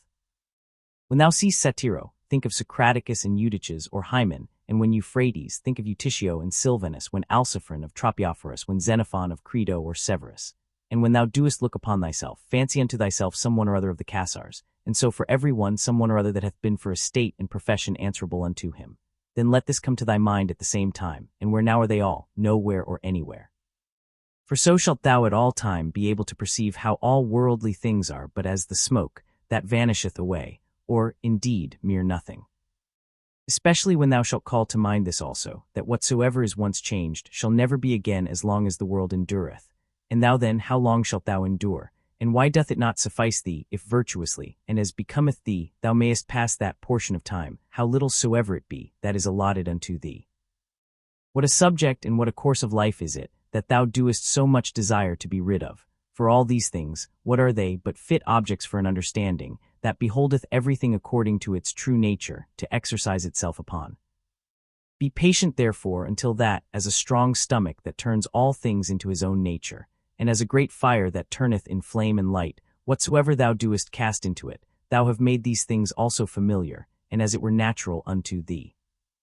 Let it not be in any man's power to say truly of thee, that thou art not truly simple, or sincere and open, or not good. Let him be deceived whosoever he be that shall have any such opinion of thee, for all this doth depend of thee. For who is it that should hinder thee from being either truly simple or good? Do thou only resolve rather not to live than not to be such. For indeed neither doth it stand with reason that he should live that is not such. What then is it that may upon this present occasion, according to best reason and discretion, either be said or done? For whatsoever it be, it is in thy power either to do it, or to say it, and therefore seek not any pretenses, as though thou wert hindered. Thou wilt never cease groaning and complaining, until such time as that, what pleasure is unto the voluptuous, be unto thee, to do in everything that presents itself, whatsoever may be done conformably and agreeably to the proper constitution of man, or to man as he is a man. For thou must account that pleasure, whatsoever it be, that thou mayest do according to thine own nature, and to do this every place will fit thee. Unto the cylindrus or roller, It is not granted to move everywhere according to its own proper motion, as neither unto the water, nor unto the fire, nor unto any other thing, that either is merely natural or natural and sensitive, but not rational, for many things there be that can hinder their operations. But of the mind and understanding this is the proper privilege, that according to its own nature, and as it will itself, it can pass through every obstacle that it finds, and keep straight on forwards. Setting therefore before thine eyes this happiness and felicity of thy mind, whereby it is able to pass through all things, and is capable of all motions, whether as the fire, upwards, or as the stone downwards, or as the cylindrous through that which is sloping, content thyself with it, and seek not after any other thing. For all other kind of hindrances that are not hindrances of thy mind, either they are proper to the body, or merely proceed from the opinion, reason not making that resistance that it should, but basely and cowardly suffering itself to be foiled, and of themselves can neither wound, nor do any hurt at all. Else must he of necessity, whosoever he be that meets with any of them, become worse than he was before. For so is it in all other subjects, that is thought hurtful unto them, whereby they are made worse. But here contrariwise, man, if he make that good use of them that he should, is rather the better and the more praiseworthy for any of those kind of hindrances, than otherwise. But generally remember that nothing can hurt a natural citizen, that is not hurtful unto the city itself, nor anything hurt the city, that is not hurtful unto the law itself.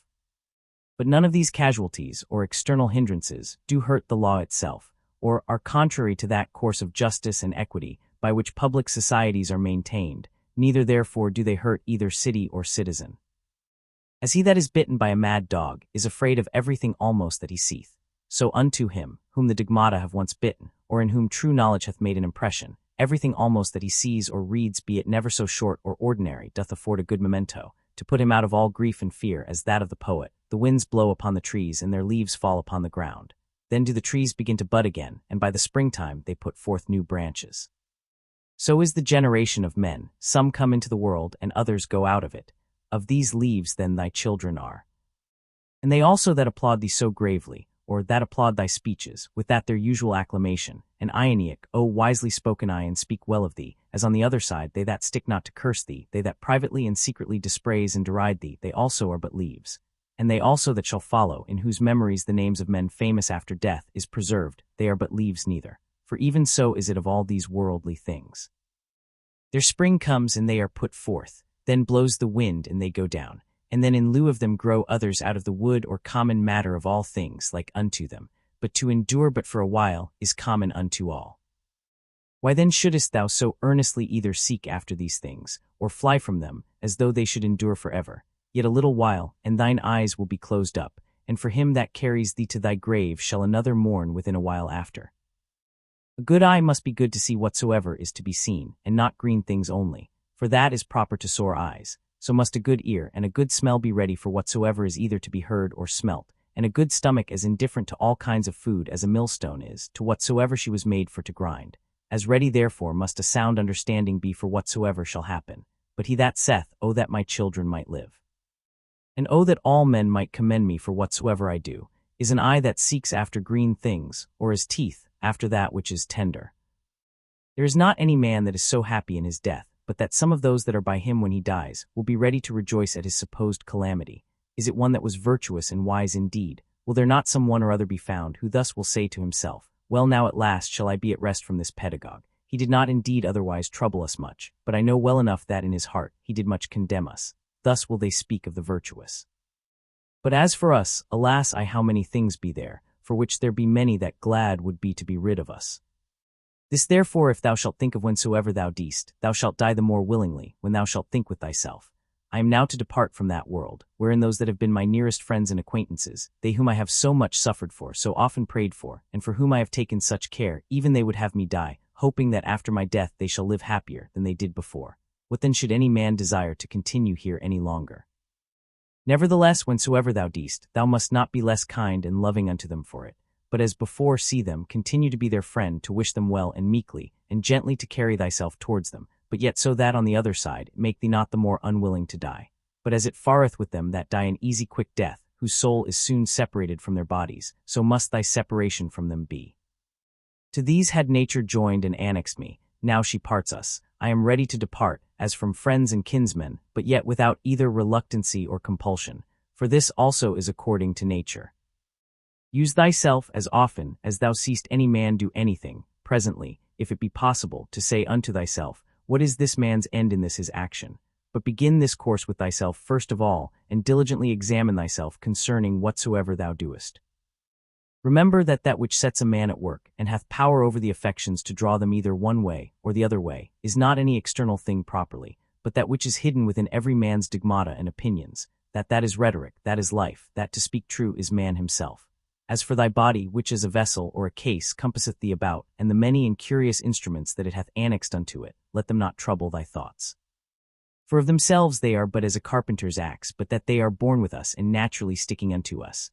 But otherwise, without the inward cause that hath power to move them, and to restrain them, those parts are of themselves of no more use unto us, than the shuttle is of itself to the weaver, or the pen to the writer, or the whip to the coachman. The 11th Book. The natural properties and privileges of a reasonable soul are, that she seeth herself, that she can order and compose herself, that she makes herself as she will herself, that she reaps her own fruits whatsoever, whereas plants, trees, unreasonable creatures, what fruit soever, be it either fruit properly or analogically only, they bear them unto others and not to themselves. Again, whensoever and wheresoever, sooner or later her life doth end, she hath her own end nevertheless. For it is not with her as with dancers and players, who if they be interrupted in any part of their action, the whole action must needs be imperfect. But she in what part of time or action soever she be surprised, can make that which she hath in her hand whatsoever it be, complete and full, so that she may depart with that comfort, I have lived, neither want I anything of that which properly did belong unto me. Again she compasseth the whole world, and penetrateth into the vanity and mere outside, wanting substance and solidity of it, and stretcheth herself unto the infiniteness of eternity, and the revolution or restoration of all things after a certain period of time, to the same state and place as before, she fetcheth about, and doth comprehend in herself.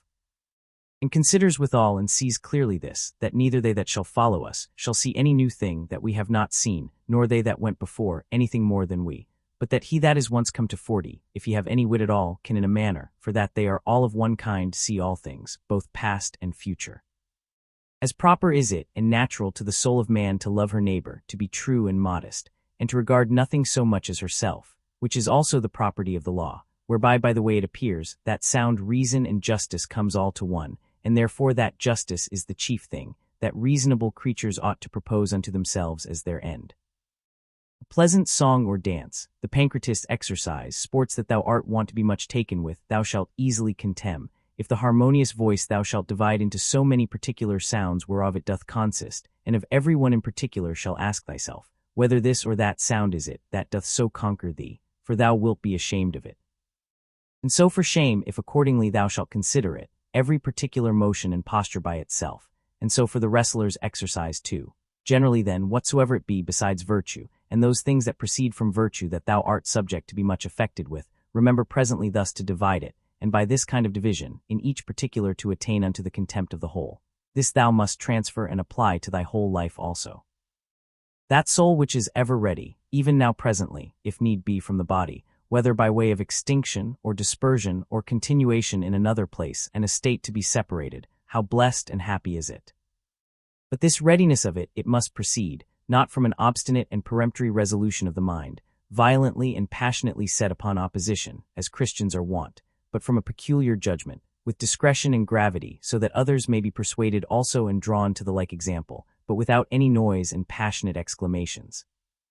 Have I done anything charitably? Then am I benefited by it. See that this upon all occasions may present itself unto thy mind, and never cease to think of it.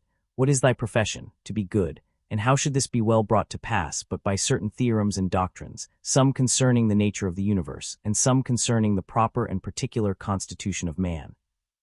Tragedies were at first brought in and instituted, to put men in mind of worldly chances and casualties. That these things in the ordinary course of nature did so happen, that men that were much pleased and delighted by such accidents upon this stage, would not by the same things in a greater stage be grieved and afflicted. For here you see what is the end of all such things, and that even they that cry out so mournfully to Cytheron must bear them for all their cries and exclamations, as well as others. And in very truth many good things are spoken by these poets, as that, for example, is an excellent passage. But if so be that I and my 2 children be neglected by the gods, they have some reason even for that, and see and again, it will but little avail thee to storm and rage against the things themselves, and see again, to reap one's life as a ripe ear of corn, and whatsoever else is to be found in them, that is of the same kind. After the tragedy, the ancient comedy was brought in, which had the liberty to inveigh against personal vices, being therefore through this her freedom and liberty of speech of very good use and effect, to restrain men from pride and arrogance, to which end it was that Diogenes took also the same liberty. After these, what were either the middle or new comedy admitted for, but merely, or for the most part at least, for the delight and pleasure of curious and excellent imitation, it will steal away, look to it, and see why no man denies, but that these also have some good things whereof that may be one. But the whole drift and foundation of that kind of dramatical poetry, what is it else but as we have said? How clearly doth it appear unto thee, that no other course of thy life could fit a true philosopher's practice better than this very course, that thou art now already in. A branch cut off from the continuity of that which was next unto it, must needs be cut off from the whole tree. So a man that is divided from another man is divided from the whole society. A branch is cut off by another, but he that hates and is averse cuts himself off from his neighbor, and knows not that at the same time he divides himself from the whole body or corporation. But herein is the gift and mercy of God, the author of this society, in that once cut off we may grow together and become part of the whole again. But if this happen often, the misery is that the further a man is run in this division, the harder he is to be reunited and restored again. And however the branch which, once cut of afterwards was grafted in, gardeners can tell you is not like that which sprouted together at first, and still continued in the unity of the body. To grow together like fellow branches in matter of good correspondence and affection, but not in matter of opinions, they that shall oppose thee in thy right courses, as it is not in their power to divert thee from thy good action, so neither let it be to divert thee from thy good affection towards them. But be it thy care to keep thyself constant in both in a right judgment and action, and in true meekness towards them, that either shall do their endeavor to hinder thee, or at least will be displeased with thee for what thou hast done. For to fail in either in the one to give over for fear, or in the other to forsake thy natural affection towards him, who by nature is both thy friend and thy kinsman, is equally base, and much savoring of the disposition of a cowardly fugitive soldier. It is not possible that any nature should be inferior unto art, since that all arts imitate nature. If this be so, that the most perfect and general nature of all natures should in her operation come short of the skill of arts, is most improbable. Now common is it to all arts, to make that which is worse for the better's sake. Much more then doth the common nature do the same, hence is the first ground of justice. From justice all other virtues have their existence, for justice cannot be preserved, if either we settle our minds and affections upon worldly things, or be apt to be deceived, or rash and inconstant. The things themselves, which either to get or to avoid thou art put to so much trouble, come not unto thee themselves, but thou in a manner goest unto them. Let then thine own judgment and opinion concerning those things be at rest, and as for the things themselves, they stand still and quiet, without any noise or stir at all, and so shall all pursuing and flying cease.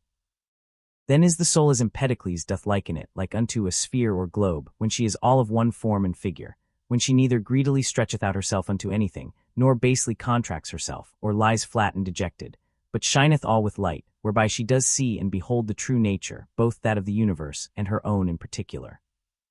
Will any contemn me? Let him look to that, upon what grounds he does it. My care shall be that I may never be found either doing or speaking anything that doth truly deserve contempt. Will any hate me? Let him look to that. I for my part will be kind and loving unto all, and even unto him that hates me, whomsoever he be, will I be ready to show his error, not by way of exprobation or ostentation of my patience, but ingenuously and meekly, such as was that famous Phocion, if so be that he did not dissemble. For it is inwardly that these things must be, that the gods who look inwardly and not upon the outward appearance may behold a man truly free from all indignation and grief. For what hurt can it be unto thee whatsoever any man else doth, as long as thou mayest do that which is proper and suitable to thine own nature? Wilt not thou, a man wholly appointed to be both what, and as the common good shall require, except of that which is now seasonable to the nature of the universe?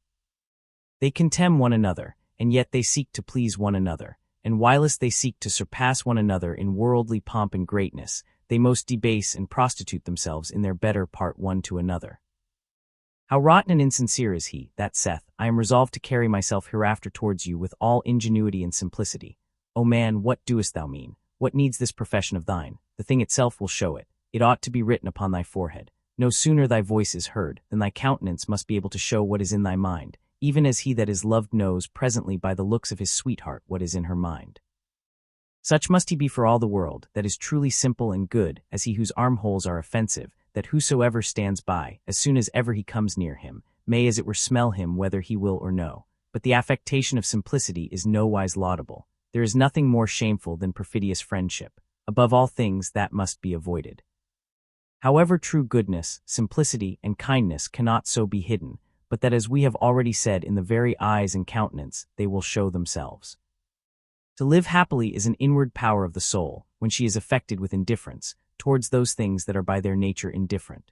To be thus affected, she must consider all worldly objects both divided and whole, remembering withal that no object can of itself beget any opinion in us, neither can come to us, but stands without still and quiet, but that we ourselves beget, and as it were print in ourselves opinions concerning them. Now it is in our power not to print them, and if they creep in and lurk in some corner, it is in our power to wipe them off. Remembering moreover that this care and circumspection of thine is to continue but for a while, and then thy life will be at an end. And what should hinder, but that thou mayest do well with all these things? For if they be according to nature, rejoice in them, and let them be pleasing and acceptable unto thee. But if they be against nature, seek thou that which is according to thine own nature, and whether it be for thy credit or no, use all possible speed for the attainment of it, for no man ought to be blamed, for seeking his own good and happiness.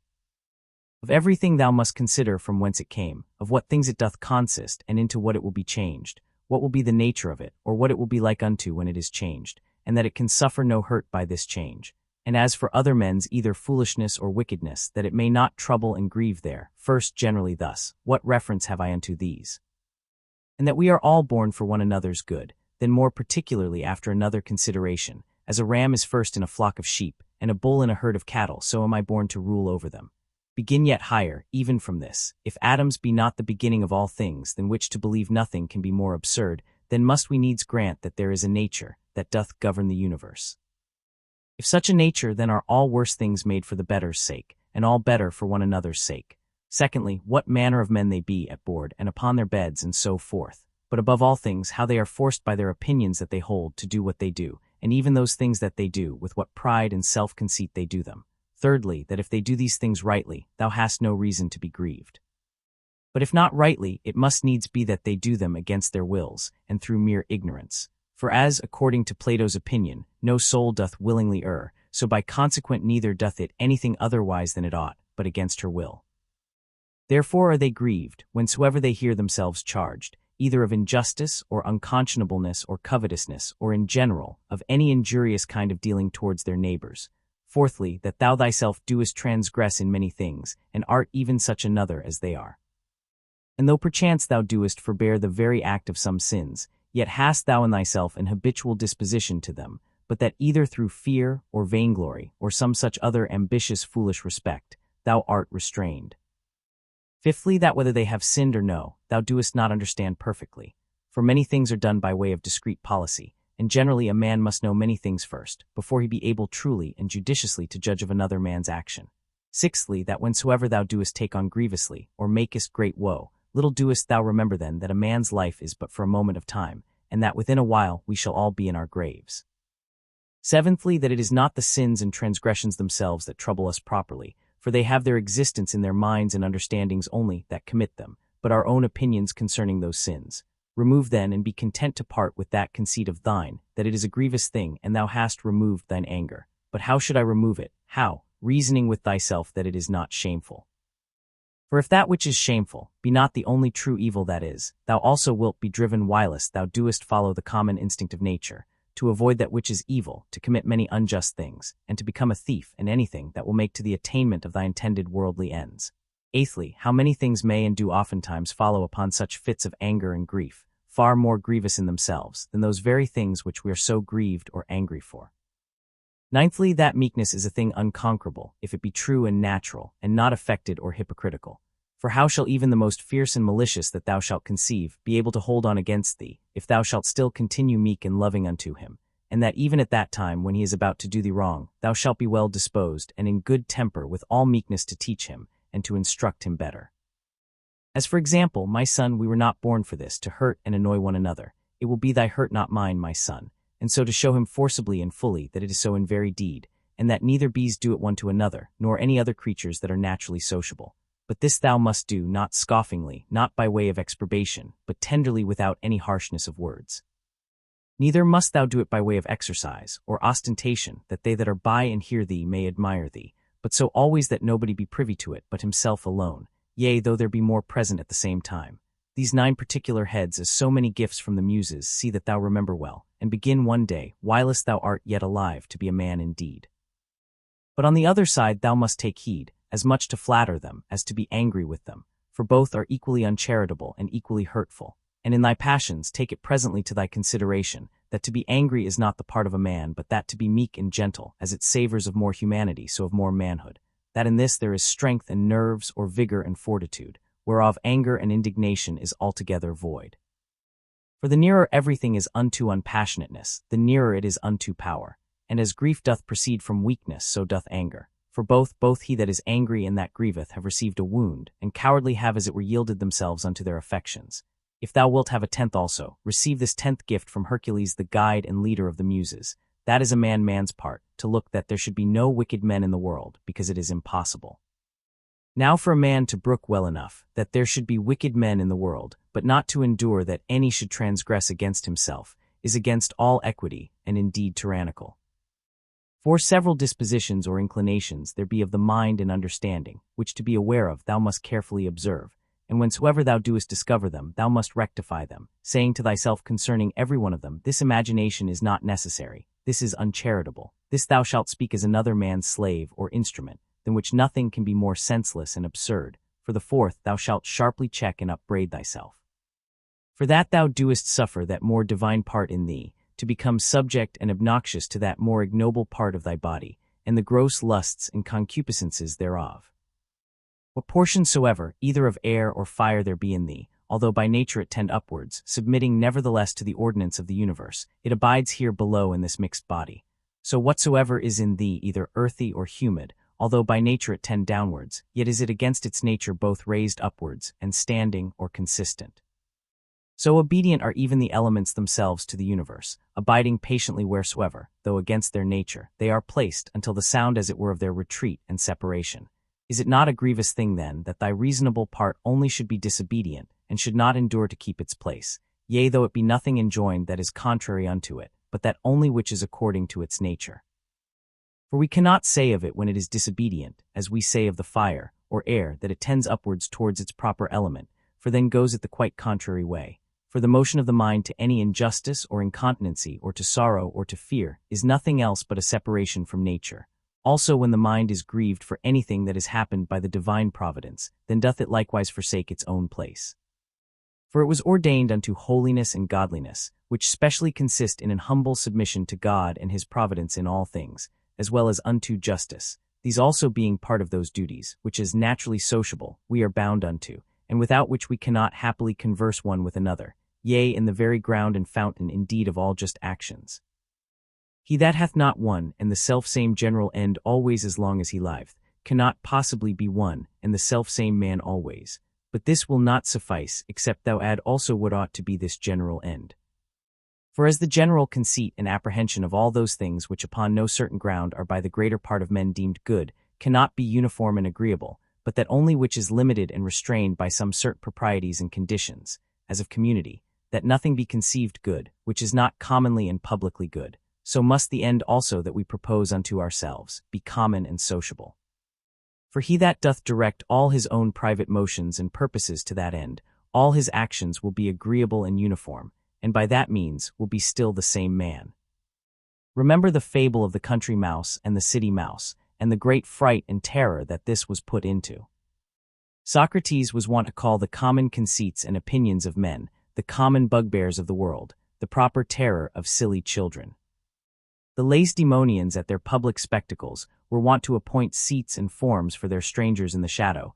They themselves were content to sit anywhere.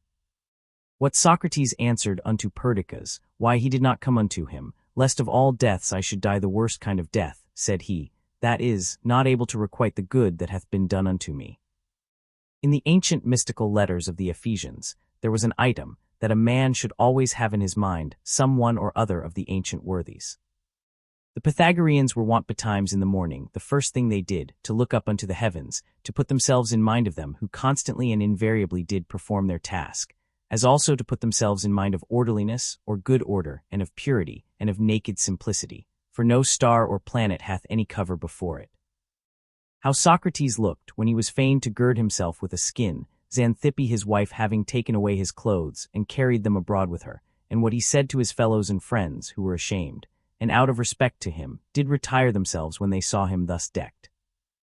In matter of writing or reading thou must needs be taught before thou can do either, much more in matter of life. For thou art born a mere slave, to thy senses and brutish affections, destitute without teaching of all true knowledge and sound reason. My heart smiled within me, they will accuse even virtue herself, with heinous and opprobrious words. As they that long after figs in winter when they cannot be had, so are they that long after children, before they be granted them. As often as a father kisseth his child, he should say secretly with himself, said Epictetus, tomorrow perchance shall he die. But these words be ominous. No words ominous, said he, that signify anything that is natural, in very truth indeed not more ominous than this, to cut down grapes when they are ripe. Green grapes, ripe grapes, dried grapes, or raisins, so many changes and mutations of one thing, not into that which was not absolutely, but rather so many several changes and mutations, not into that which hath no being at all, but into that which is not yet in being. The free will there is no thief or robber, out of Epictetus, whose is this also, that we should find a certain art and method of assenting, and that we should always observe with great care and heed the inclinations of our minds, that they may always be with their due restraint and reservation, always charitable and according to the true worth of every present object. And as for earnest longing, that we should altogether avoid it, and to use averseness in those things only that wholly depend of our own wills. It is not about ordinary petty matters, believe it, that all our strife and contention is, but whether, with the vulgar, we should be mad, or by the help of philosophy wise and sober, said he. 32. Socrates said, what will you have, the souls of reasonable or unreasonable creatures? Of reasonable, but what? Of those whose reason is sound and perfect, or of those whose reason is vitiated and corrupted? Of those whose reason is sound and perfect. Why then labor ye not for such? Because we have them already. What then do ye so strive and contend between you? The 12th book. Whatsoever thou doest hereafter aspire unto, thou mayest even now enjoy and possess, if thou doest not envy thyself thine own happiness. And that will be, if thou shalt forget all that is past, and for the future, refer thyself wholly to the divine providence, and shalt bend and apply all thy present thoughts and intentions to holiness and righteousness.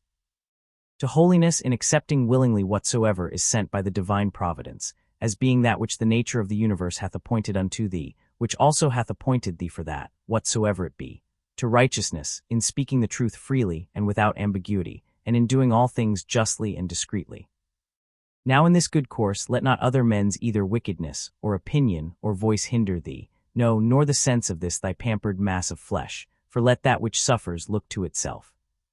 If therefore whensoever the time of thy departing shall come, thou shalt readily leave all things, and shalt respect thy mind only, and that divine part of thine, and this shall be thine only fear, not that some time or other thou shalt cease to live, but thou shalt never begin to live according to nature.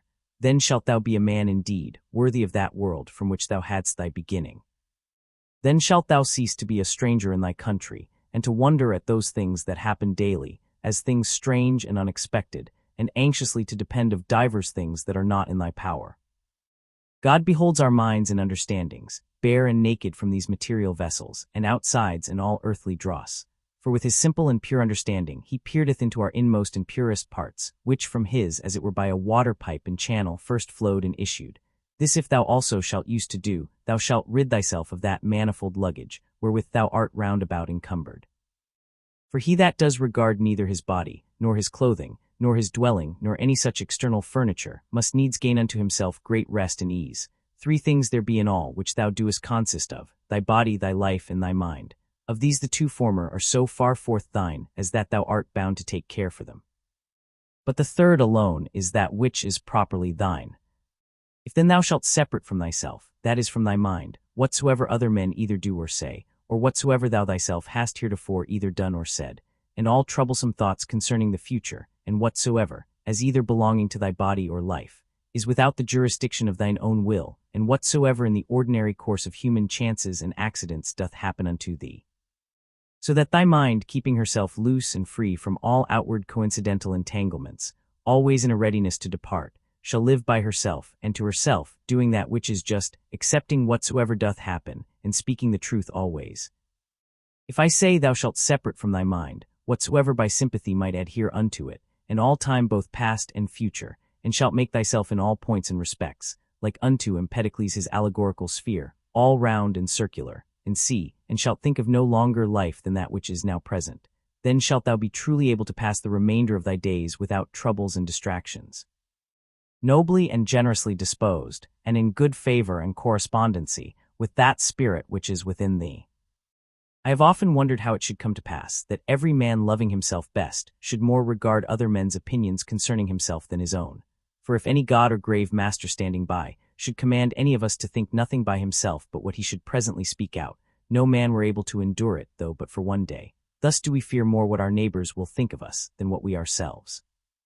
How come it to pass that the gods, having ordered all other things so well and so lovingly, should be overseen in this one only thing, that whereas then hath been some very good men that have made many covenants, as it were, with God, and by many holy actions and outward services contracted a kind of familiarity with him, that these men, when once they are dead, should never be restored to life, but be extinct forever?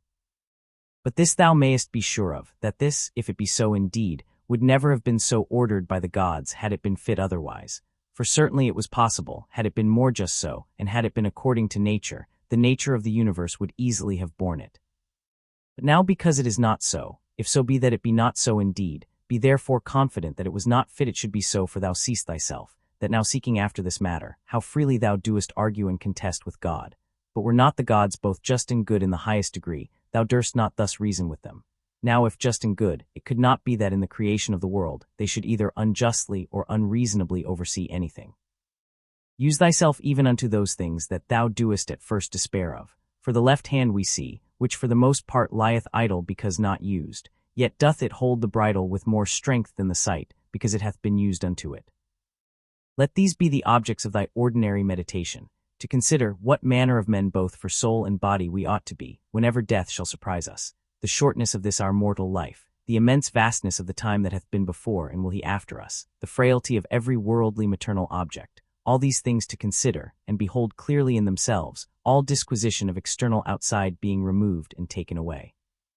Again, to consider the efficient causes of all things, the proper ends and references of all actions, what pain is in itself, what pleasure, what death, what fame or honor, how every man is the true and proper ground of his own rest and tranquility, and that no man can truly be hindered by any other, that all is but conceit and opinion. As for the use of thy digmata, thou must carry thyself in the practice of them, rather like unto a pancratiast, or one that at the same time both fights and wrestles with hands and feet, than a gladiator. For this, if he lose his sword that he fights with, he is gone, whereas the other hath still his hand free, which he may easily turn and manage at his will. All worldly things thou must behold and consider, dividing them into matter, form, and reference, or their proper end. How happy is man in this his power that hath been granted unto him, that he needs not do anything but what God shall approve, and that he may embrace contentedly whatsoever God doth send unto him. Whatsoever doth happen in the ordinary course and consequence of natural events, neither the gods, for it is not possible that they either wittingly or unwittingly should do anything amiss, nor men, for it is through ignorance, and therefore against their wills that they do anything amiss must be accused. None then must be accused. How ridiculous and strange is he that wonders at anything that happens in this life, in the ordinary course of nature. Either fate, and that either an absolute necessity, an unavoidable decree, or a placable and flexible providence, or all is a mere casual confusion, void of all order and government.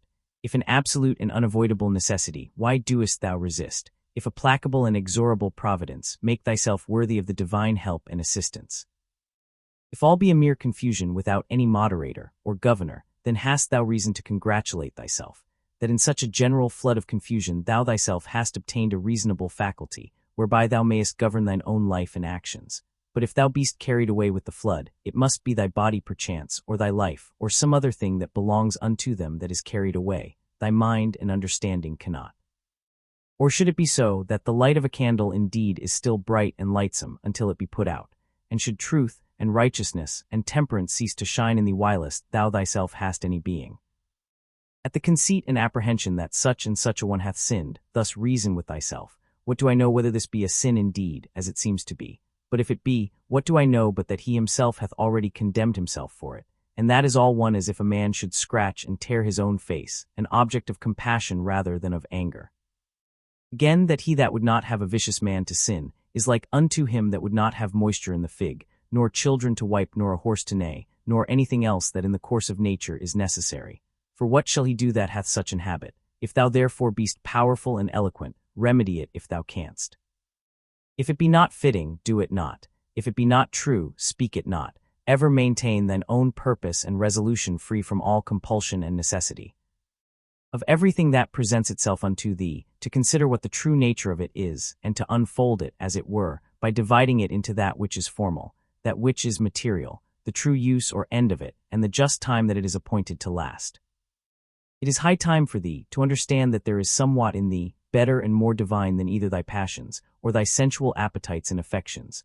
What is now the object of my mind, is it fear, or suspicion, or lust, or any such thing, to do nothing rashly without some certain end, let that be thy first care.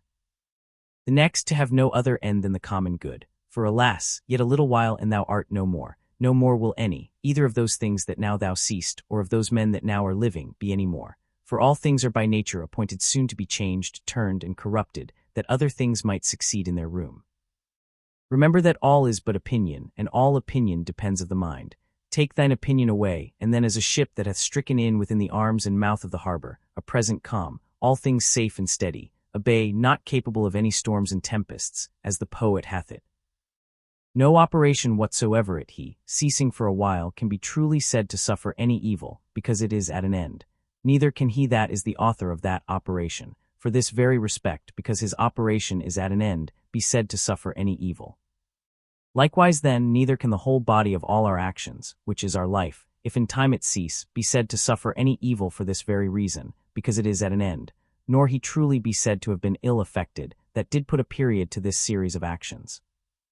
Now this time or certain period depends of the determination of nature, sometimes of particular nature, as when a man dieth old, but of nature in general, however, the parts whereof thus changing one after another, the whole world still continues fresh and new. Now that is ever best and most seasonable, which is for the good of the whole.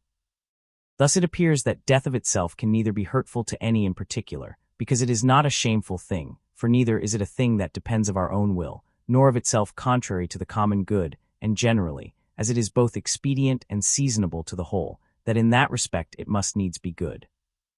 It is that also which is brought unto us by the order and appointment of the divine providence, so that he whose will and mind in these things runs along with the divine ordinance, and by this concurrence of his will and mind with the divine providence, is led and driven along, as it were by God himself, may truly be termed and esteemed the thet epsilon sigma phi omicron rho eta tau omicron sigma, or divinely led and inspired.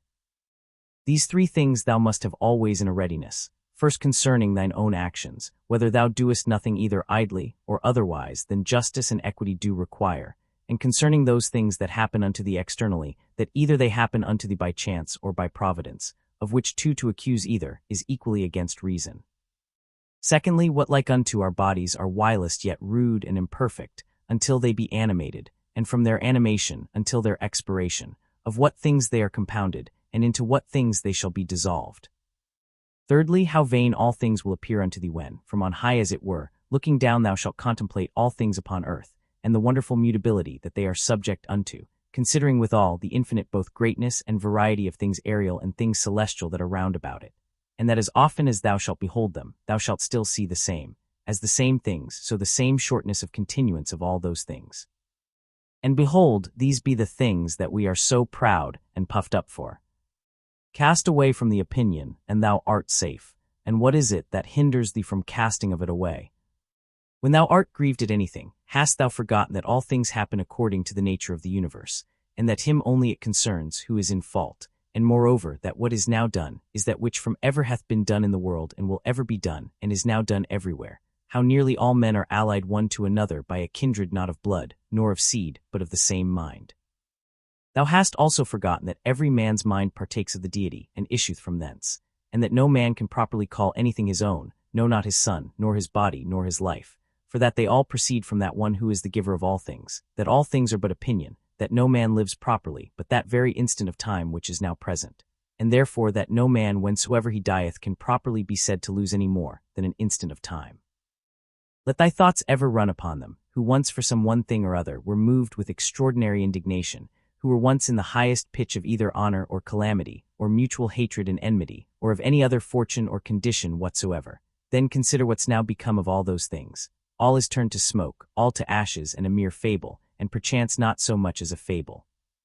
As also whatsoever is of this nature, as Fabius Catulinus in the field, Lucius Lupus and Stratinius, at Bea Tiberius at Capria and Velius Rufus, and all such examples of vehement prosecution in worldly matters, let these also run in thy mind at the same time, and how vile every object of such earnest and vehement prosecution is, and how much more agreeable to true philosophy it is, for a man to carry himself in every matter that offers itself justly and moderately as one that followeth the gods with all simplicity. For a man to be proud and high-conceited, that he is not proud and high-conceited, is of all kind of pride and presumption the most intolerable. To them that ask thee, where hast thou seen the gods, or how knowest thou certainly that there be gods, that thou art so devout in their worship? I answer first of all, that even to the very eye they are in some manner visible and apparent. Secondly, neither have I ever seen mine own soul, and yet I respect and honor it. So then for the gods, by the daily experience that I have of their power and providence towards myself and others, I know certainly that they are, and therefore worship them. Herein doth consist happiness of life, for a man to know thoroughly the true nature of everything, what is the matter and what is the form of it, with all his heart and soul, ever to do that which is just and to speak the truth. What then remaineth but to enjoy thy life in a course and coherence of good actions, one upon another immediately succeeding, and never interrupted, though for never so little a while. There is but one light of the sun, though it be intercepted by walls and mountains and other thousand objects. There is but one common substance of the whole world, though it be concluded and restrained into several different bodies, in number infinite. There is but one common soul, though divided into innumerable particular essences and natures. So is there but one common intellectual soul, though it seem to be divided. And as for all other parts of those generals which we have mentioned, as either sensitive souls or subjects, these of themselves, as naturally irrational, have no common mutual reference one unto another, though many of them contain a mind or reasonable faculty in them, whereby they are ruled and governed. But of every reasonable mind, this the particular nature, that it hath reference to whatsoever is of her own kind, and desireth to be united. Neither can this common affection, or mutual unity and correspondency, be here intercepted or divided, or confined to particulars as those other common things are. What doest thou desire? To live long. What? To enjoy the operations of a sensitive soul, or of the appetitive faculty, or wouldst thou grow and then decrease again? Wouldst thou long be able to talk, to think and reason with thyself? Which of all these seems unto thee a worthy object of thy desire? Now if of all these thou doest find that they be but little worth in themselves, proceed on unto the last, which is, in all things to follow God and reason. But for a man to grieve that by death he shall be deprived of any of these things, is both against God and reason. What a small portion of vast and infinite eternity it is, that is allowed unto every one of us, and how soon it vanisheth into the general age of the world, of the common substance, and of the common soul also what a small portion is allotted unto us, and in what a little clod of the whole earth, as it were, it is that thou doest crawl.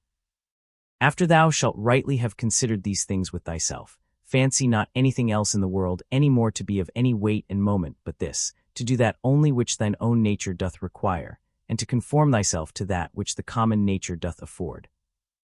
What is the present estate of my understanding? For herein lieth all indeed. As for all other things, they are without the compass of mine own will, and if without the compass of my will, then are they as dead things unto me, and as it were mere smoke. To stir up a man to the contempt of death, this among other things, is of good power and efficacy, that even they who esteemed pleasure to be happiness and pain misery, did nevertheless many of them contemn death as much as any. And can death be terrible to him, to whom that only seems good, which in the ordinary course of nature is seasonable? To him to whom, whether his actions be many or few, so they be all good, is all one, and who whether he behold the things of the world being always the same either for many years, or for few years only, is altogether indifferent. O man, as a citizen thou hast lived, and conversed in this great city the world, whether just for so many years or no, what is it unto thee? Thou hast lived, thou mayest be sure, as long as the laws and orders of the city required, which may be the common comfort of all. Why then should it be grievous unto thee, if not a tyrant, nor an unjust judge, but the same nature that brought thee in doth now send thee out of the world, as if the praetor should fairly dismiss him from the stage, whom he had taken into act a while? Oh, but the play is not yet at an end, there are but 3 acts yet acted of it. Thou hast well said, for in matter of life 3 acts is the whole play. Now to set a certain time to every man's acting, belongs unto him only, who as first he was of thy composition, so is now the cause of thy dissolution. As for thyself, thou hast to do with neither. Go thy ways then well pleased and contented, for so is he that dismisseth thee. You have reached the end of the document.